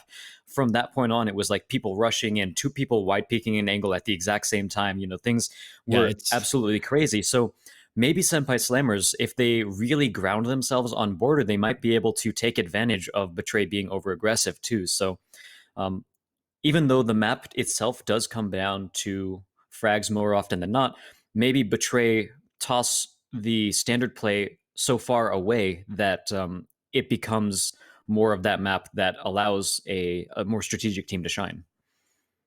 I agree. I think whoever wins, I don't want to say that. I say, let's just say Border is going to be a very important map, because if Betray can win it, I favor their chances to then send it to a map 3. I really don't think Betray is going to be powerful on Cafe, because Cafe is one of those maps where you could be the best gunner in the game, and it doesn't really matter because there's not as many strats developed on Cafe. As long as you have a consistent hold and a consistent push on Cafe, you should win it 9 times out of 10. And that's where I think Betray will fall. Then it goes onto a map 3, and then it's just up in the air. But if Betray can't win on Border, and then it goes to Cafe, the same applies, but instead of Betray being able to force it to a map 3, their journey ends there. So this first map is going to be extremely important. We've seen Betray on Border before. We've seen their mistakes, and we've seen their really strong play. So there's shortcomings, and then there's wins for Betray on this map. It just depends which is going to outweigh the other. Is Betray going to have a bunch of people wide swinging the same angle and lining up for Senpai Slammers?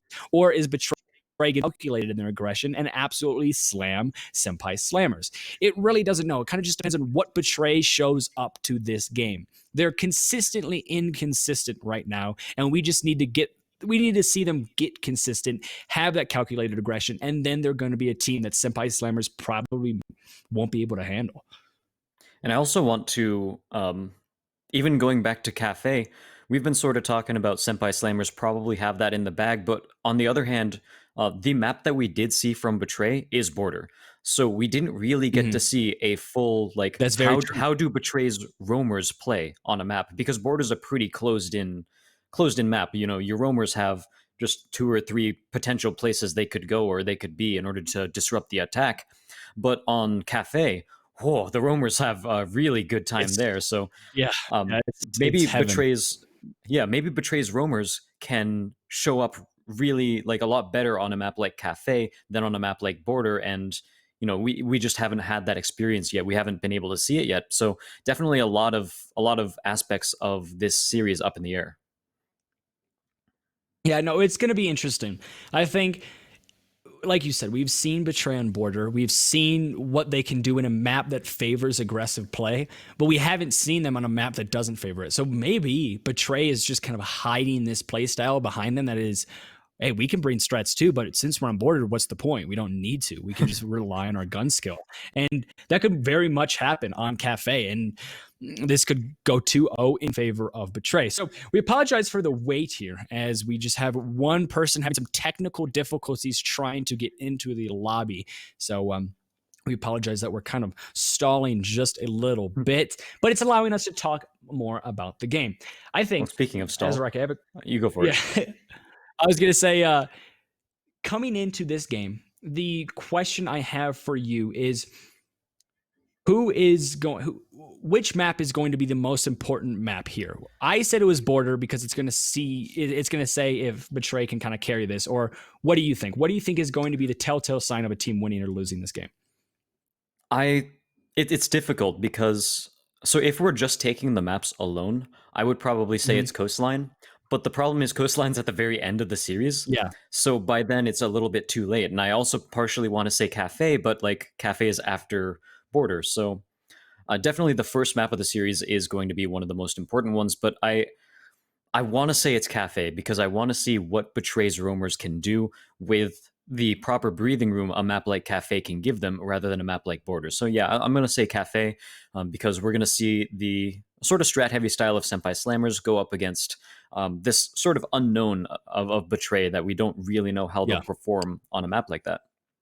I mean, the same kind of applies for Senpai Slammers. We saw them in Coastline, and they just said, let's go with the strategic way of things. Who's to say when they get on Border, they don't just fight fire with fire like we saw with the Serpentine versus Betray match? Fire. It could just be, it could just be extremely explosive. But it looks like the players are all in the lobby, and we are going to be able to hop right in here very, very shortly. Again, we apologize for the wait, but it's going to be the best of three that is starting. The first map going to be Border, and it should be a treat. We have the strategic Senpai Slammers versus the extremely aggressive Betray Esports. So it should be fun all the way around. And yes, we are going to be hopping in very, very quickly here. Whew. Let's get ready. The average round time for Betray Esports game that we saw on Border was like half the average round time of any other team on Border. It was crazy. You actually mentioned before. Was around. Go ahead. You mentioned before that you would have wanted to see Bank stay in the rotation instead of Border, and I sort of agree with that too. Where do you think the new Oregon's going to fall into place? If I see a map tossing a curveball all of a sudden, if I see a map that's going to leave, it's going to be Border. I think this is Border's last season. If it's not, I'm going to be incredibly shocked. I think the new Oregon takes Border's spot. I think that's what it's going to be. I've only played the new Oregon like twice in ranked because no operator ban that's a weird start. Okay. But the one thing to say about the fact that there's no operator ban is that if an operator gets banned, it gets banned for both teams. So in that case, it gets banned for both teams and both teams switch sides, right? If you look at a MOBA, you only play one game per set of bans. So you're usually target banning a strategy or something like that. But in Siege, you obviously switch sides. So if you ban an attacker, then both teams can't use that strategy. So could be a tactical thing. Maybe they want to leave all the cards on the table. But yeah, definitely weird that there's no ban. No bans, the one thing that you can say is strategic about them is that it keeps the doors open because you aren't losing anybody. You aren't going to have to deal with not being able to play, for example, Maestro or Nomad, like now you are. So it leaves the doors open. I don't think there's going to be a no ban here. I'm hoping that Echo gets banned or maybe even Mira. Just something that you don't want to deal with. Yeah, the timer ticked down. So. Yeah, if it's another no ban, I would be shocked. But Ella ban, I don't know. I've never seen Ella banned. This is the very first match I have ever casted where Ella was banned. Not since the Scorpion was ridiculous and had no recoil and like a 50-round mag, but yeah, right. Yeah, those are like 2 years ago days. So that's just okay. That's just a very interesting bans there from Betray. So Betray being the blue team, they ban out Nobody and then an Ella. If you look at the side of Senpai Slammers, they ban a Nomad and a Maestro. And I think that speaks volumes to the playstyles of these two teams. Whereas one bans are kind of all over the place, the other is extremely strategic, and it applies to the way the teams play. It's extremely strategic, get rid of the Nomad, get rid of the Maestro, and that's going to be Senpai Slammers. All over the place and super aggressive and just kind of in your face, not banning anybody and then banning an Ella. That's going to be Betray. So, Attackers need to locate and defuse bombs. just interesting. That's all I got to say. Very interesting. yeah, absolutely interesting. And we'll see what they decide to do as they are starting on defense, which is... You have a little bit more creativity with how you be aggressive on defense as well, because, of course, as the attackers, you're supposed to be aggressive. You are the ones who need to get to site, and so you're going to be aggressive in one way or another. It's just a matter of how far that dial is turned. Meanwhile, in defense, you can either play super heavy back on site, or you can start trying to spawn peek and run out everything. So there's definitely a wider range of aggression that you can pull when you're on defense. And so far it looks like a pretty standard setup. The bandit batteries are not on that wall yet, but okay, so Mishka is going to put his batteries over on office and then rotate back over toward armory in order to try to trick it once the hard breachers come closer. So that's a pretty standard bandit play there. And we can see it's going to be the Thermite Thatcher duo, most likely going to try to get that armory wall open as soon as possible. Gain control of break room and also security is a main objective from the attackers. And while the defenders haven't invested any bodies or any utility into break room at all. So it should be fairly easy to get control of that extremely important part of the map very early on, which is great to see when you're on the attacking team. The question, though, is if you're on the defense and you give up that control this quickly, how long can you hold down the site? Because basically everybody from the side of Betray is going to be on site and or an off-site anchor. As Mesmerize is able to find the first kill, that's going to be the one lone roamer downstairs who's now going to waddle his way back up metal. He's able to get a kill onto the Zofia. So no stuns and no impacts for the attackers, and that's going to be a very huge kill for the defenders. And again, it's that aggressive play, getting an early pick, proving to be very, very good once again. Ooh, early C4 goes out, and tries to vault over the pillbox, is not going to work as Vale ends up taking him out. It seems like he's just going to back off for a second off of this angle, but here's more aggression as they end up pushing in. Nobody's checking behind pillbox. He crouches and unfortunately doesn't take the kill, but Blazin does get refragged. I think from down below, yes, that is going to be Cam taking out the kill there, as Brian gets a kill onto Devsky as well. Mesmerize trades it back over on his side as the lone member left for the side of Betray. He gets another kill as well, shooting through the soft wall. Thinks there's someone behind pillbox, but that is not the location. Pre-fires going out from both players, as Akutis has full health. He will potentially win this, as he just needs to get one body shot. Even a leg shot at this point would probably do it, but Mesmerized is still staying safe. The EMP charge to burn out any utility and maybe disable the sights of Mesmerized as he pushes in now behind pillbox. Really patient play from Mesmerized, peeking around the corner, giving away his position. He knows that Mesmerized has not rotated around yet. Akuti is getting taken down really low himself. This is a very tense 1v1. Plant going down. Is it a fake? However, it sounds like it is not. Actually, he goes for the fake. Claymore goes down.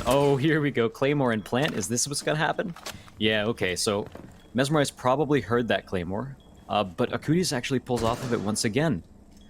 Akuti's playing this a little bit aggressively. 17 seconds left. The more time he wastes, the worse it gets for him, as he actually decides to push forward. Mesmerize hears it. Mesmerize peeks around the corner and he gets the kill. Betray, in a very tense one-on-one that lasted almost a full minute, will finally take the ground into his favor.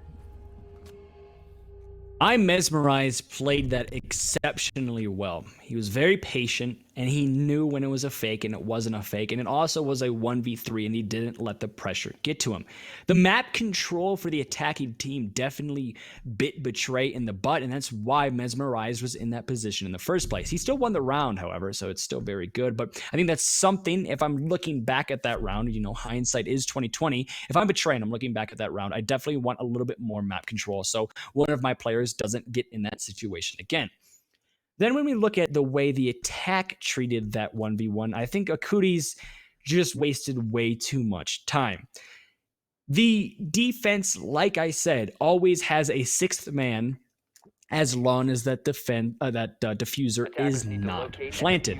Akutis kept faking it, and then it came to a point where he couldn't fake it anymore. And you know what they say, pros do not fake, and there's an actual good reason behind that, and that's the exact thing we just saw.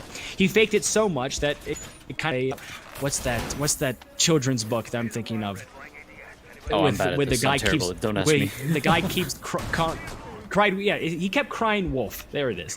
He kept crying wolf, and it just turned into a thing where the defender just did not care at that point. And then the moment it was brought down to about 5 seconds, well, you have to stick the plant or you have to go for the kill. I'm Mesmerized, recognized that, and just wins his one. So pretty misplayed there from Akutis, and just great play there from I'm Mesmerized, but there's still a lot of things that Betray needs to do if they want to continue getting rounds on top of Senpai Slammers, because once you look at the round as a whole, I think there was Senpai Slammers, but wow, a nice spawn peek there, and we can see that the aggressive play that we were expecting from Betray is definitely continuing. Yeah, last thing I want to touch on about that 1v1 with Akutis is that I very much expected him, as soon as he planted that Claymore, to start basically sticking the plant and making sure it goes down fully, because at that point, Mesmerized needed to peek a much wider angle if he were to get an angle that doesn't trip the Claymore, so I think he was definitely safer to make that sort of play there. And unfortunately, it didn't work out, but in terms of this round, we already see Mishka getting a kill onto Brian. That's the IQ down. So not going to be able to take out the Echo drones, which is going to be huge, and potentially going to win the round toward the late game if another plant starts to attempt to go down, as he can easily deny those. Blazin, I really like this play here, but he just wasn't expecting someone to peek wide from the other angle and just barely out of range of the shotgun kill. As now we see Senpai Slammers evening it up. That was a really smart play there from Blazin. I was actually not even expecting the Habana to peek that. I was expecting the person on his left side to come wrapping around the corner, and that would have basically been a free kill. Talking about a free kill, we see Mishka is able to find his second on the round. He also destroys the drone for good measure, and he continues his dominance downstairs, and it's just an absolute nuisance for this attacking team. The problem right now for the attackers is not only do they not have control, but it seems like they're just playing extremely passive. But just as I say that, Akutis is able to get a nice kill on the Echo. Of all people that you want to stay up for as long as possible, the Echo is going to be number one. The fact that he's dead first is going to hurt the defense quite a bit because they can't directly deny that plant, and they also don't have the intel, but there is still a minute to work with here. So they could get another pick here, and they could just try to force time to run out, but things are getting a little bit scarce for this attacking team because they seem to be, again, just a bit all over the place as of right now. Cam goes down. Unfortunately for the side of Betray, however, it is immediately refragged, and the down isn't even confirmed, so Cam will get picked up, and at this point it's a 3v1, but we saw last time Mesmerized in his own 3v1 was able to take the victory there. So now we do see a Wamai. He's got an AR, which is always a good sight when you're a defender. And we'll have to see what he can do to clutch this round out, but walks right into the sight of Akutis as he walks past the the workshop hatch. And that is going to be it. Senpai Slammers bring themselves back up on the board and tie it up at 1-1. I think the mistake there from the side of Betray is the fact they didn't capitalize on the confusion from Senpai Slammers. Senpai Slammers lost a very important IQ extremely early on. Then they tried to clear out up top with about 40 seconds left. Instead of rotating back down to site, which would save two people's lives and also waste a decent amount of time because the attacking team is looking for people upstairs that have already rotated, they instead continued to stay upstairs and continued to be aggressive. That's an example of where too much aggressiveness is not good whatsoever, because if Betray just rotates to site in that situation, they have so many more bodies to work with. They have so much more utility to work with. And it's also a 3v3. A 3v3 is a lot easier than a 3v1, no matter which way you look at it. So just a misplay there from Betray, getting too aggressive in a time when they really didn't need to be. Yeah, especially, like you said, they could have rotated back down to site really easily, and they could have played the angles and made sure that Senpai Slammers would just waste more time upstairs trying to clear people out. But unfortunately, it didn't work out for them, and now we're heading down to Ventilation Workshop once again, as Betray try their second hand at probably the second most viable site on this map. Recently, we've been seeing some teams try out more. I say recently, but like a year ago or something. Teams have started to try more bathroom and customs. So at this point, even those sites are pretty well played out. And so people are starting to revert back to the main two sites, and there's absolutely nothing wrong with that. In terms of their defensive setup, it looks pretty standard as well. A lot of utility to clear through with both the Valkyrie cams and Echo drones, or Echo mines. And we also have some ADSs that will have to be burned out before any big utility is used, but it doesn't look like there are any frag grenades on the side of Senpai Slammers, so those ADSs are actually going to do almost nothing. Basically just stop some of the Zofia charges is the only thing they can do here. Yeah, as we are going to see not too many bodies invested up top. You're going to have that bandit, and wow, that worked. That is a huge little piece of utility that was eliminated by the bandit there. But like I said, there's not too many bodies up top for the defense, and it results in situations like this where Brian can just wait and watch the rotate in a situation he probably shouldn't be able to do this easily. He has no contestation, nobody even knows he's up there, and he's just going to be sitting pretty waiting for a free kill. And Mishka does know he's up there. I don't exactly know where that intel is coming from, but Brian has been sought out after. So you could potentially see a rotate come out from one of the defenders, but I don't think it's going to happen. I think right now it's just the idea is to be as patient as possible and wait for Brian to force him to rotate into the site, which I like a lot better, but I Mesmerize is going to be the one going for the flank, and he does it perfectly and takes down Brian. Perfect call there from Mishko, letting my Mesmerize know that there's somebody up there primed for a flank, and it works out perfectly. Half the round gone, the attackers haven't gotten too much control, and they also just lost a body. Things are not looking good for Senpai. And Betray are playing pretty differently than what we saw in their match against Serpentine.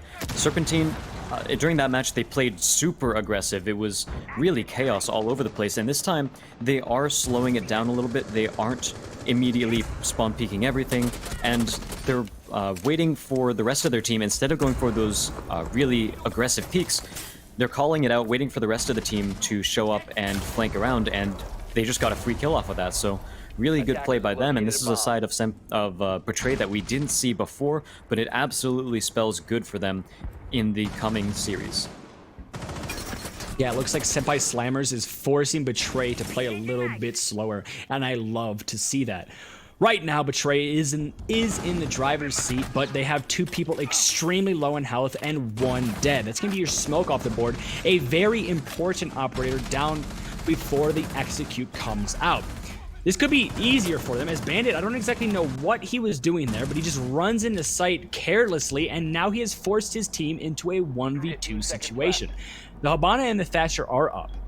They do have the diffuser in their control, so it looks like the could come down, and it definitely does. Shots are going to be riddling out, and just like that, it's going to be the blue team that gets the down and gets the round.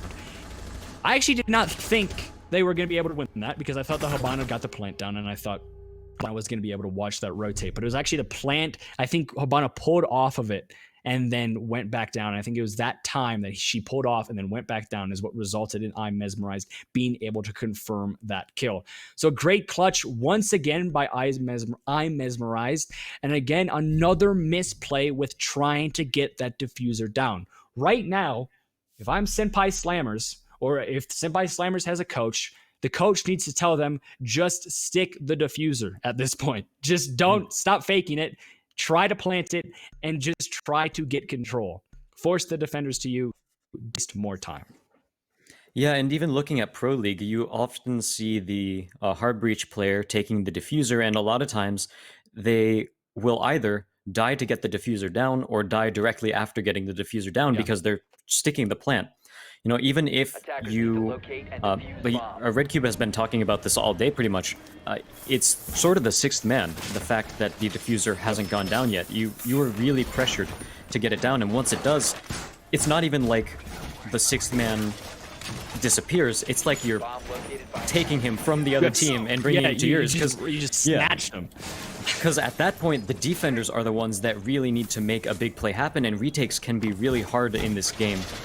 So definitely want to see more emphasis on putting the plant down. I absolutely agree. But as we turn to the next defensive round, we are allowed to go all the way back upstairs to Armory and Archives, which last time it was a really close match. It was the one where Mesmerize clutched a 1v3. It ended up with a very long and extended 1v1, so Senpai Slammers absolutely still have a chance up here. That skin on the pistol is so cool. I've never seen that skin before. I don't know what Mishka is using on the pistol, but that is a beautiful skin. And I'm going to try to message him after to try to figure out what it is. But we are, like you said, the last time we were on this site, the Senpai Slammers were kind of somewhat ever-see. They had a 3v1, and then I'm Mesmerized just went absolutely huge and was able to clutch it up. This time around, though, I'm hoping that Senpai Slammers can continue that control throughout and try to make this a little bit of a closer match. The difference being here is the fact that Senpai Slammers hasn't lost a body early. Every round prior, it seems as if Senpai Slammers is starting out in a 4v5 because you have Mishka running out, I'm Mesmerized running out, or somebody just making an extreme play on the side of Betray. That didn't happen here, and that could easily be the difference. Mishka almost gets taken out from the floor as a soft destruction ends up flushing him out, but he's actually still going to be able to trick the first piece of utility from Vale. It will get shot out by the EMP, but Mishka actually trying to peek the angle, runs back over here behind the pillbox, knows that it's soft breach as well, so really good play by Senpai Slammers to basically make sure that there's no place for the defenders to stand, and right here, yeah, you watch that they have to back off of this angle. There's no place for them to feel safe, especially now as that wall gets open, so even though Vale ended up with one exothermic charge tricked, it doesn't really matter because at the end of the day, he did end up getting the armory wall open. And just like that, Bandit goes down as he just gets caught out in between a rotate.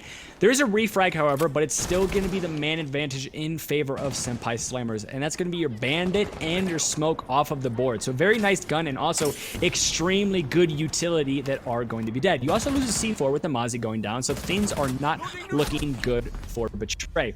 They do still, however, have Mesmerized up, and we've seen him do this before. It has a clutch gene, and unfortunately that gene did not just get activated there. And finally, Senpai Slammers, they continue the control that they have in the early round throughout the entire round and are able to secure a victory, making it 2-2. Yep, and Akuti's getting a bit of revenge there as he closes out the round on Armory, this time with a frag onto I'm Mesmerized.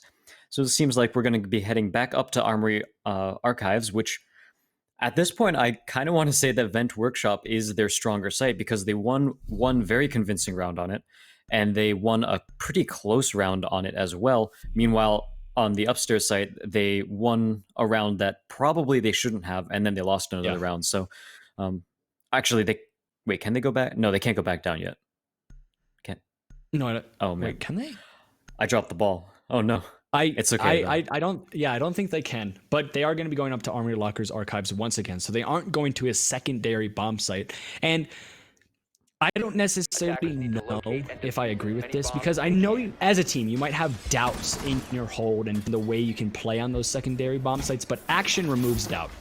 If you can play one of those sites convincingly, if you can get a win on either of those sites, you've opened up the doors for so many different things, because instead of always going to Armory or always going to downstairs and making it very predictable for the attacking team, if you can have that third bomb site, or sometimes some teams in Pro League, actually a decent amount of teams in Pro fourth bomb site in their back pocket, you make the attacking team, they're constantly guessing. They don't know where you're going to go. Obviously, they're probably going to guess at 50 out of 50, so 50%. I'm really struggling with that drone right now. But basically, I'm saying is if you can open up your site rotation, it makes it very, very difficult for the attacking team to get anything going because they don't know where they're going to be attacking. They might not bring the operators, they might not bring the best operators for certain situations, and it's just going to throw them off a decent bit. Now, Miami has decided to take a clash this time around for this defense, which is absolutely a shake-up that I think helps prompt them to go back up to this site. You know, usually if you lose a site, you want to change something up, whether it be the site or your operator lineup, and this is definitely a change in lineup. Will it benefit the aggressive play? However, Mishka actually runs out and takes one member of the team down. I think that was down there by the rotate outside of customs. So it's unfortunate for Senpai Slammers to already lose that, but on the side of Betray, they are absolutely happy with that frag, and again, the aggression from Betray working out incredibly well, and Mishka critically didn't get over-aggressive. He didn't try to go for a second kill. He didn't try to kill someone who tried to refrag. He is all the way back into Workshop right now, and at that point, he's just more of a nuisance, and he's wasting more time for Senpai Slammers. Yeah, and he also didn't lose a lick of health, so a very good play by Blazin. Oh yeah, no, it was Mishka, you were right. So a really good play by Mishka, as well as the fact he still has a C4 on the board, but just as I say that, he is dead. So Cam is able to find one onto the Valkyrie, so gets rid of the C4 and also gets a refrag. It's a very late refrag, but it's a refrag nonetheless. But time is ticking away, and you still have to deal with this Ashe, as well as the Bandit tricking. So Bandit's gonna actually play this quite aggressively. Tries to go for this C4 again. He's done it before, and it resulted in him dying. This time he doesn't die, but he only did a kill, so that's progress being made slowly but surely. And now we're gonna see most likely the execute coming. I don't know what Blazin was doing right there, but he decides to wide swing. He is able to find one kill, but gets immediately traded, and now is effectively a 3v3, but Brian is down about 1 health. He trips over his shoelaces, he's dead.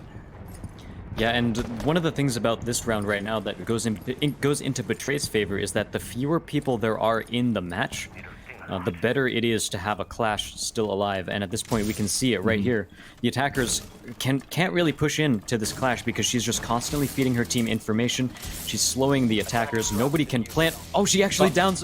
Brian, why are you trying to peek with such low health? Trying to get picked up and actually going to switch weapons. How is that going to work? Miami peeks around the corner, gets both of them, as Senvale tries to pick him up, and that is disastrous for the side of Senpai Esports. And now we're in a 1v3. One of the three is Clash, and at this point, he has to hope. No, yeah, Clash sees him. There is no chance for Cam to win this unless Betray absolutely throw this round, and it doesn't look like they're going to. They're all playing patiently. They're playing safe.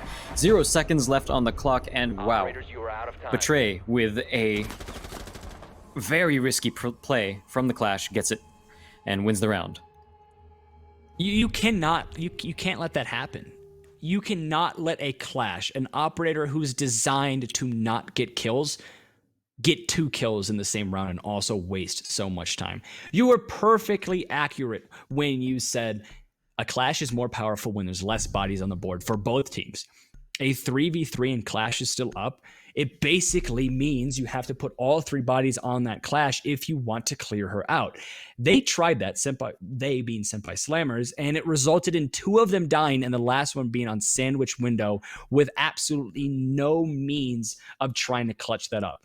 He smartly just saves his Siege GG and just waits and doesn't die. But in the end, it's just Betray walked all over Senpai Slammers in a situation where Senpai Slammers definitely should have had the control.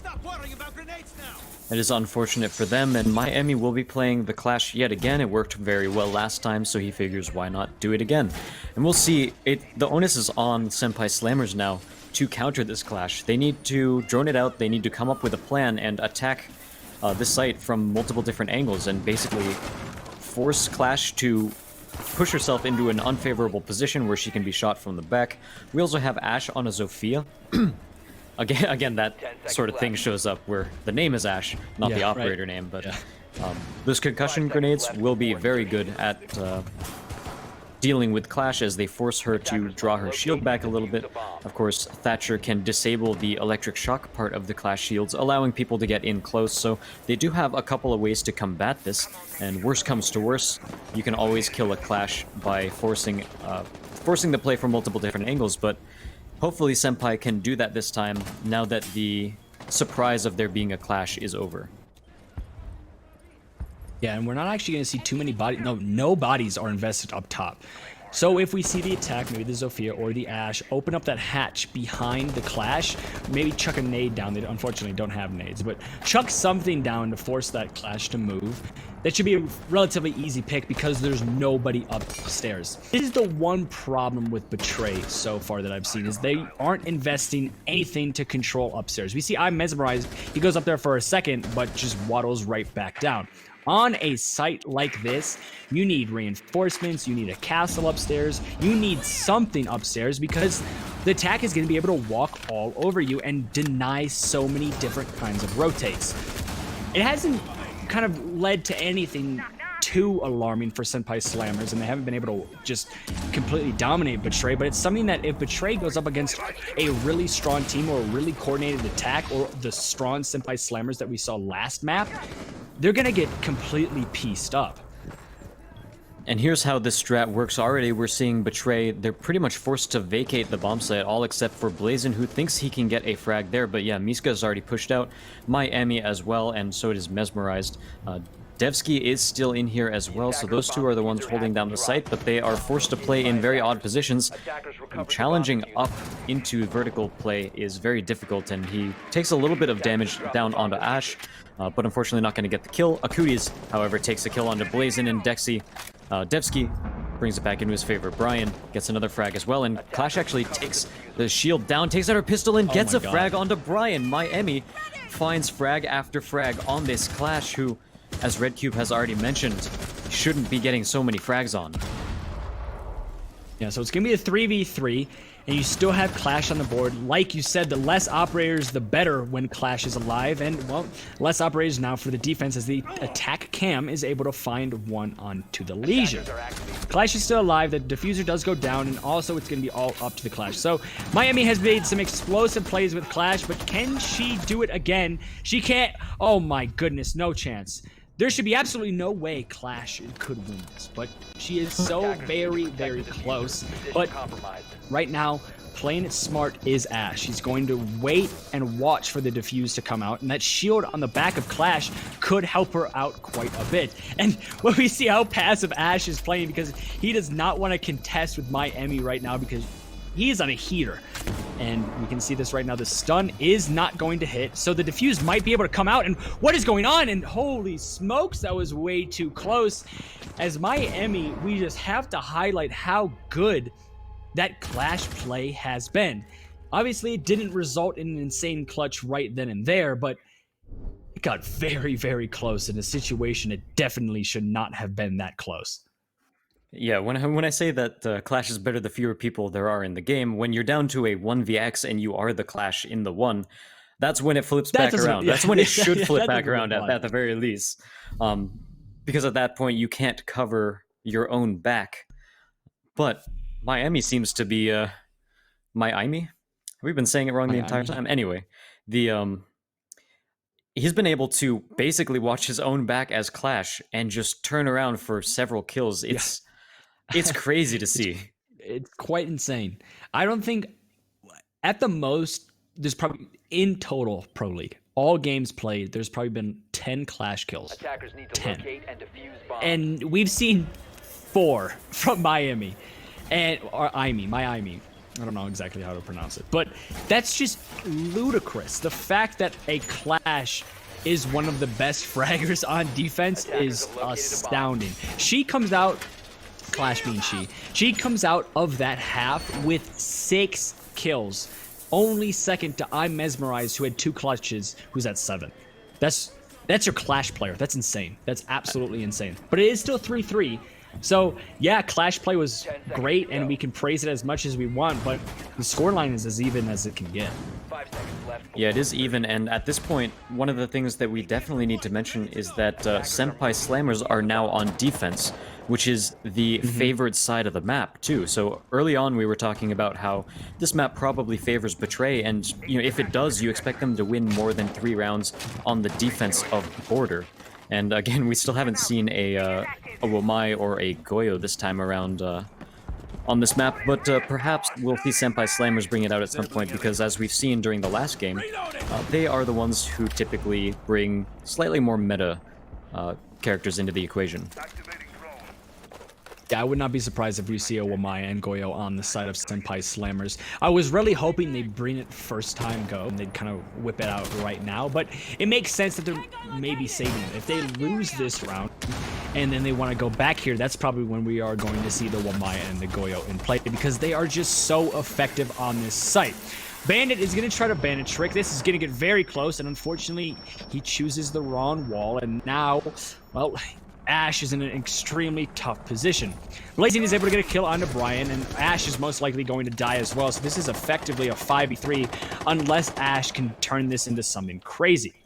Yeah, and unfortunately we're not seeing that quite yet, but on the other hand, there is a lot of control for the attackers as they already break their way into the armory site. No Goyo shield, unfortunately, to prevent this, but do they actually know that Ash is here? No.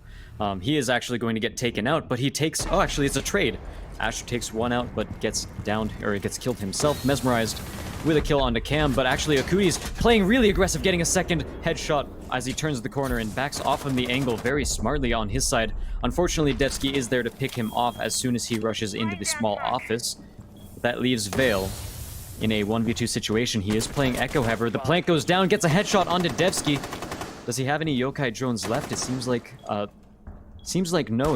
He's gotta fight this with his guns themselves.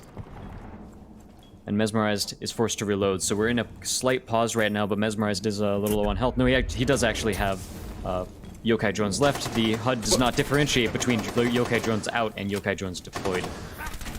But we will see shots traded back and forth. Vale takes a little bit of damage.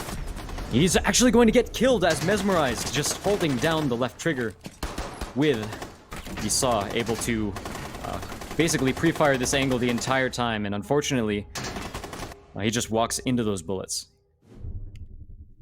Did that Echo drone get shot after he sonic boomed him? I don't believe so. I don't think it did, right? I don't know why Senvale would leak that then. I think if you have the intel from the Echo drone, wait for the pings, wait for the callouts from your team, and if that person pushes you, you're going to be the one in the advantage. But that's not what happened. Obviously, we're not in the team's comms and we don't know exactly what's going on. So there could have been something completely out of Senvale's control that forced him to take that gunfight. But again, trying to take a gunfight against the Saw that is just going to be ripping it for about 15 seconds right where you are is no easy task. So unfortunate there for Senpai Slammers, as I feel like that definitely was a round they could have won, but again, I'm Mesmerized has that clutch gene and clutches up in a 1v1 once again. Yeah, so many clutches that we see out from Betray. It just happens over and over and over again. A lot of it comes down to I'm Mesmerized. And in this case, you gotta commend Betray for their raw fragging potential, their clutch potential. When the pressure's on, they absolutely bring it.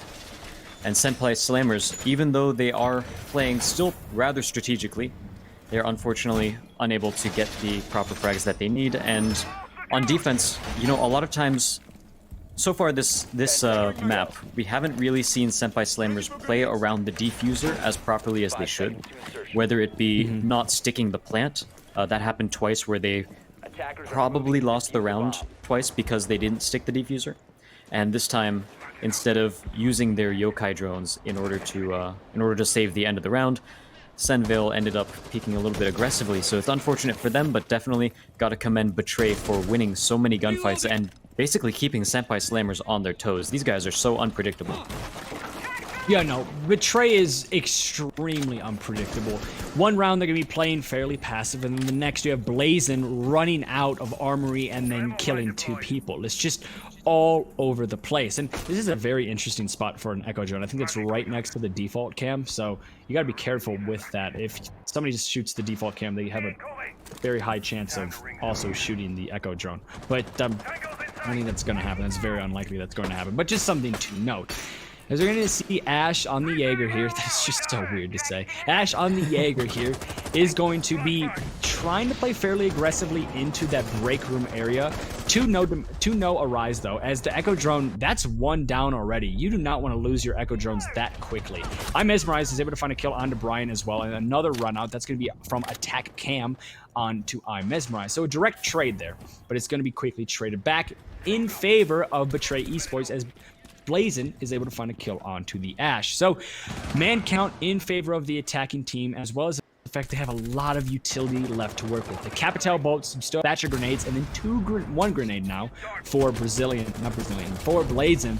That's a lot they can do, as well as the fact they also have the 4-to-2 man advantage. Just running through the smoke. A smoke assassin like Stewie 2K and CSGO is going to be the Legion, and now it's all onto the shoulders of Cam. Cam tries to push up. He's most likely going to get fragged out here, and Betray is able to get their second attacking round in a row. Unfortunately, you hardly ever want to sprint when you're in a 1v4 situation, but he gets caught with his gun down, and unfortunately that means he will get killed and will have no chance to clutch out that round. And meanwhile, we're sitting at a 5-3. Betray are about to force match point, and they are on the attacking side as well. So already winning 2 attacker rounds on border when the sides switch is a very good look for them. And Senpai Slammers, they absolutely need to buckle down and try to figure out how they want to counter this play.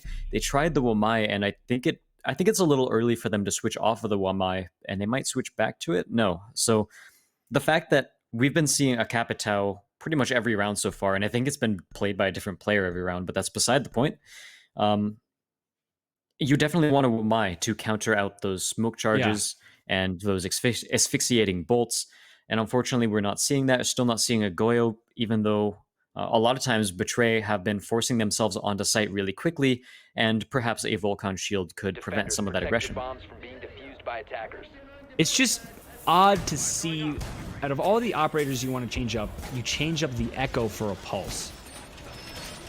You could have gotten rid of the Vigil and swapped that for a Pulse. You could have gotten rid of the Jaeger, maybe swap that for a Pulse. I'd rather swap the Vigil because the Vigil doesn't bring too much utility that helps the team, whereas the ADSs can definitely help your team. Oh, he hasn't even brought that up. Oh, wow.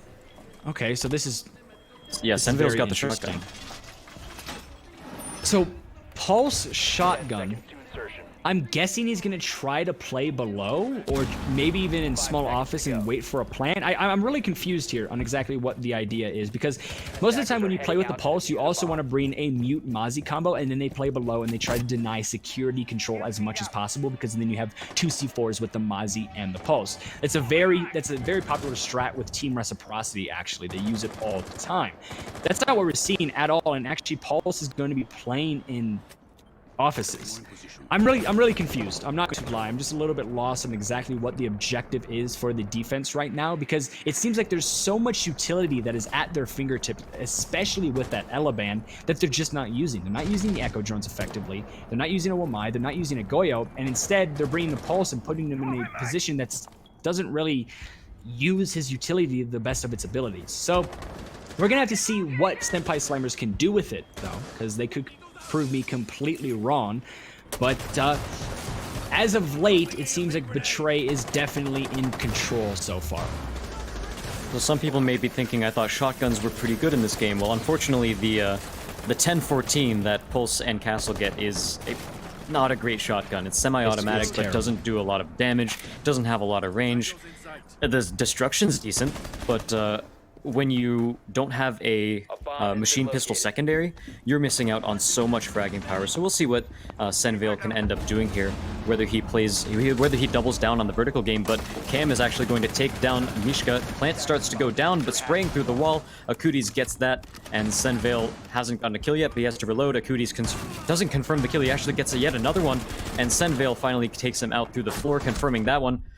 Just tries to peek a really long angle with the shotgun. That is exactly why, probably a situation where the 590 might have gotten a kill, but absolutely not the 1014. As we are going to see a little bit of a rotate from the defender as the Valkyrie decides to go back downstairs. Senveil played that fairly well.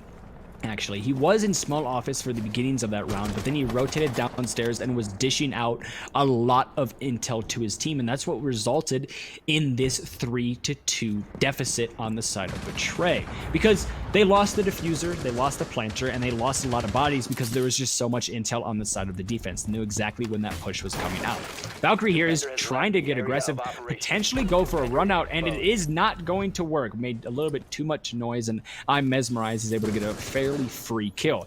Jumping into Sandwich is going to be I'm Mesmerized, and Blazin is able to get a kill onto Attack Cam, and a round where it looked like Senpai Slammers should have won 100% won is quickly lost. Major misplays on the defense there. In a 3v2 situation, the last thing you want to do is get aggressive and run out and peek, and unfortunately, well, the side of Senpai Slammers didn't get that message, and I'm Mesmerized once again in a clutch situation, this time with a buddy, is able to secure a round for Betray, putting them on to match point. Yeah, it's definitely really tough when you're in that situation to go for a run out, especially if the door isn't already broken, because they're absolutely going to hear that, and even if it is, a lot of times attackers put their drones outside to watch for those runouts, so the people who are dead can call out those angles and make sure that they spot anyone who decides to go for an aggressive play, and at that point it becomes a pretty easy job for whoever's repelling to just watch a certain angle, because when you're peeking as a defender, you're not exactly sure which vertical level the attacker's on, so it's just another step toward the amount of time it takes you to properly aim at them. So unfortunately, that run out did not end up working, but Senpai Slammers, as you mentioned, had a few other things go wrong with them for that round as well. Some of it coming from Senvale getting really aggressive, peeking around a corner pretty far away from the armory wall and trying to take a fight with the M1014. Maybe if he had the pistol out, he would have had a little bit more luck, but that shotgun absolutely does not have the range to take someone down from so far away. And then, of course, on the other side, the rest of the team ended up getting droned out. They got flushed out on their own, basically, and so it didn't end up being too effective aside from the anchor kills that were confirmed by Senvale below. And we said this in the pregame, we said Border is going to be an extremely important map match in this series. And right now, Betray looks very, very comfortable. And Senpai Slammers, this looks like a completely different team than what we saw earlier today. Senpai Slammers, when they were on Coastline, were super organized. They weren't making these careless mistakes that we're seeing constantly in this game. And I think Betray has just completely thrown off their mental fortitude, their mental attitude, and just their mentality in general. Because, again, like I said in the pregame, this is just as much about mechanical skill as it is about mental skill. And right now, well, Senpai Slammers is losing both of those battles. And speaking of losing those battles, another gun duel will go out in favor of Miami. He has been showing up pretty big, not quite as much as Mesmerized, who's been really the clutch player for Betray, but there's absolutely nothing to understate about Miami. Meanwhile, another kill goes down. This time it's Senvale getting a trade onto Blazin, so that evens it down to 4-4. Sledge off the board. That's some frag grenades you're missing, as well as a lot of soft destruction. And I want to see if IQ or Thatcher has taken the breaching charges, because that is basically the only source of soft destruction left for them. Meanwhile, Senvale actually gets another kill. Miami goes down to a headshot, and this guy, when he's on a good gun, he actually frags out quite a bit. He's going for yet another kill, challenging the vertical play, which is something that's very hard to do, but hey, he's gotten 2 kills from it so far, looking for a third, not able to find it quite yet. Peeks back and forth, another, no. Almost gets it. It looked like the heads lined up, but it must have been right behind a bar. Meanwhile, the rest of his team is going to fall around him, but Cam has something to say about that as Mesmerize gets taken down by the Vigil. Now we're down to a 2v2 with the attackers. They have a decent amount of control, but the health bars are unfortunately not in their favor, as Devsky is one shot from anything away from dying. Here comes a hot drop as Mishka, he drops down the hatch, doesn't quite see where the defender is, and he's actually going to get taken down by Akutis. And now it's a 1v1 as Mishka takes out Akutis in return. Now it's at the Vigil against the Thermite. Vigil's probably got the better gun here, but Mishka just flicks over, guesses where Vigil's playing, and wallbangs him to death. Take a look at this shot. Beautiful. That's a great shot. Great shot there by Mishka. And just like that, that's how Betray closes out the map. Border was arguably the most important map in this series, and Betray take it with, well, relative ease. A 7-3 victory for them. Senpai Slammers, there was moments of brilliance and moments of them looking like they had control, but it was small mistakes and kind of stupid mistakes, if I'm being honest, that lost them that game. There was a couple times in that game where we saw Senpai Slammers, they have the man advantage. Time was ticking away, and all they needed to do was stay up. And then it's just over peaking, over aggressiveness, and over zealousness that resulted in Senpai Slammers losing that out. And again, trying to fight Betray with aggressive play, probably not the best thing to do. Yeah, and Betray, they were packing on the aggression, absolutely. And so Senpai Slammers, I think, definitely could have done more to take advantage of that. So yeah, that map, we talked about it being a really important one, and I think it does sort of spell what's going to happen for the series. Originally, we predicted Senpai Slammers would probably take the series in general, but now I'm starting to think Betray will, because like you mentioned toward the end of that last match, Senpai Slammers, they don't look like they're on the same form as they were in their other match. And that's all I have to say. No, I 100% agree. It feels like if the Senpai Slammers that we saw before showed up to that map, it would have been a lot closer of a game. But something wasn't clicking, their mentality wasn't in the right spot, and their head wasn't in the right spot, and it resulted in a thrashing from Betray. Betray, they looked as comfortable as could be. And again, it's just on the back of just wild mistakes and wild plays from Betray. The mistakes that we saw, just to name one, that Clash being able to get a 2K to clutch out the round on somebody picking up another person. It's like you should not, that should never be a problem whatsoever. Then we saw it was a 2v3. You had I'm Mesmerized, and I think it was It's Emmy were up. The defense was Senpai Slammers, and then we saw Valkyrie run out, and then we saw another person try to peek into Fountain, and it just resulted in two people dying, and then it was effectively a 2v1. Why are we peeking in that situation? You are the defending team. The diffuser is not down. All you have to do is stay alive. And again, those mistakes, they add up, they add up, they add up. And not only does it result in rounds being lost and people dying, but it results in matches being lost. And that's exactly what happened here. So 1-0 right now in favor of Betray. And if this was a best of one, the game would already be over. But thankfully, it's not. And this is a best of three. So we will be going on to map number 2, which is going to be Cafe. I don't think we're going to be going to a break. So I think we're just going to be talking here for just a little bit. So yeah, we are not going to a break. We're just going to be waiting on a couple more players to get ready. And as a Rocky, my question for you is, based on what we saw from Border, the same aggressive play from Betray definitely translated from the early matchups. What is your prediction going into Cafe? So Cafe, I think at this point, I think I'm going to flip around and say it's probably going to be Betray winning that, because a couple of things compounding for that. First of all, Senpai Slammers, we've said it a couple times, but their match against Levitate was incredible. They used so much teamwork and they were really on the ball there. But this round, they just ended up falling apart more than anything. And even like some of the rounds they won, they started relying more on individual play, which is something that I definitely didn't expect from them. Like Akuti's flank or pushing really aggressively around the corner into Armory, getting 2 headshots. It's hard to predict that for sure, but it's also hard to rely on it too, because Akuti's, he tried the same thing 4 or 5 times that round or that match, and it worked 2 or 3 times. So it's definitely sort of a feast or famine thing there, instead of relying on those strats that we saw them pull out on Coastline. Another thing, Betray, having won this match, and in a pretty convincing fashion, they won most of their attacking rounds too. I think that's got to hurt the mentality of Senpai Slammers too. When you're going up against such an aggressive team and they're winning most of their gunfights, especially it's Aimi taking the Clash and beating you with Clash. There was that famous thing from Canadian, I've got the worst gun in the game, and I'm really old with the worst gun in the game. You're playing Twitch. Yeah. I think Clash has something to say about you're that. Playing Twitch. Yeah, right. No, I 100% agree. That was a very Canadian moment. And if Canadian was in that situation, I'd probably expect the same speech and the same language from him in that kind of exact same spot. But the one thing we have to talk about is it seemed as if Betray were the ones that dictated the playstyle. Once Betray started kind of getting things rolling, it seems like Senpai Slammers was trying to imitate Betray.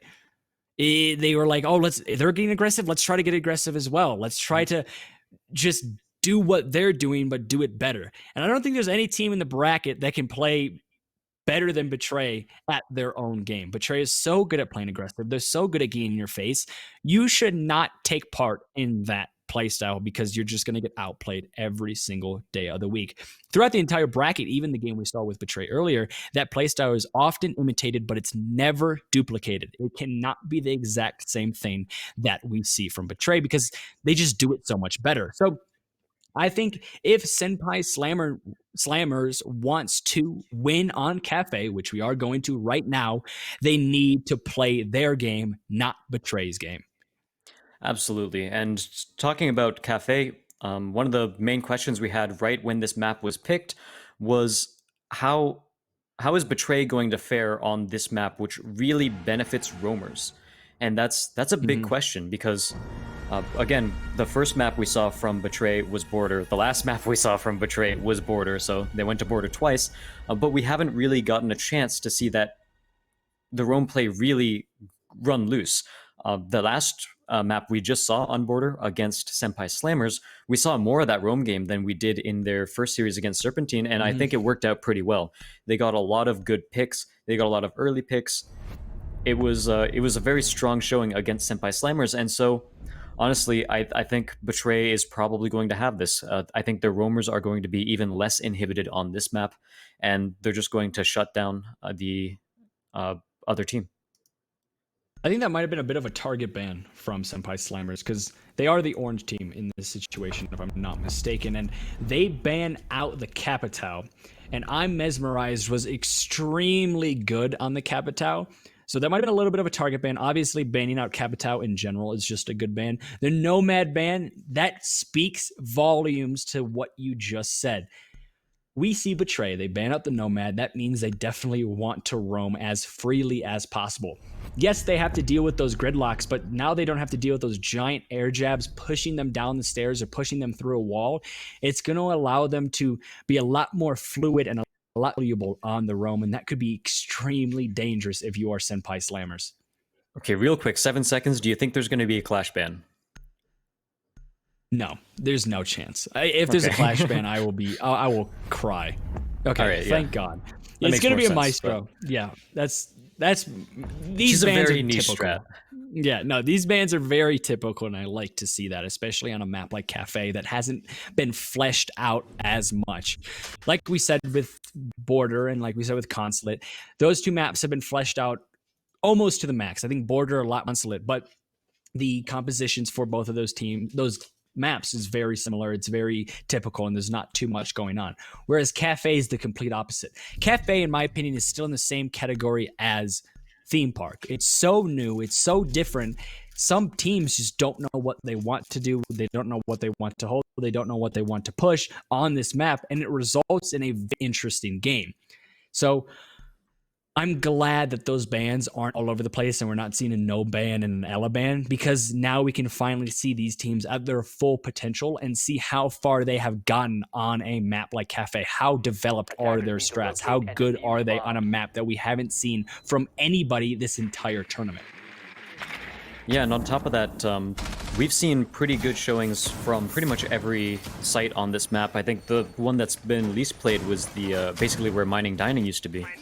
And other than that, we've seen teams favor pretty much any site. For the most part, I think the most popular one is this upstairs site, Double Bar, but we've also seen Kitchen be super successful. We've seen Reading Room be super successful, so definitely a lot of strats yet to be pulled out on this map, and I'm excited to see if either of these teams will pull out any innovation themselves. We had a Mira on the board, but it was 6-picked away at the last second. So we're not going to be seeing that here, despite the fact that I think it's pretty strong here on this upstairs site, especially because when you're playing third floor as a defender, the main attacker entryway that you want to prevent is Piano. You don't want the attackers to get full control over piano because that lets them get control over the bathroom hallway, over to these stairs, and then from there they can just choke you out by attacking from every angle. And so Mira does a very good job of preventing the piano control from going over to the attackers. Yeah, I 100% agree. And I think something we have to talk about, and we've talked about this a lot today, is the map statistics on Cafe. The attacking win rate on Cafe is extremely low. This is a very defender-sided map, which makes sense because it's relatively new, but I just have to say this. The attackers win 42.89% of the games, as we actually are going to see the first kill go in favor of the attackers, which is very, very shocking. But the defenders, on the other hand, they win 57.11% of the games. There's a huge discrepancy, and there's a huge gap between the attacking side and the defending side on this map. And if Senpai Slammers can't at least come out with a draw in this first half, that is a major, major problem. Yep, and already we're seeing a decent amount of control for the attackers, too. Not only after that kill, but a C4 almost takes out Mishka, but he will stay alive just barely, and mesmerized with a beautiful shot right around the corner, takes out Ash. Retribution for the C4, and of course Mishka is still alive. He's going to be on pretty low health, but that is still 5 people on the board and pretty much full control over piano now, as they've gotten the main reinforced wall open, and they can now push in to their heart's content with still 1 minute and 15 seconds left on the clock. This is a lot of room for the attackers. And we see Thermite is able to open up that wall looking into Freezer, and this is going to force the defender in Freezer to basically be trapped. So much control in favor of Betray, and they also have a decent amount of time to work with it. Unless one of these defenders can make an absolutely huge play and potentially get 1 or 2 picks, this is going to be a very, very hard round for the defenders to win. Not only because of the threat of a plant, but just simply dying out, and that's exactly what's going to happen. Cooties is able to find one, making it a 4v2, but it's quickly and Mishka. So Mishka is able to find another one, and a plant is coming out, but with so much time left, it doesn't really matter even if this planter dies, and the planter didn't even die. That is very unfortunate. So the diffuser is down. It's going to be a retake situation for Senvale, and he also is in a 1v4. Could you draw up a more unlikely scenario for him to win? You maybe, very, very slightly, because he is able to find 1, so it makes it a 3v1. Me is able to find 2, is able to make it a 2v1. And things are looking quite doable, and unfortunately lying on the ground is the Jackal. Senvale so close, but no cigar, and the first round goes to the attacking team of Betray. Absolutely, and Senpai Slammers, unfortunately, that entire round fell apart, especially after they gave up control over piano. I talked about how important that is, and it remains super important because you saw how much control they got from there.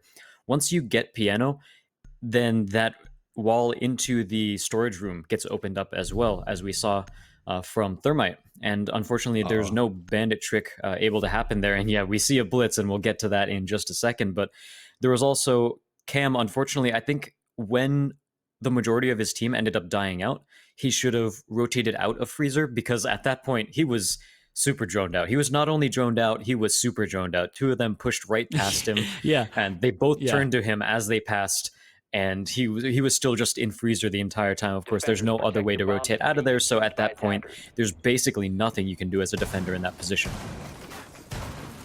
Yeah, I think one said it was Cam, correct? Who was playing in Freezer? Yeah. If I'm not mistaken, yeah. Once Cam either heard the thermite charge going off or recognized they lost piano control, he needs to try to rotate out of there and get into a position maybe behind the bar or back underneath the site. Because if he was underneath the site, he wouldn't have gotten Freezer, and he probably could have helped out the Legion trying to kill the planter. Rather, he stayed in Freezer and was basically the freest kill you could think of, because as much intel as you would need to get an easy kill was on him, and there's nothing he could really do. If 1, 2, 3, 4, 5 people peeked him, most likely the first person was going to be able to get that kill no matter what, because it was just, everybody knew exactly where he was. So unfortunate positioning there from Cam, and it resulted in his team losing that round. Obviously, it's not just his fault. I don't want to make it sound like it's just his fault, but there is a big player in that unfortunate loss in that past round. Now we are, however, on to the second round here, and they are deciding to go back up to that same site. And I've said this a lot today, but you do not want to get stubborn with going to the same site over and over and over again, because based on the operator lineup, not too much has changed. They have brought the pulse to maybe deny from below, but other than that, everything's almost identical. The exact same setup. They have a couple different rotates, but are those minor changes gonna be enough to influence this round in favor of Senpai Slammers when they got completely dismantled the last time around on this exact same site? I do like how they're putting more pressure into Piano. Unfortunately, that wall will be open right away as well, but there were two people playing in Piano, but I think one of them actually rotated off. No, Ash is still watching the angle. But yeah, the other person has rotated off, unfortunately, so they're just giving up piano control already once again, perhaps going to peek around the corner from Bathroom as Ash actually pushes even farther back. So yeah, the defense is just letting the attack corral them into exactly where they want them to be, and again, this wall gets opened pretty much immediately, no contesting whatsoever, and the attackers have super map control. Senville with the Pulse C4 will end up taking one into his favor, but he does have the 10-14 once again, which will help him for some vertical play, but overall, when it comes to getting frags, unfortunately, it's not the best option for him. But still, the attackers have a lot of control, and speaking of, he gets caught out with the heartbeat detector right in his hands as Mesmerized pushes through the window and gets a headshot onto him. And now information after information is coming up for the attackers. Unfortunately, reload as soon as someone crosses his sight, so not going to be able to get the kill is Mishka. But overall, this is still a round looking very good for Betray. Make it looking even better as Aimi gets one kill. Brian actually picks off a second one. 2 headshots in a row. He's going for the third with the pistol. Not quite able to get it as Mesmerized shuts him down.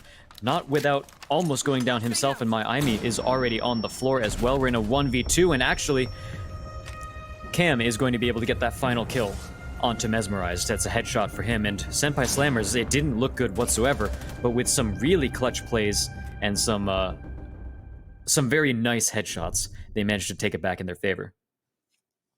That was extremely messy for Senpai Slammers, but they won the round, and again, that's all that really matters in situations like that.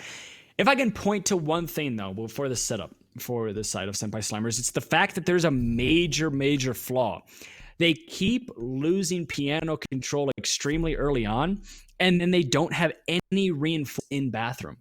Most of the time, if you have a Jaeger trying to play on that couches area, in that corner where we saw Jaeger playing in the early goings of that last round, he can rotate into Bathroom and be fairly safe because there's probably at least one reinforcement on that Bathroom wall, or maybe even a shield to the left of the door. They did not have that whatsoever. And Jaeger is forced into this position where if he tries to rotate in the Bathroom, he's most likely going to get wallbanged. And if he tries to rotate into the hallway, well, every defender can see him. They need to refine that setup so there's at least a shield to help the Jaeger, or there's a reinforcement to help the Jaeger, because at that point, if Jaeger can't stay there for a decent amount of time, you are gifting piano control, because if he tries to stay there for a decent amount of time, he's just going to get fragged out, and it's basically guaranteed death. So a little bit of a flaw in the setup, in my opinion, and I think that's something they want to change once they look back at this VOD, because it's going to help them tremendously. And now we are changing to a different site, and this is the site on this map that has been won the absolute most. It has a much smaller sample rate than upstairs, but it has the highest win rate. I think for the defenders, it has a 67% win rate, which is absolutely insane. It's almost a 70% win rate, which is just crazy to think about. Absolutely. And part of that comes from how... Again, this is a map that really favors roamers, and when you're on the third floor site, a lot of that isn't quite as apparent, but any other site on this map, and the roamers have so much more freedom, and especially on this first floor site here. And unfortunately for Senpai Slammers, I don't really see too much of a roam presence quite yet. We'll see if any of them go for something a little bit later into the round, but that is absolutely one of the biggest strategies that a defense can pull over on this site. So speaking of roamers, the Vigil is going to get spot out. That's Cam playing over on the other side of the balcony on the third floor, but I think he'll rotate immediately back towards site as soon as he starts getting pinged. Jaeger trying to peek the long angle over here. He doesn't quite get the kill yet. Meanwhile, Aimi over on the other side finally pushes out Cam. It was a very good spot by Jackal, and unfortunately for them, Ash has already started rotating back down to site, so if they are not fast enough, he'll be able to get right back in, and yep, he will be safe for now. But that also means that all of the roamers are completely either dead or forced back to site. Yeah, it's a very effective roam clear from the side of Betray, but I also have to give credit to Senpai Senpais, because that could have ended a lot more bloody than it did. They could have lost the Jaeger, they could have also lost the Vigil, and basically nothing in return. But the fact that the Vigil is dead, but the Jaeger is still alive, is really nice to see, because now, instead of it being a 4v3, it is a 4v4, and it's very, very even. So this is a nice angle being held here by Akutis, and if somebody tries to push in, he should be able to get that kill fairly easily.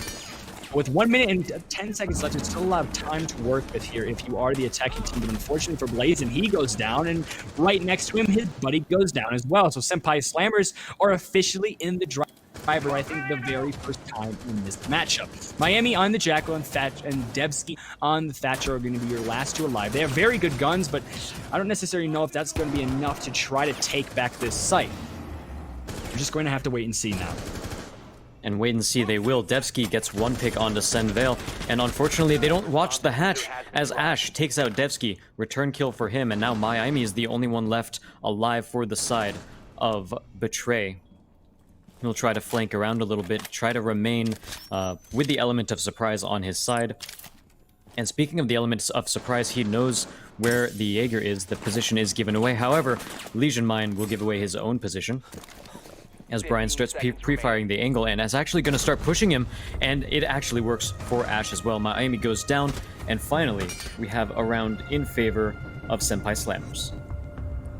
I think this is the first time, if I'm not mistaken, in this entire series where Senpai Slammers has had the lead, correct? I don't think they ever had the lead on Border, if I'm not mistaken. I'm trying to think. I think this is 100% the very first time Senpai Slammers has had a lead on a map, and it could be just that, the map, to thank. Cafe is a lot more strat heavy than Border, and we're starting to see those rotations and those strats that we saw from Senpai Slammers on Coastline get developed here. We saw where, I think it was Cam going upstairs watching the hatch for anybody to push in. Then we also saw Senvale on the pulse was able to get a decent amount of intel for his team and rotate when he needed to rotate. And it's been a lot more strat heavy, and it looks a lot more comfortable for Senpai Slammers. Because looking back at that Border game, Senpai Slammers just looked a little bit lost and a little bit flustered. And I also am curious to see if Senvale is bringing the shotgun again. I think he is, which is just, it's questionable at this point. I don't exactly know what the benefits of the shotgun are right now, besides some soft destruction that you could have the Mazi do. But, I mean, if you like the gun, you like the gun. Yeah, for sure. And that's definitely something to be said for a couple of these weapon choices for either team. Senvale still deciding not to go with the UMP. I've harped on it a bunch, but I think having that option of a much longer range gun is definitely one that he should consider, but he seems to be really preferring this one. Meanwhile, if we look over on the side of Betray, they're bringing another pretty standard lineup.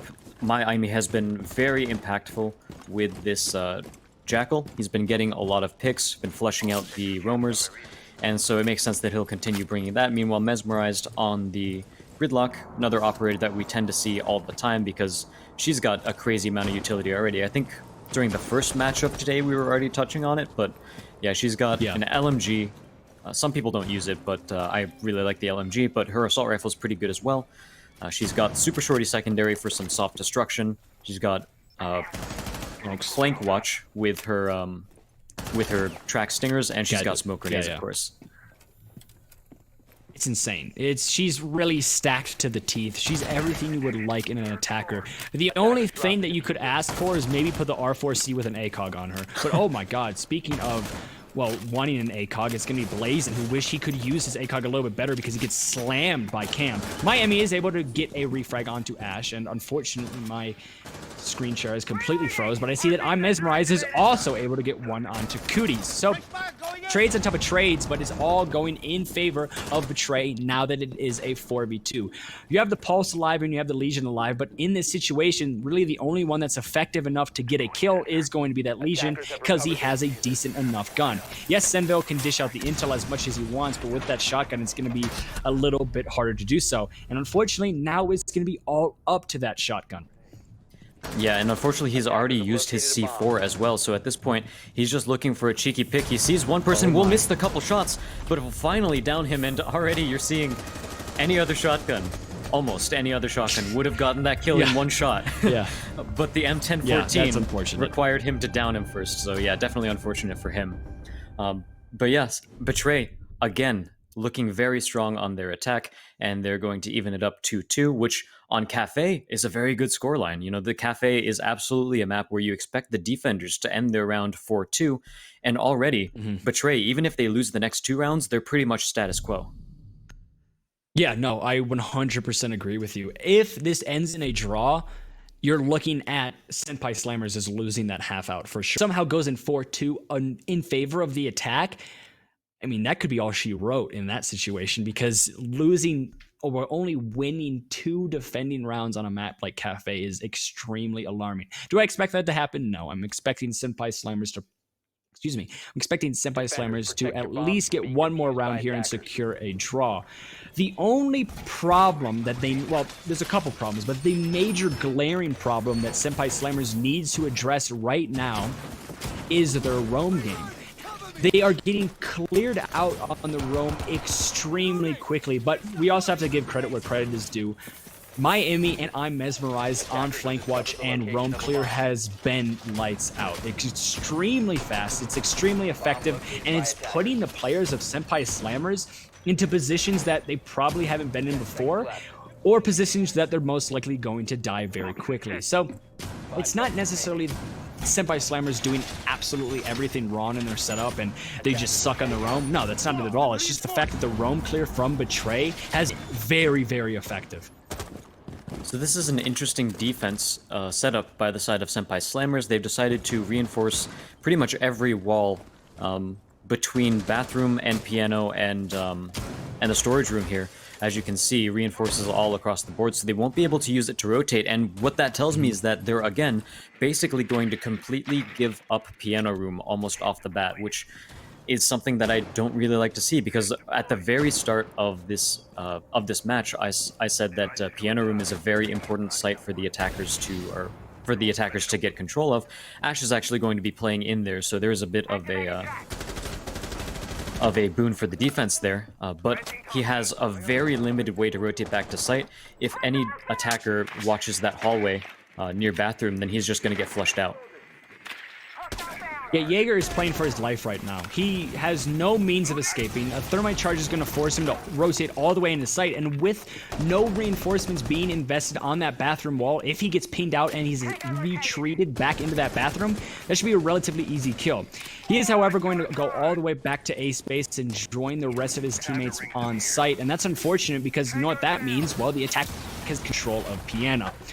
And like you said, Piano is so valuable. They do still have pressure from below, and it's going to be exemplified with an explosive blast from Sendo with that C4. It is going to take down the Jackal as well as the Thatcher dies, and a double kill for Brian as he's able to take down the Thatcher, the Jackal, and also the IQ, all going to be dead for the attacking team. And Senpai Slammers, even though they don't have much control of the map, they are working with what they got, and it's working very, very well, because there's only 1 minute left for the attack to do anything, and they only have 1 body left, and this was shaping up to be a flawless round, but unfortunately Mishka is able to go away with just 1 on to Brian, but it doesn't really matter, as that was just a consolation kill. It's finally a convincing round from Senpai Slammers. Yeah, that was absolutely a convincing round, and it's definitely off of the back of Brian Q's as well. He really popped off that round, getting 3 kills off of it after Senvale got a single C4 kill himself. But really, you gotta hand it to Brian. And the unfortunate part again is that a lot of these rounds that we see Senpai Slammers winning, both last map and this map, have come down to these sort of individual plays where someone clutches it out. And while that's really good, and of course, if you win the round, you win the round, and you definitely can't complain about that, you do have to think about, okay, what about the next round? Can someone clutch again, and then again and again? Mm-hmm. Can we rely on these players to get so many of these frags? It's definitely something to be seen, because Senpai Slammers, of course, we were used to them originally having this really strong setup-oriented teamwork sort of play, and they've gotten some of that back during this map, but I still don't quite think it's to the level that they were at during their first series that we watched earlier today. Definitely not. I agree 100%. Coastline Senpai Slammers is still, in my opinion, one of the best teams we have seen this entire tournament. Unfortunately, though, for Senpai Slammers, they haven't been able to replicate that same style of play from Coastline onto Cafe or onto Border. So they lost Border 7-3, which was basically a thrashing, and the person in the driver's seat that entire time was Betray. It's good to see Senpai Slammers getting a little bit of control here, though. So they might not be looking at their peak performance, and they might not be looking like the Coastline Senpai Slammers that we are hoping we could see, but they just are looking a little bit better than they did on Border. And it could easily be due just to the fact the map is a little bit more strat orientated and not as fragger heavy and fragger favored, but you cannot kind of just rely it on that, because Senpai Slammers is definitely playing a lot better. The difference being, however, here is the fact that they are going back downstairs to this site, a site they previously did win as well. So Betray are put into a position where if they want to force a draw here, they're going to have to work for it, and work for it indeed, as Ash is able to Mishka, taking down the Thermite, a very important operator, as well as the fact Betray is shooting themselves in the foot, literally, as Blazing takes down his teammate. I'm Mesmerized, and now it's going to be a 5v2, and Senpai Slammers is looking very, very good right now, with only 2 people left for Betray. Let's see what they can do with it. And so Betray, at this point, they really need to find something in order to bring back this attack into their favor. They're trading shots back and forth a little bit, but they still have a decent amount of utility considering there are only 2 operators left. Blazin has both of his frag grenades, and if he lands both of them, well, he could almost even it up for the rest of his team. But as we can see, all of Senpai Slammers are holding down really tight angles, and they're covering for each other too. So already we're seeing them start to slip more and more toward that teamwork-oriented play that we're so used to before. And now as we see my Aimi going to be droning out, getting information as much as he can, and I think he sees 3 potential members of the defense. Ash, however, takes down Blazin on the other side of the map, and that leaves Aimi as the only one left. Blazin didn't even get to use his frag grenades yet. And now a quick peek, nothing going to happen quite yet. Aimi's not able to secure a kill off of that one, but he's getting pushed from the other side. He knows it too, and unfortunately, yeah, that's just a terrible situation for him to be put in, as he was getting squeezed from both angles.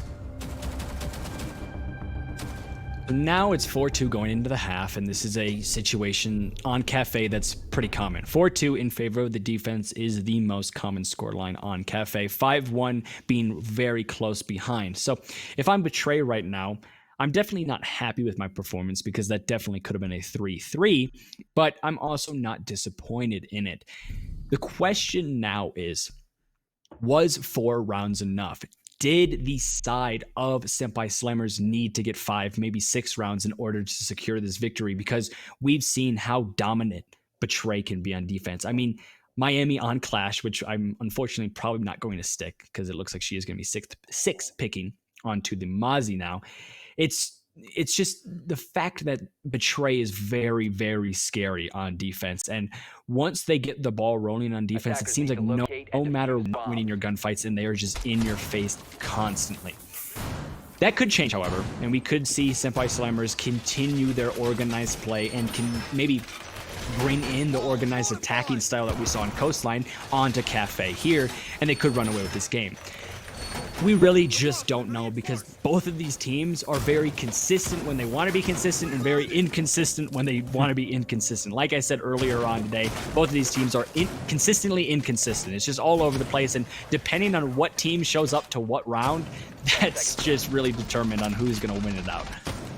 And so we have a bit of an update. There's a 3rd place game that was played between Serpentine Gaming and Levitate Esports, and Serpentine actually ended up winning that one out, and they ended up with $150. And we also want to give a quick reminder that the player with the most frags in any single game of this entire tournament is going to get an extra $100, I believe it is. So all of that going to a single player instead of being split among the rest of the team is pretty good, and it's definitely got to feel good to be sort of that fragging MVP of the entire tournament, basically.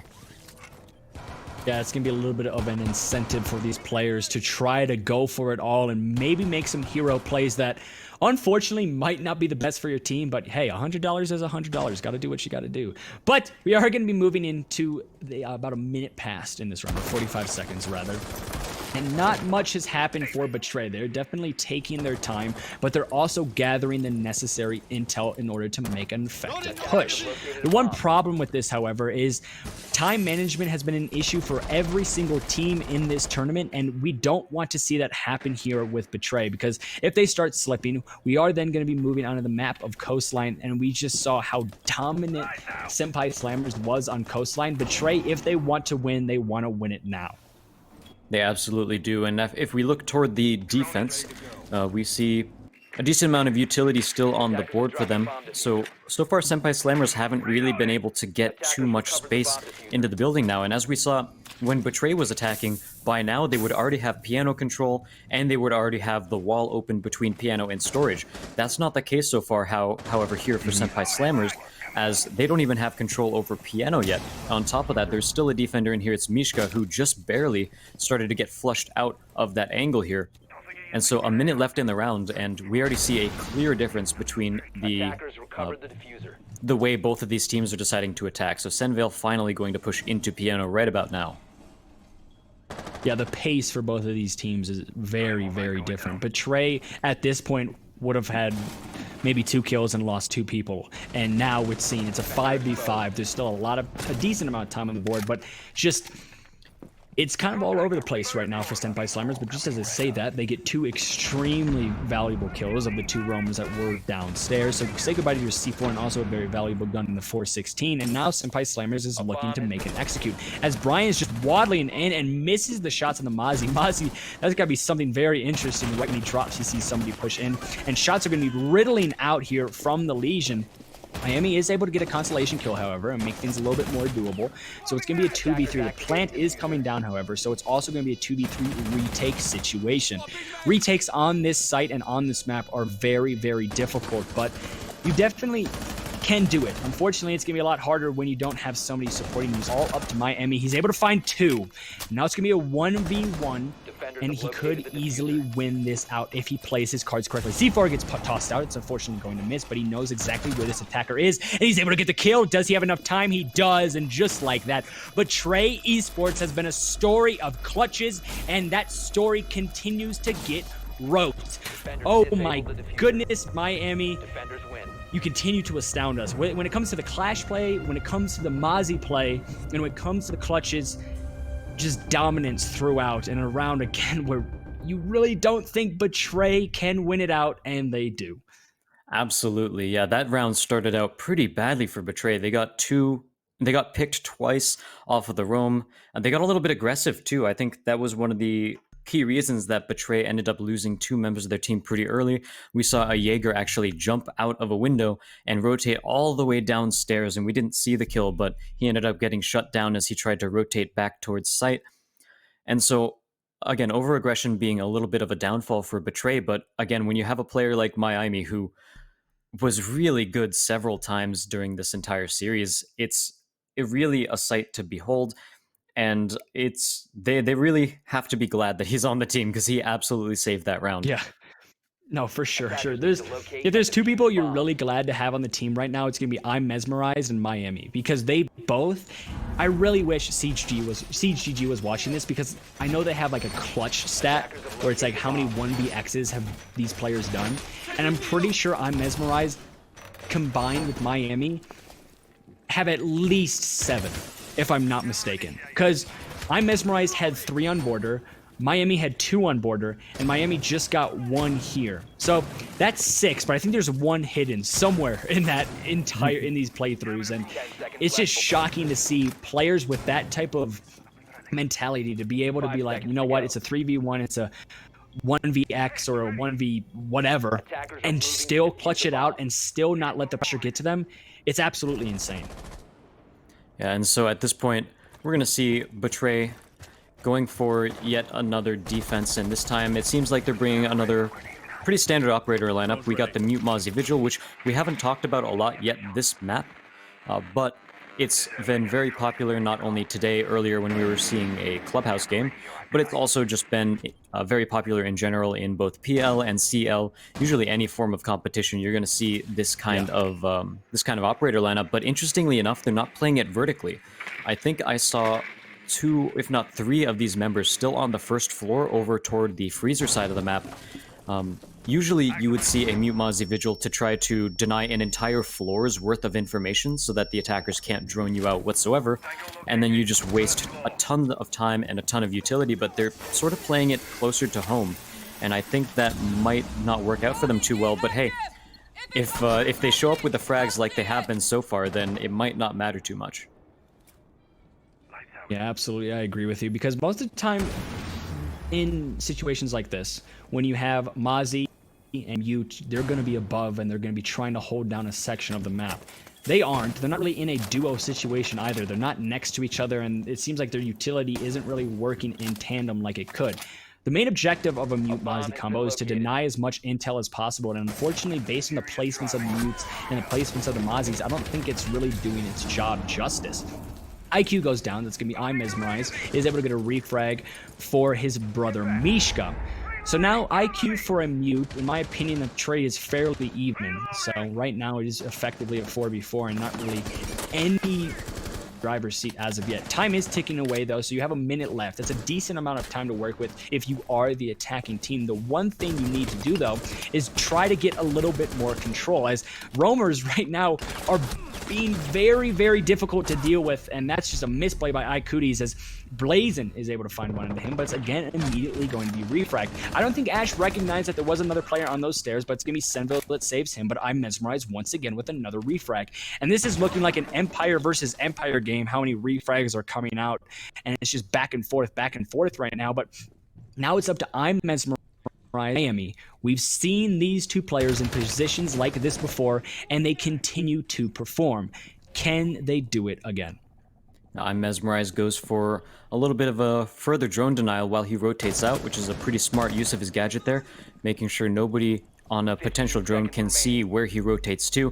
But the time is ticking down, 10 seconds left, Diffuser goes down too. All the defense need to do is play it safe right now as Cam gets the first kill, desperately trying to search for the second kill, but he's not going to be able to find it. Up the stairs goes the Vigil, and I'm Mesmerized clutches it out once again, and this time all he had to do was play it patiently as Senpai Slammers, unfortunately, despite having a decent amount of control, just waited too long and unfortunately didn't make the best use of their time.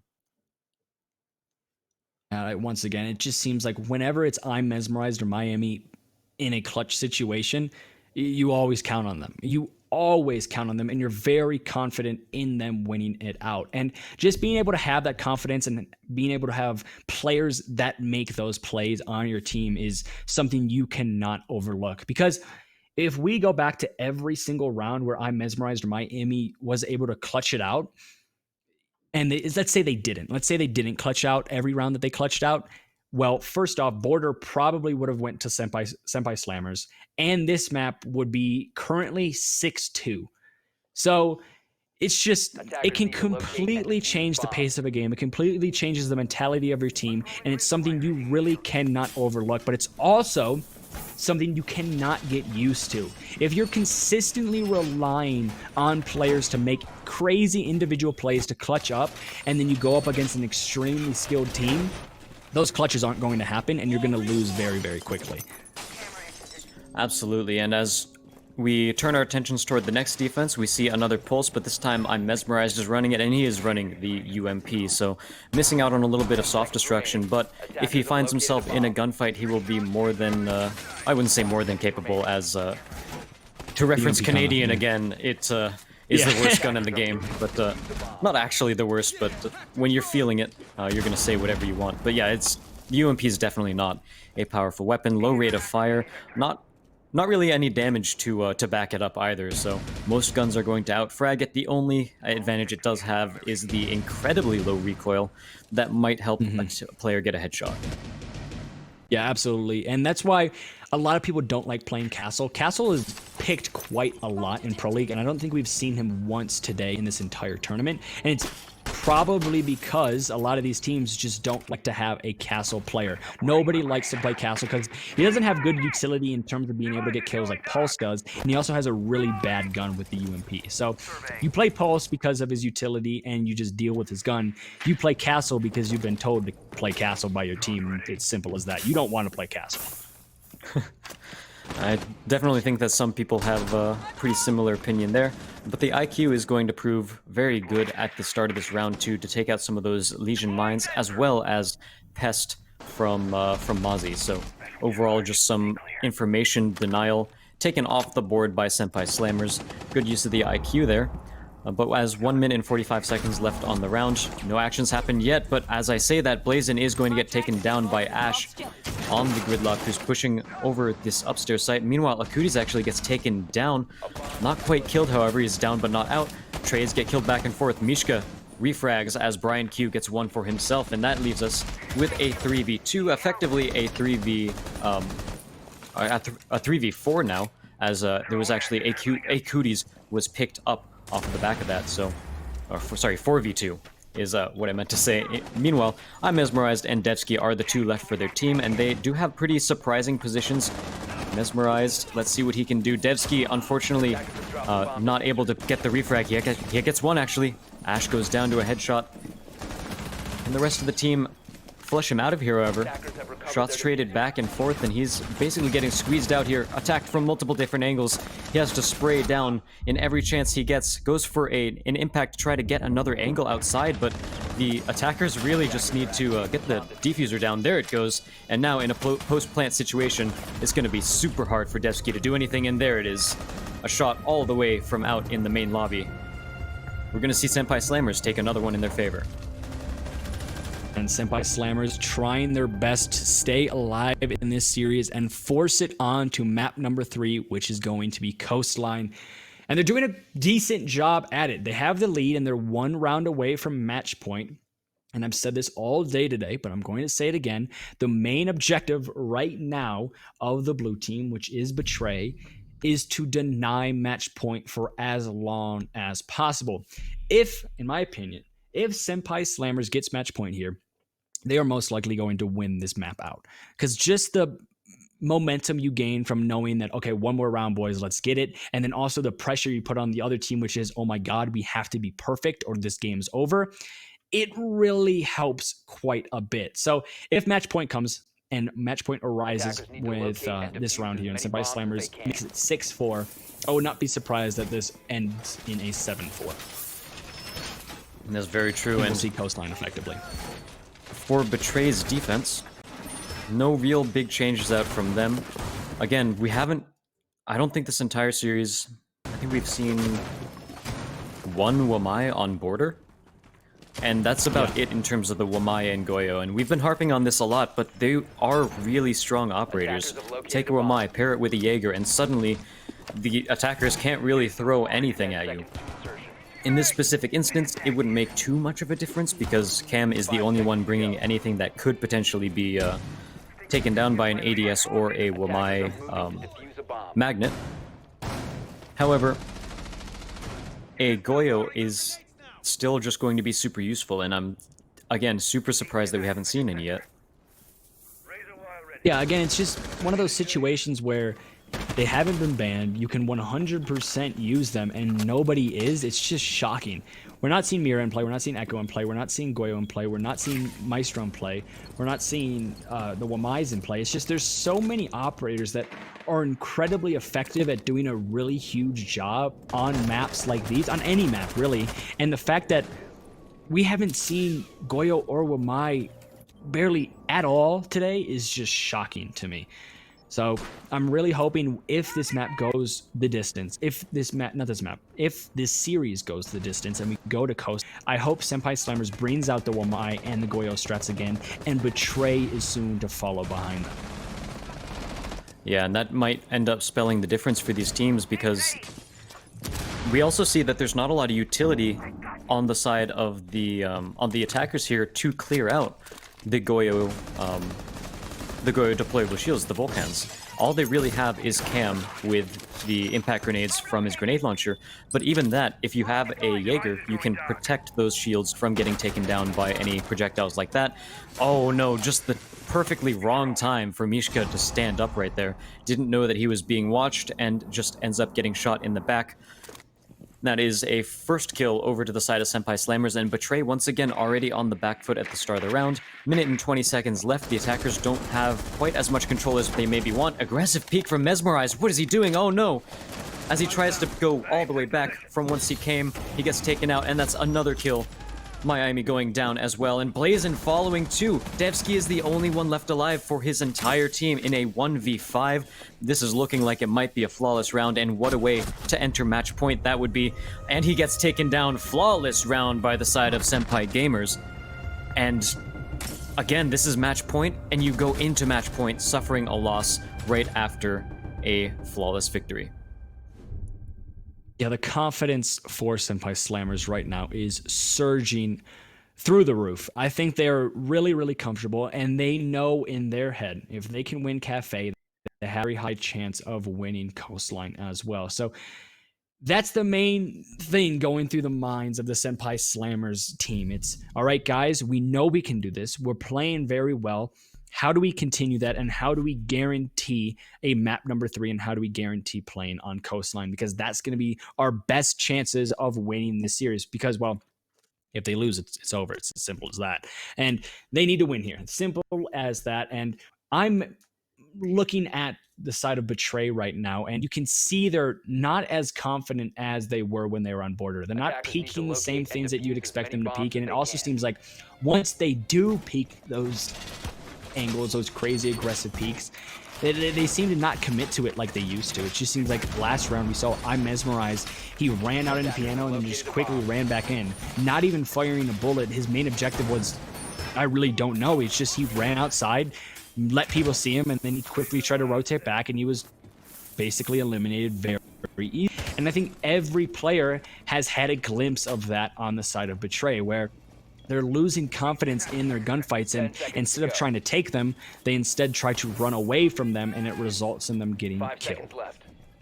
And looking at this defensive setup this time around, we have a Legion on the board, which is pretty standard at this point. Legion still a very strong operator even after his nerfs that don't let you see which goo mine was triggered from farther away, but if you are good, you can still use the sound cues to get a pretty good idea of where that came from. And so as we look at Senpai Slammers and what they're bringing for their attack, we have a Jackal. I don't know why I was about to call him Jaeger, but a Jackal to try to flesh out the roamers. And at this point, you know, Betray, the last couple times they defended the site, they haven't really had a heavy roam game. They've mostly been sticking on the first floor, so maybe the Jackal wouldn't be too good, but there we go, rotate up to the second floor. That's actually pretty good, because he buys a bunch of time and forces the attackers to basically always consider that, you know, that visual might be on that staircase still. Yeah, it's going to force the attackers to shift their focus away from the main objective. And as a roamer, that's a really good thing you want to do. As well as the fact he's completely alive, he hasn't taken a bullet, and he's rotated into a position where I don't necessarily know if the attack even knows where he is. And if they're not careful enough and a little bit too lackadaisical in trying to clear him out, they're going to get caught out and they are going to die. But Vigil, he is playing this fairly aggressively and just sprinting all the way down, which is a little bit questionable because he could play this patiently and probably find a couple more kills. But again, it's going to result in him getting spotted out, which is a little bit unfortunate, but it's still something, and he's still in a position where he can definitely be dangerous for this round. So the exothermic charge, it sounded like it got destroyed, but it also sounded like it went off. Oh no, it was a different exothermic charge that exploded. Meanwhile, I'm Mesmerized. Ends up getting a headshot onto Senvale. That was a pretty good kill for his side. Meanwhile, Brian decides to trade it out as well. Blazing goes down, and so already down to a 3v4, and the roamers are forced back to site already. And now they are contesting all the way back from the kitchen freezer side of things rather than the bakery side of kitchen. And meanwhile, Ash still raining death down from above, gets 2 picks off of that angle, and the 4th one coming in from Akutis. That will mean Senpai Slammers takes the entire map and brings it to Coastline. Was it the entire, or are we remote forcing? Yeah, okay. Yeah, Coastline. So we're gonna be going on the Coastline. So Been Senpai casting Slammers for quite a few hours. Yeah, no, it's been a lot, and we have gone the distance for sure. So they win it out on Border, and Senpai Slammers win it out on Cafe. So our predictions hold true so far. And now we are going to be moving on to the map of Coastline, which we saw Senpai Slammers play earlier today. They were dominant on Coastline. They looked very, very good. It was granted against the fourth place team, which is, it's not the best, obviously, but it's a decent spot. And the fact that they were basically running all over the fourth place team on Coastline has got to make Betray a little bit nervous, a little bit scared. Yeah, and you got to think that both of the semifinal games were played separately and on stream. So these teams hopefully were watching each other's semifinal matches. And so, we saw how Border went, and that went in the favor of Betray. And Betray saw how Senpai went, and hopefully they have some pocket strats to try to counter what Senpai are doing on their both attack and defense of Coastline. Yeah, so it's just going to be very, very interesting. I think we are going to be heading to a quick break. I'm not 100% positive, but we're just going to So no, we're actually going to be staying here. So the casting continues, Mr. I'm going to tell production that we are going to be taking a little bit of a break because just to prepare ourselves for map number 3, we are going to take a brief hiatus. We will be back. Don't worry. This is not the end. And we still have one more map to be played in the very first week, the very first tournament of VGL. And it's for all or nothing right now. $1,000 on the line. Who's going to be the one to take it home? Well, we're just going to have to wait and see, and we will be right back to figure it out.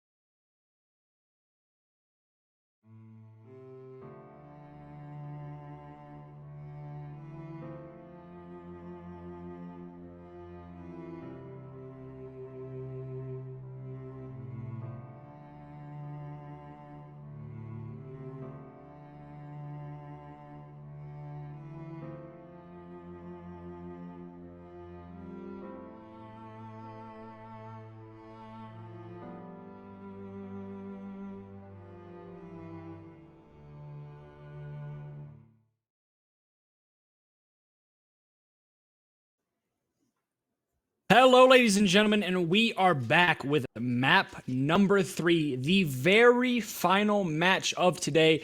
No matter what, we have gone the distance fully. So we are playing as much Siege as we can play, and yes, it might be a little bit tiring, but the matches so far have been quite interesting, if I do say so myself.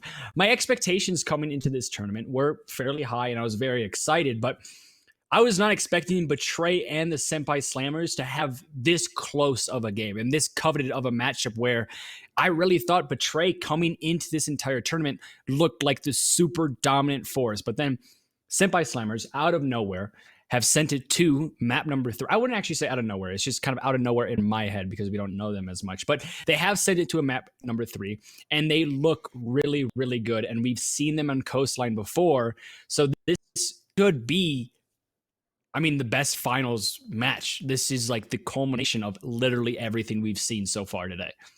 Yeah, for sure. We've seen Senpai Slammers go off on the last map, bringing back some of that heavy teamwork and refragging that they showed off all the way earlier against Levitate. And meanwhile, we saw Betray on Border take a very convincing victory over Senpai Slammers with a lot of heavy aggression and gunplay.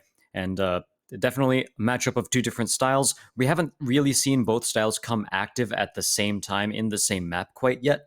And hopefully Coastline is the culmination of that.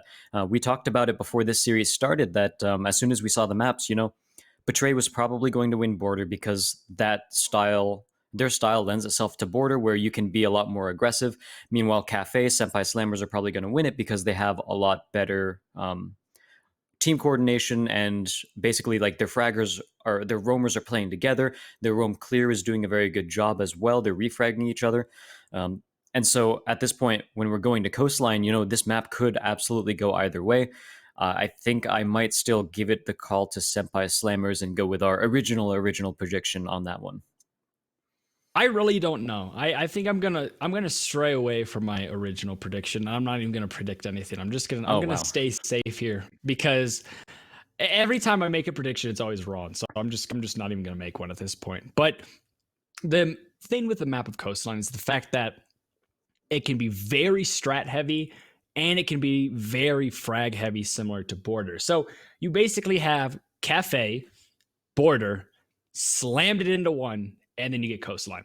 Because the roam game on Coastline, it's very, very hard to be effective. So I don't necessarily think Betray is going to be excelling in that matter like on Cafe. Even though they lost, they were really good on the roam game. And also on Border, because it's just a lot harder to roam on Coastline. I think there's going to be situations, though, where probably Betray has the upper hand in terms of aggressiveness and in terms of just mechanical skill.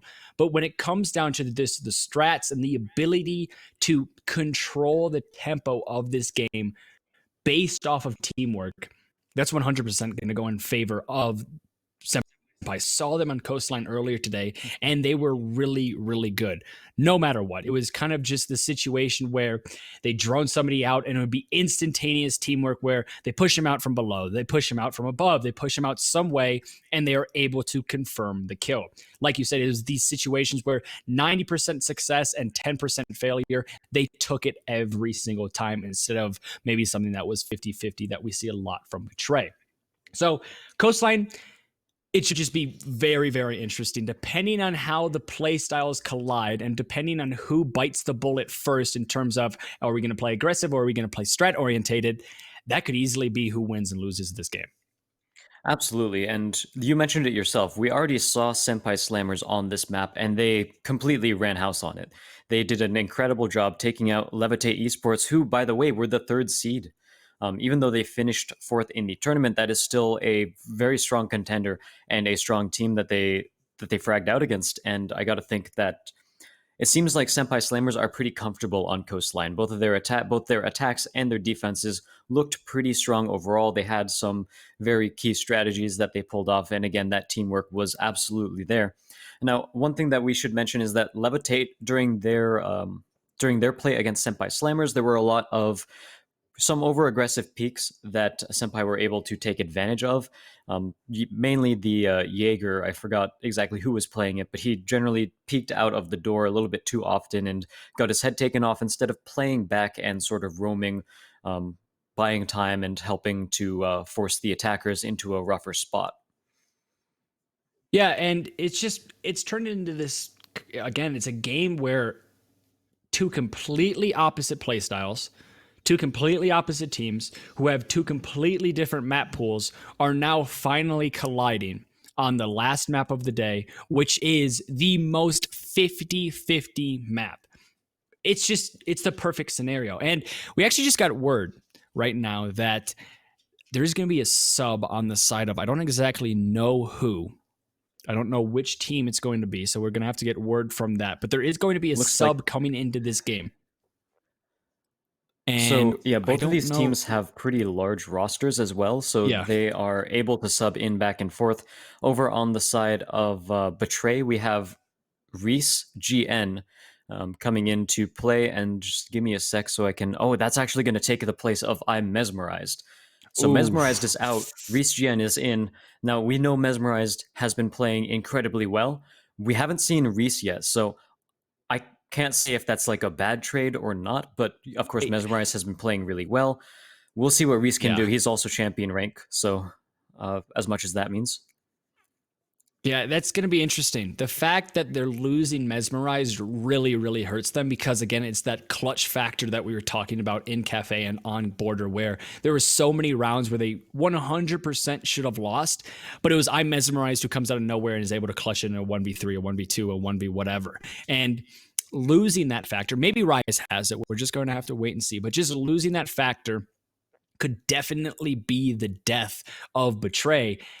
And it really sucks to have a sub in the very final match of the day because the entire day it's been with the same roster. You've been getting comfortable with the same roster. Everybody is warmed up. You now are bringing in Rise GN, who hasn't played today, has probably not warmed up as much as I'm Mesmerized is. And it's a situation where if he's not shots, but Senpai Slammers are, he could be the weak link for this Betray team. And speaking of subs, we actually have a sub from Senpai as well. We actually saw him earlier in the day. They're bringing in Abdul and taking out He was Akutis. nuts. Yeah, Abdul was Abdul really was good. So yeah, he was a we've seen him. shooter. Yeah, Abdul pulled off some incredible plays on Coastline, and Akutis was also a very good player. So I think this is a pretty even trade in terms of who's the better player. But that's going to be it. Talking about the players. Obviously, we might talk about them a little bit more depending how well they play. But Coastline is going to be the very final map of the day. Who is going home with $1,000? Sometimes, not often. Actually, we and get to hear Reese, the players a little bit. hopefully, Reese does show up big time. And again, we haven't seen him personally played today quite yet. He hasn't been on stream, but it's possible that he is just as good a fragger as I'm Mesmerized. Definitely big shoes to fill, no doubt, but he has a chance to be able to do it. Speaking of Coastline, let's go right into the bans and see what these guys decide to ban. Probably going to be some more standard play, although on Border, I think it was, we saw no ban on the attacker side, but this time it's going to be a Jackal, which...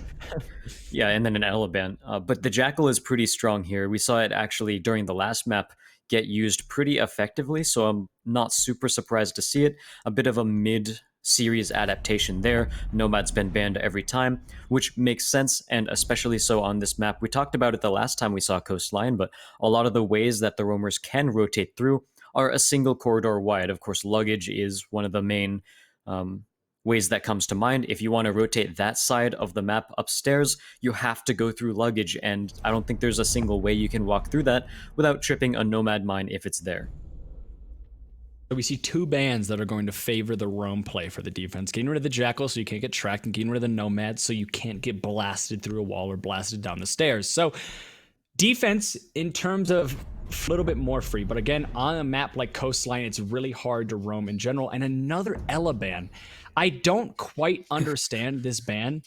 I guess they just really don't want to deal with the Gersmont mines, but Ella's just not an operator where I think I don't think she's an operator that's so effective at her job that she needs to get banned. I don't think she's that good in my opinion. So I don't know. I don't know what it is in comms that make it so Betray just really don't like Ela, but obviously we're not going to be playing with her today.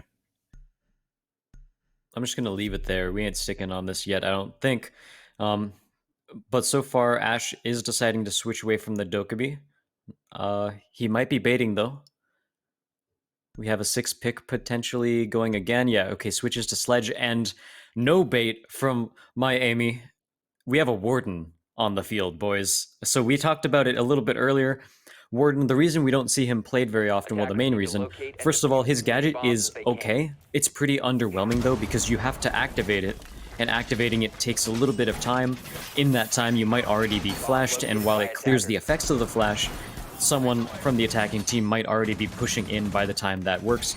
And even still, his usefulness specifically is kind of niche unless you have something like a Mira to pair it with for just a plant deny inside of a smoke or anything like that. And then, of course, his other big detriment is the fact that his primary weapon, his primary automatic weapon is the MPX, which is a pea shooter. Let's be honest. It's not good. You could get a potato gun and it would hit harder than the MPX. And we are going to be seeing an aggressive play here from Mishka, as it looks like he's going to try to go for a spawn peek. Instead, he's going to wait off on it just a little bit longer. Tries to go for it now. Unfortunately, nobody is there waiting, and he's just going to be waddling all the way back inside. I heard a C4 rip, so already a very huge thing for Warden is the fact that he has the C4, but kind of premature in my opinion, just tossing it out in hopes to hit somebody, and it didn't even come close. So unfortunate there, but something that is fortunate is Rise trying to fill the Mirais. Does fairly well. He does get 1 kill onto the Ash, but gets immediately refragged. So Ash for a Jaeger, that's a pretty even trade, and he also took down the Sledge to very, very little health. So pretty good so far from Rise. Obviously, it's not the explosive clutch performance that we got so used to from I'm Mesmerized, but it is something. So shots are just going to be riddling out from both teams, and that's going to take the Doc down just a little bit. My apologies. Not the Doc. I don't exactly know who that was. I saw it, though. I don't know who it was, but I saw it, too. I don't see a bandit in play, so I don't know if there's an excuse for being Iron Sights. This is the Legion. Legion's got Iron Sights. Oh, wow. I don't think I've ever played with Legion Iron Sights, so I don't really know how good they are. Well, the only one I know is that Bandit has... Oh. Does he hear that he's on the drone? Yes, he does! Mishka peeks around the corner and takes out Ash. A very, yeah, that was a very tense situation there. Okay, so I don't like those Iron Sights. Yeah, I don't like those at all. I don't think that is worth it whatsoever. I'd much rather have a Hollow or a Reflex. But we see the Legion's getting very, very aggressive right now. Is trying to go for a peek, and this is what we see so much from Betray. And it works out as Brian goes down, so it's now a 4 versus 2. So on a map like Coastline where roaming is so difficult, we see the side of Betray, they're quite good at it. They've been able to get 3 kills on the roam and make that 4, as nobody has stepped foot into the site from the attacking team, and now it's all up to Cam in a 4v1 situation.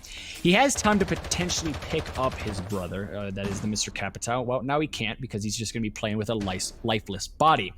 So it's all up to Cam. He has a really good gun, and he has a decent bit of utility.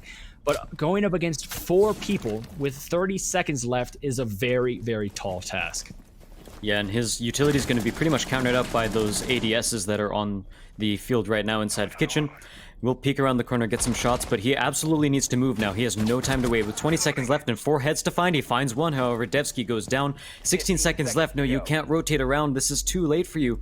Oh, no, I think he's just going to end up running out of time. If the defenders play this right, they're just going to wait it out, and 6 seconds left. Yeah, there is absolutely not enough time to do anything here, and he will still get flanked by Mishka anyway. And that's going to be a confirmed kill, and Betray get themselves as the first team on the board here in Coastline.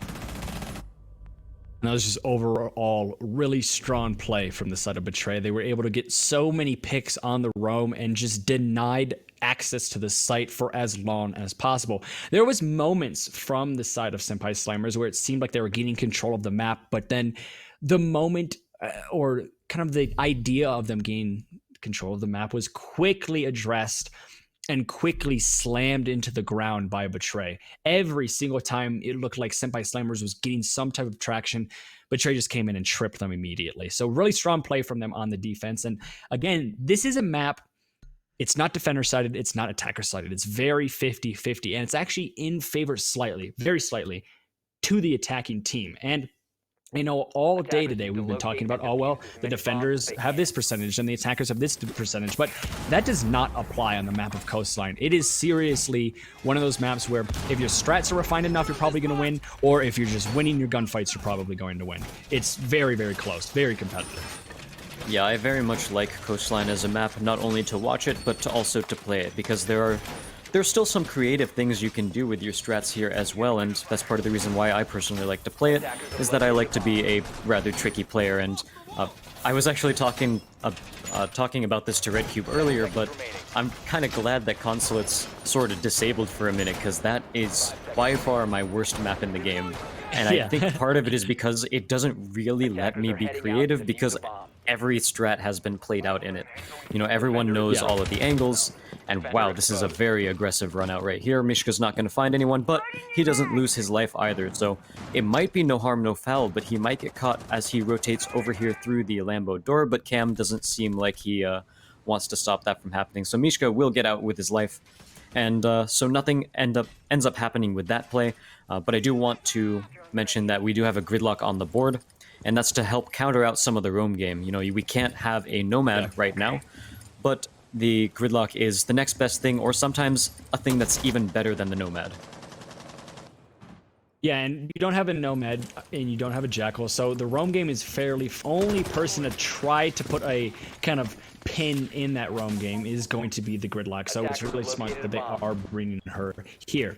As we are going to be seeing just not as a play from Betray, as somehow, some way, Brian is able to get a kill onto Blaze, and I think that's just a weird position for Blaze to play in, and he unfortunately gets caught out. And with those gridlocks also in play, we're not going to see the refrag from the Jaeger, because he cannot rotate through luggage.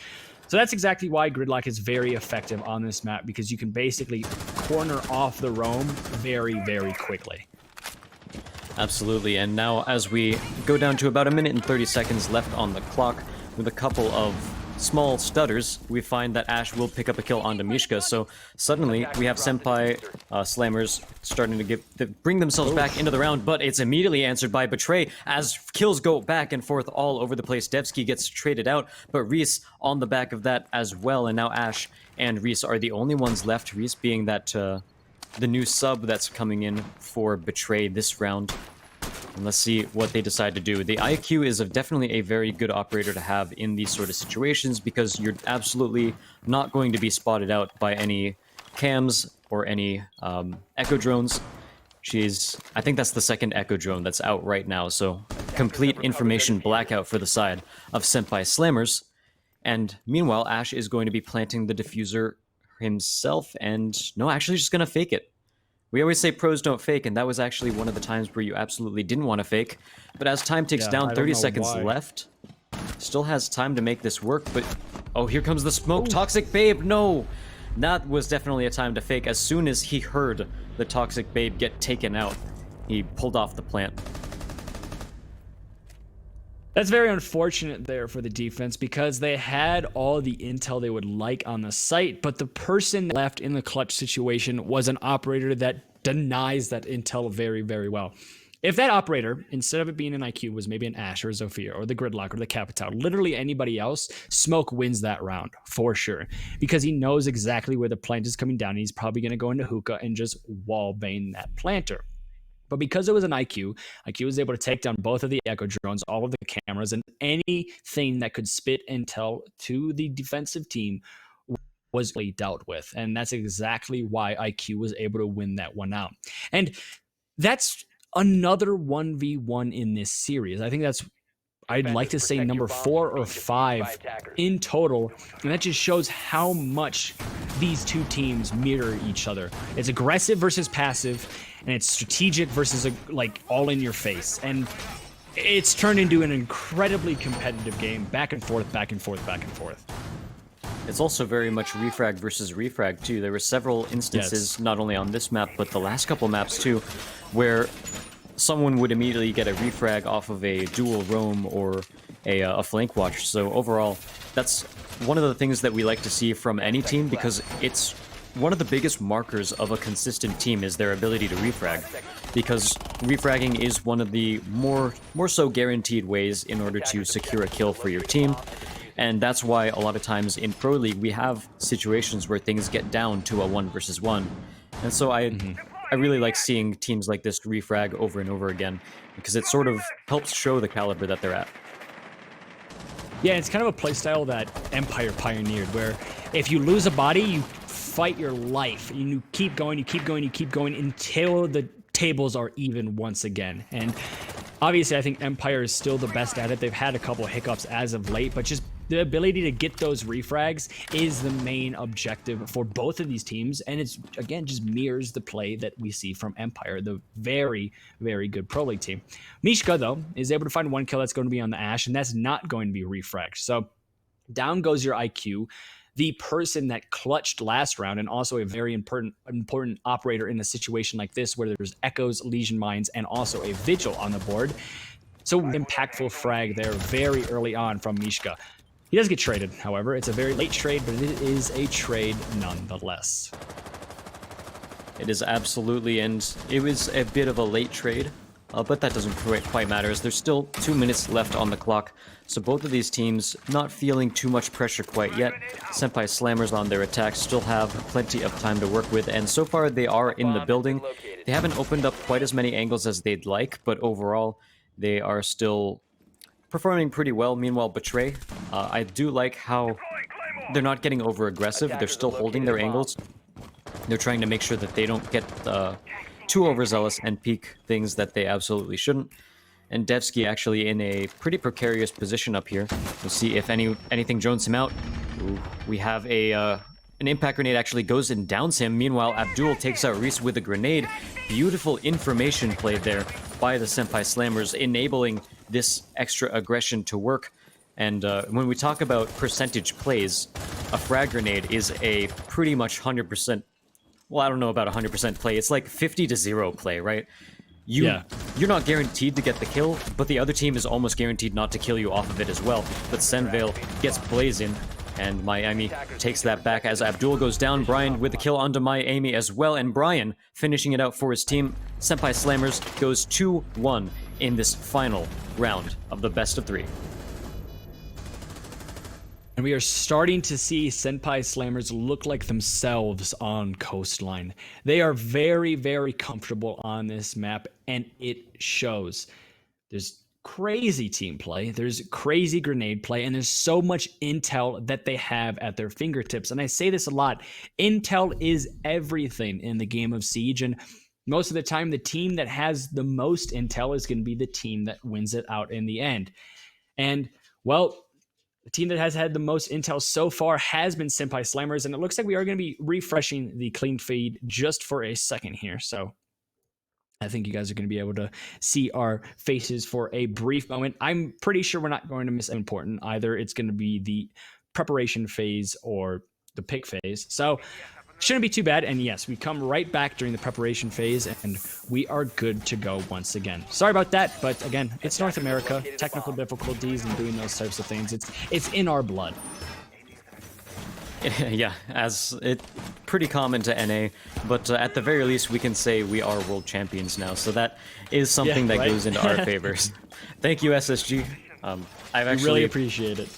I've liked SSG for a while, even back during the last international or the last invitational, where they almost ended up beating G2 in the first round of playoffs, and I think a lot of teams or a lot of viewers kind of discounted them since they got ducked out in the quarterfinals. But I think the scores definitely showed a different story. But glad to see they finally got their chance.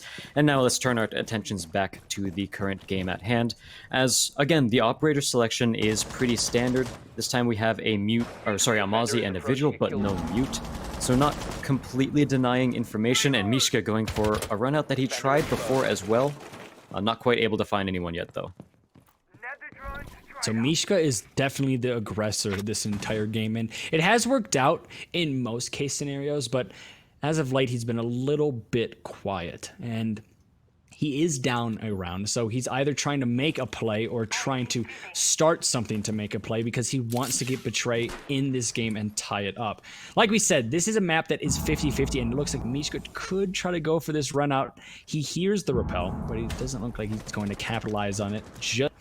Now it's just going to be a game of who sees who first. But Rise, the sub, goes absolutely huge. He's able to find 2 for himself, making it a 5v3 and say goodbye to your Sledge and say goodbye to your Ashe. And that's basically all your soft destruction, unless Zofia has something to say about it. Yeah, and Zofia, the only soft destruction left on the board, and she does have breach charges, so that's not going to hurt the side of Senpai Slammers too much, other than the fact that they have been losing, or they have lost 2 guns, and that means 2 less angles that they could potentially hold. Meanwhile, the side of Betray, they're absolutely slowing this game down, just holding angles. Really, a lot more patient play from Betray than we're used to seeing all of today, and it has been working out for them pretty well, as they already up 2 kills in this current round. Make that 3, however, as my Amy takes out Ashe. And that means the 2 remaining members of Senpai Slammers are Capitao and Zofia. Still quite a bit of utility on their side, especially the Capitao. You can almost never count out a team to plant while there's a Capitao on the board, but that's not going to last very long, as Reese ends up taking the kill onto him, leaving us in a 1v5, and Cam is the only one left. They probably heard exactly where he was, as he was making a lot of noise in theater.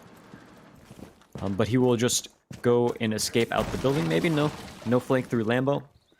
He's just going to buy a little bit of time, but time he does not have, as 30 seconds goes on the clock. Rushing towards Cool Vibe Stairs. No defenders looking at this right now, and I really like this play by the side. Okay, he just gives away his position. Maybe he thinks that Senpai might go for a really aggressive push if he makes some noise. That is not the case, however, as Betray, really smart, just playing this passively. And as soon as he peeks around the corner, getting shot from 3 different people, 2 different angles, a flawless round.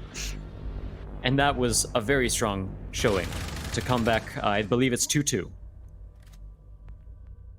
After seeing the series in that final kill cam, there is really no way he was surviving that. There was a gun trained on his head from literally every single direction. The only person that wasn't shooting him was like somebody above. He was basically dead.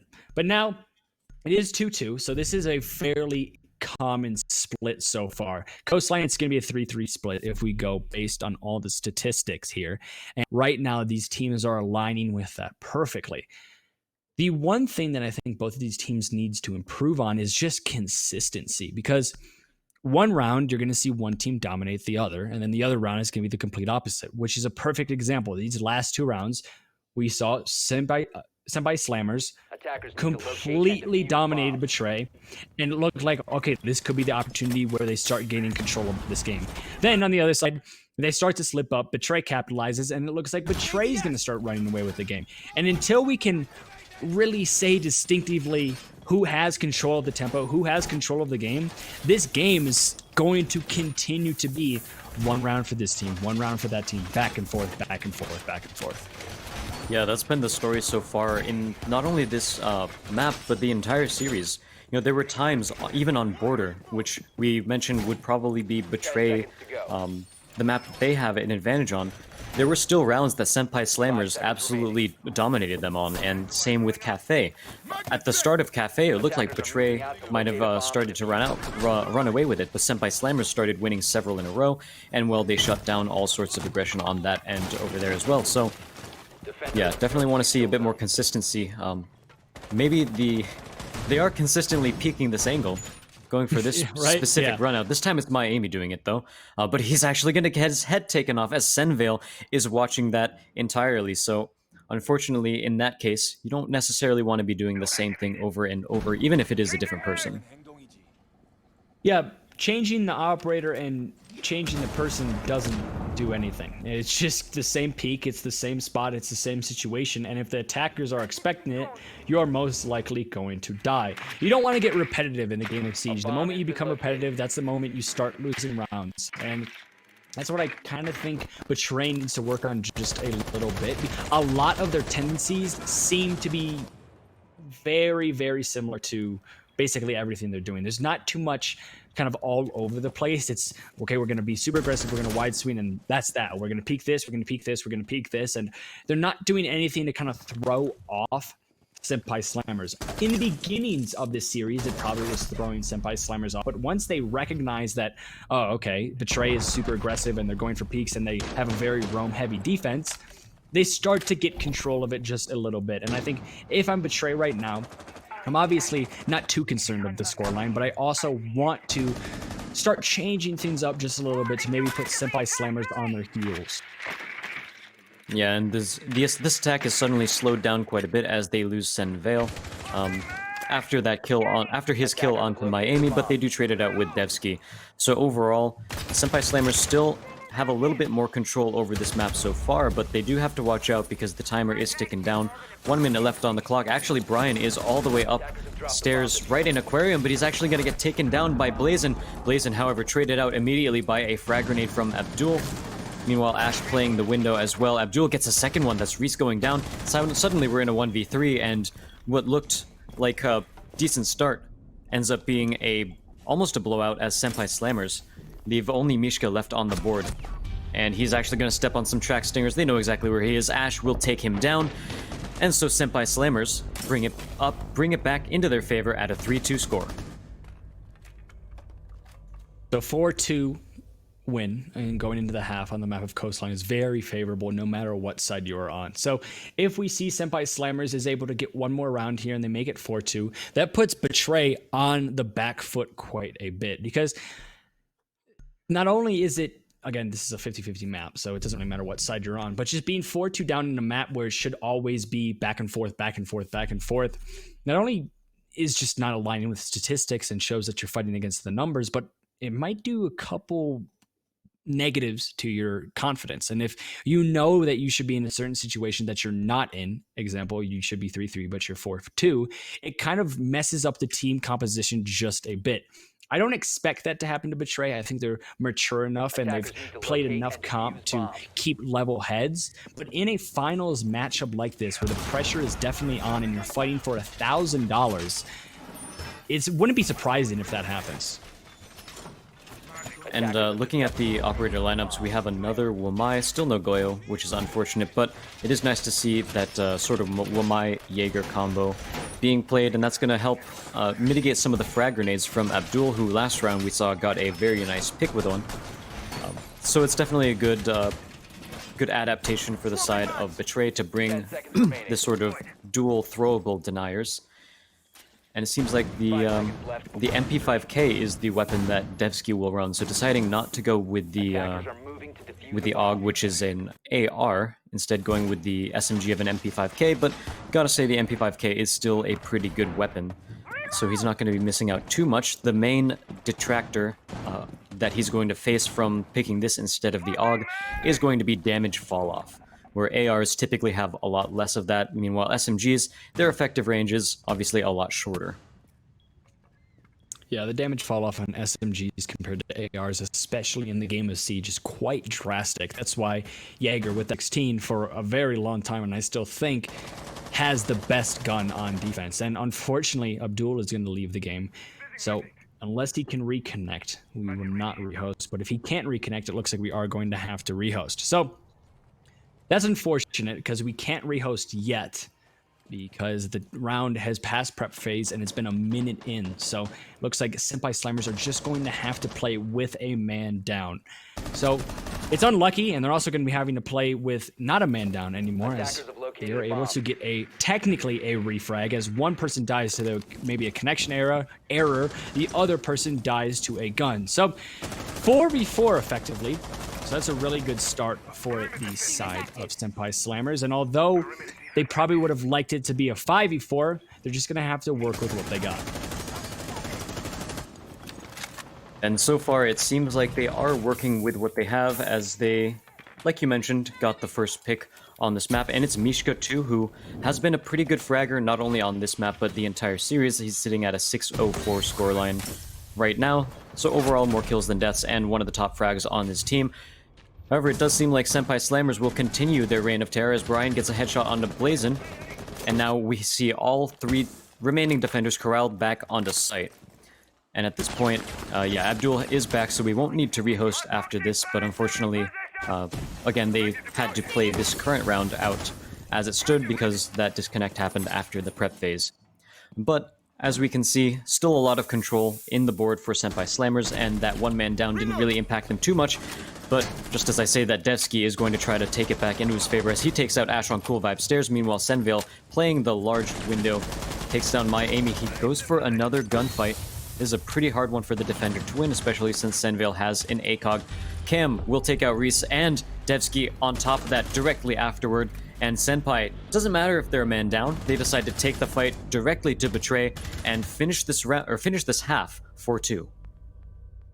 4-2 split, and they close it out with a man down in a 4v5 the entire duration of the round. Right now, Senpai Slammers is probably very, very confident. They now move on to the defensive side of things, and this is where we saw them excel quite a bit in the early goings of that last game. So they started out on defense when they were going up against Team... I want to know that's not the right name. Team Velocity, if I'm not mistaken. That's who they played earlier this week. Not this week, earlier today. It has been a long day. It feels like a week. But in the early... Levitate. That's what the name was. Thank you, production. But earlier in that game, they were on the defense side first, and that's where they looked the most comfortable. They were really good on attack, but they were even better on defense. So Betray, if they want to find themselves not only back in this game, but trying to take this game away from Senpai Slammers, they have to pull something out here that's very impressive. They have to take a calculated risk, because even if the calculations are wrong, they're looking at a pretty hard deficit to come back from. Yeah, at this point, playing standard has gotten you down to a sort of a 2v4 in terms of the scoreboard. So I think I agree. Betray need to turn on some of that aggression that they were really working toward that last round. And at this point, I don't know if they should just full-on rush. I think that might be a little bit too aggressive, but they should definitely speed up some of these rounds and try to catch Senpai Slammers off guard a little bit.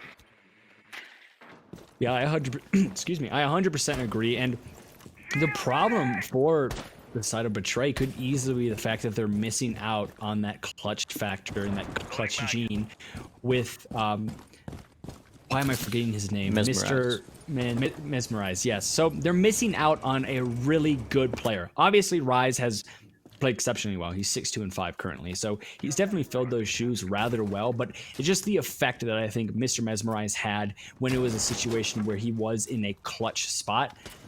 It did something to this team, and it allowed them to win rounds that they probably shouldn't have won. And we see there's been situations where that could be really, really effective for Betray, and unfortunately they can't anymore because he's not playing.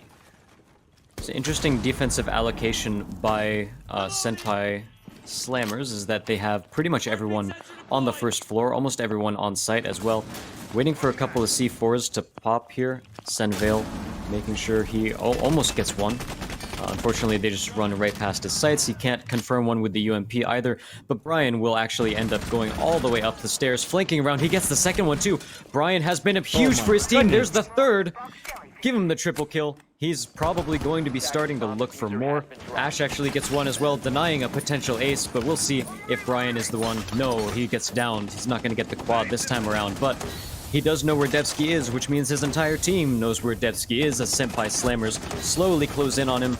Couple of damaging shots getting traded out. Abdul actually takes out Brian. Well, he was already downed at the very least, but seems like Senpai Slammers are going to continue their reign of terror here and continue their win streak.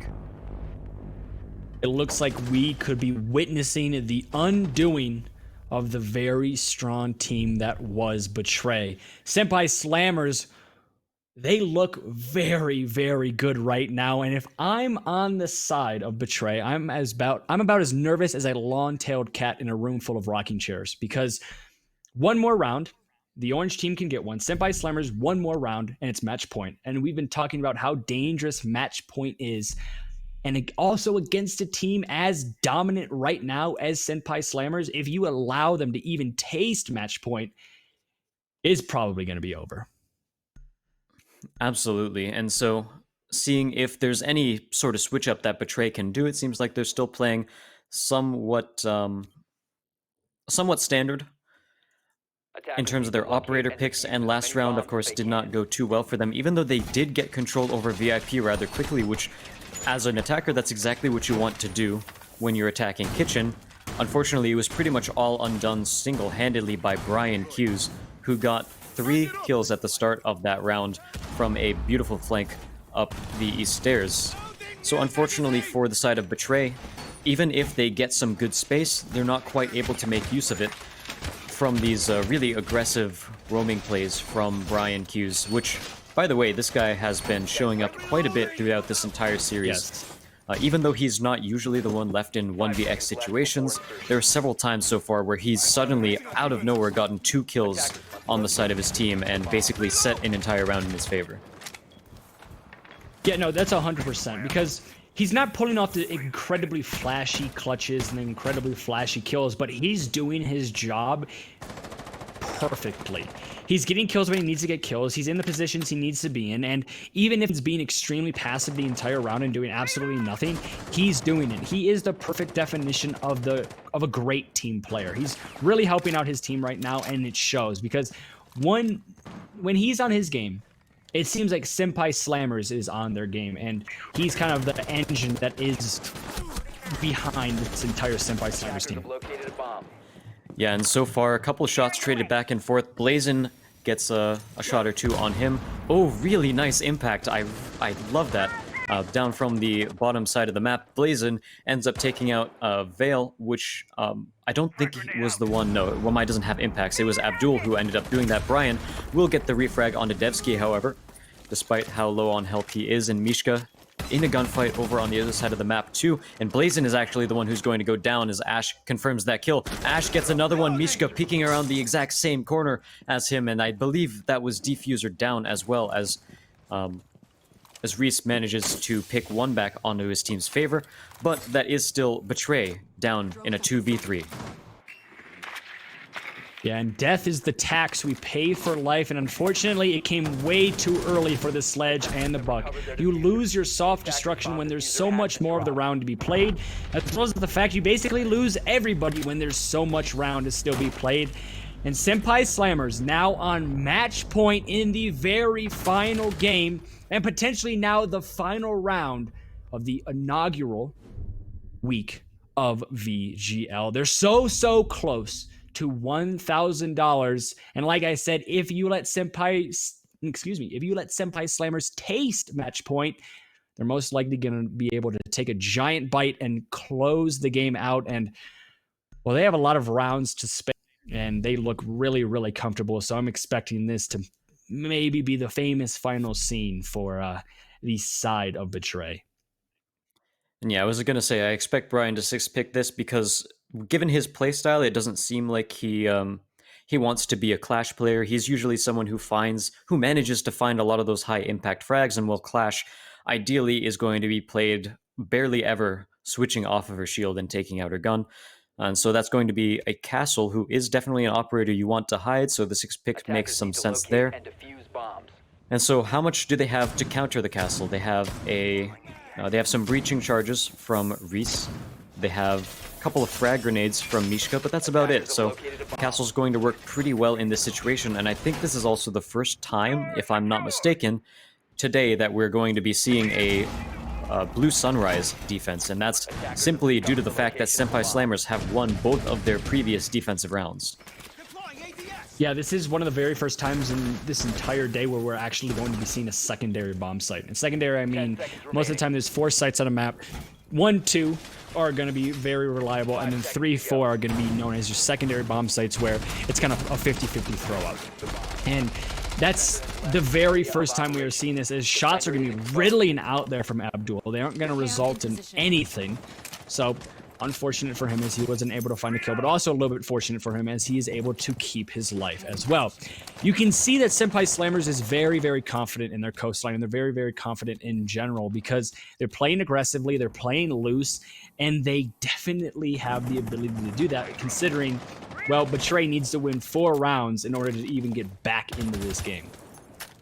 This site is actually pretty interesting in terms of it really depends on what sort of what sort of level you're at as a team, because I know some Pro League teams have started to go for Blue Sunrise first. Most CL teams and teams like here in VGL, they tend to prefer the hookah site first, and then this one being like a secondary or third site. And then, of course, in your ranked star games, the pub games, hookah's probably first, and then Penthouse is second for whatever reason. Yeah. But Brian gets the first kill onto Miami. And that's a pretty good pick. Again, Senpai starting strong. On top of that, taking out the Capitao. That's a huge amount of utility off the board as well. Some of the best in the game. We usually see Capitao banned pretty much every single game, and that utility is exactly why. Like I said, it's the team player once again. He's playing Castle, and he's able to make his role get kills. Brian has been lights out this entire series, and we have to give him credit where credit is due. Blazing though is able to trade it up, and just like that, Betray finally are the man advantage. It seems like it's been escaping them for quite some time, but now it's a 3v1. Could this be the start of the comeback? We never know, but it's all on Brian's shoulders, and we've been talking about him so much, and he's able to somehow find two, make it 3. That's a triple kill, and just like that, it's gonna be him against the Ashe. If you're just looking at the gun, Ashe should most likely win this out, but she's playing against Brian, and Brian is absolutely insane, and he is definitely feeling himself right now. 1v1 to potentially determine the winner of the very first week of VGL. Shots are going to be riddling out from Rise. He is also the sub, so a lot of pressure is on his shoulders to perform. This is a situation we saw his replacement do quite a lot. That impact is going to be right on the head of the Ashe, and this could be it for the side of Betray. Shots are going to be riddling out from both of these operators, and it's just going to be a game of who sees who first, and shots are going to come out, and it's going to be Rise keeping his live. So close Brian was to basically single-handedly, you know what I'm saying. It's been a long day. Securing the entire game for the side of Senpai Slammers. Again, it's been a long day, all right? It was bound to happen at one point, just stumbling over absolutely everything. But Betray, they stay alive. They have to be perfect for 3 more rounds if they want to force an overtime. So let's see what they can do. Yeah, it is crazy that right now the best they can do is force in overtime to finish out the half. They are already on match point with only 3 points on the board themselves, and in order to pull a new strat out of nowhere, they decide to go with a Blackbeard, and we'll see if that gets locked in, and it seems like it will. So Blackbeard is the play for Betray. It seems like that's the operator they want to take, and against Senpai Slammers, I honestly don't think it's going to work out too well. Well, between this being Coastline and the fact that they're against Senpai Slammers, I don't think it's going to happen. Senpai Slammers have been really good with their information game. They've been calling out to each other. They've been assisting each other. So if Blackbeard pushes an area, someone's probably going to end up flanking him. Or even, they've been doing pretty well with their C4s too. Senvale and Abdul both have one. They have a Valk cam. So again, more information. They'll pretty much always know where the Blackbeard is playing. And the fact that the map is Coastline, and especially since Hookah is already blocked out, Senpai Slammers can't go there. Teams generally don't pick Penthouse anymore. What window is Blackbeard really going to terrorize the team from? That's one of the things that I mainly ask every time I see a Blackbeard pick, is that his job is usually to hold down a window, hold down those long lines of sight, basically peek from a direction where he can only expose his head. And a lot of times, like Consulate's a decent map for that, but here on Coastline, they're just not playing the site that would basically warrant this Blackbeard pick. Yeah, no, I 100% agree. I think there's a lot of operators that I would rather have instead of a Blackbeard. Sometimes you're going to see Blackbeard on that kitchen window. He can be quite effective, but I mean, if we just look at terms of utility and just the ability to do something that somehow Ashe goes unpunished, just as I say that. Sorry, that's the caster's curse. That's my fault, Ashe. But she does get punished, so that's going to be the, he, the Jaeger goes down, kills she, the IQ. In terms of a trade, I feel like that's fairly even, but actually, no, I'm going to go with the defense winning that one out, because IQ being going to allow Pulse to run freely without worrying about his head getting blown off from above because of a pistol. And also the Valkyrie cams are going to be relatively safe. So really solid play there from the Jaeger, getting rid of the IQ because it's going to allow the utility to flourish throughout the rest of this round. 1 minute and 30 seconds left, so you got half the round to work with. That's a lot of time for both the attack and the defense to get something going, and unfortunately, my clean feed is completely frozen. Well, actually, no, it's back. So we are going to be seeing something here, and talk about something that's going to be Abdul able to get a kill onto Rise, and, well, Rise, those holes, they work both ways, and unfortunately, you are on the wrong side of that one, and he goes down. That's going to be your Ash and your IQ both dead. So the female operators for the side of Betray are falling very, very quickly as Gridlock goes down as well, and it's going to be also Zofia quickly. And just like that, Senpai Slammers win the very first tournament, very first week of VGL. An absolute blast to cast, and that is the Senpai Slammers we saw earlier today. They were so dominant on Coastline.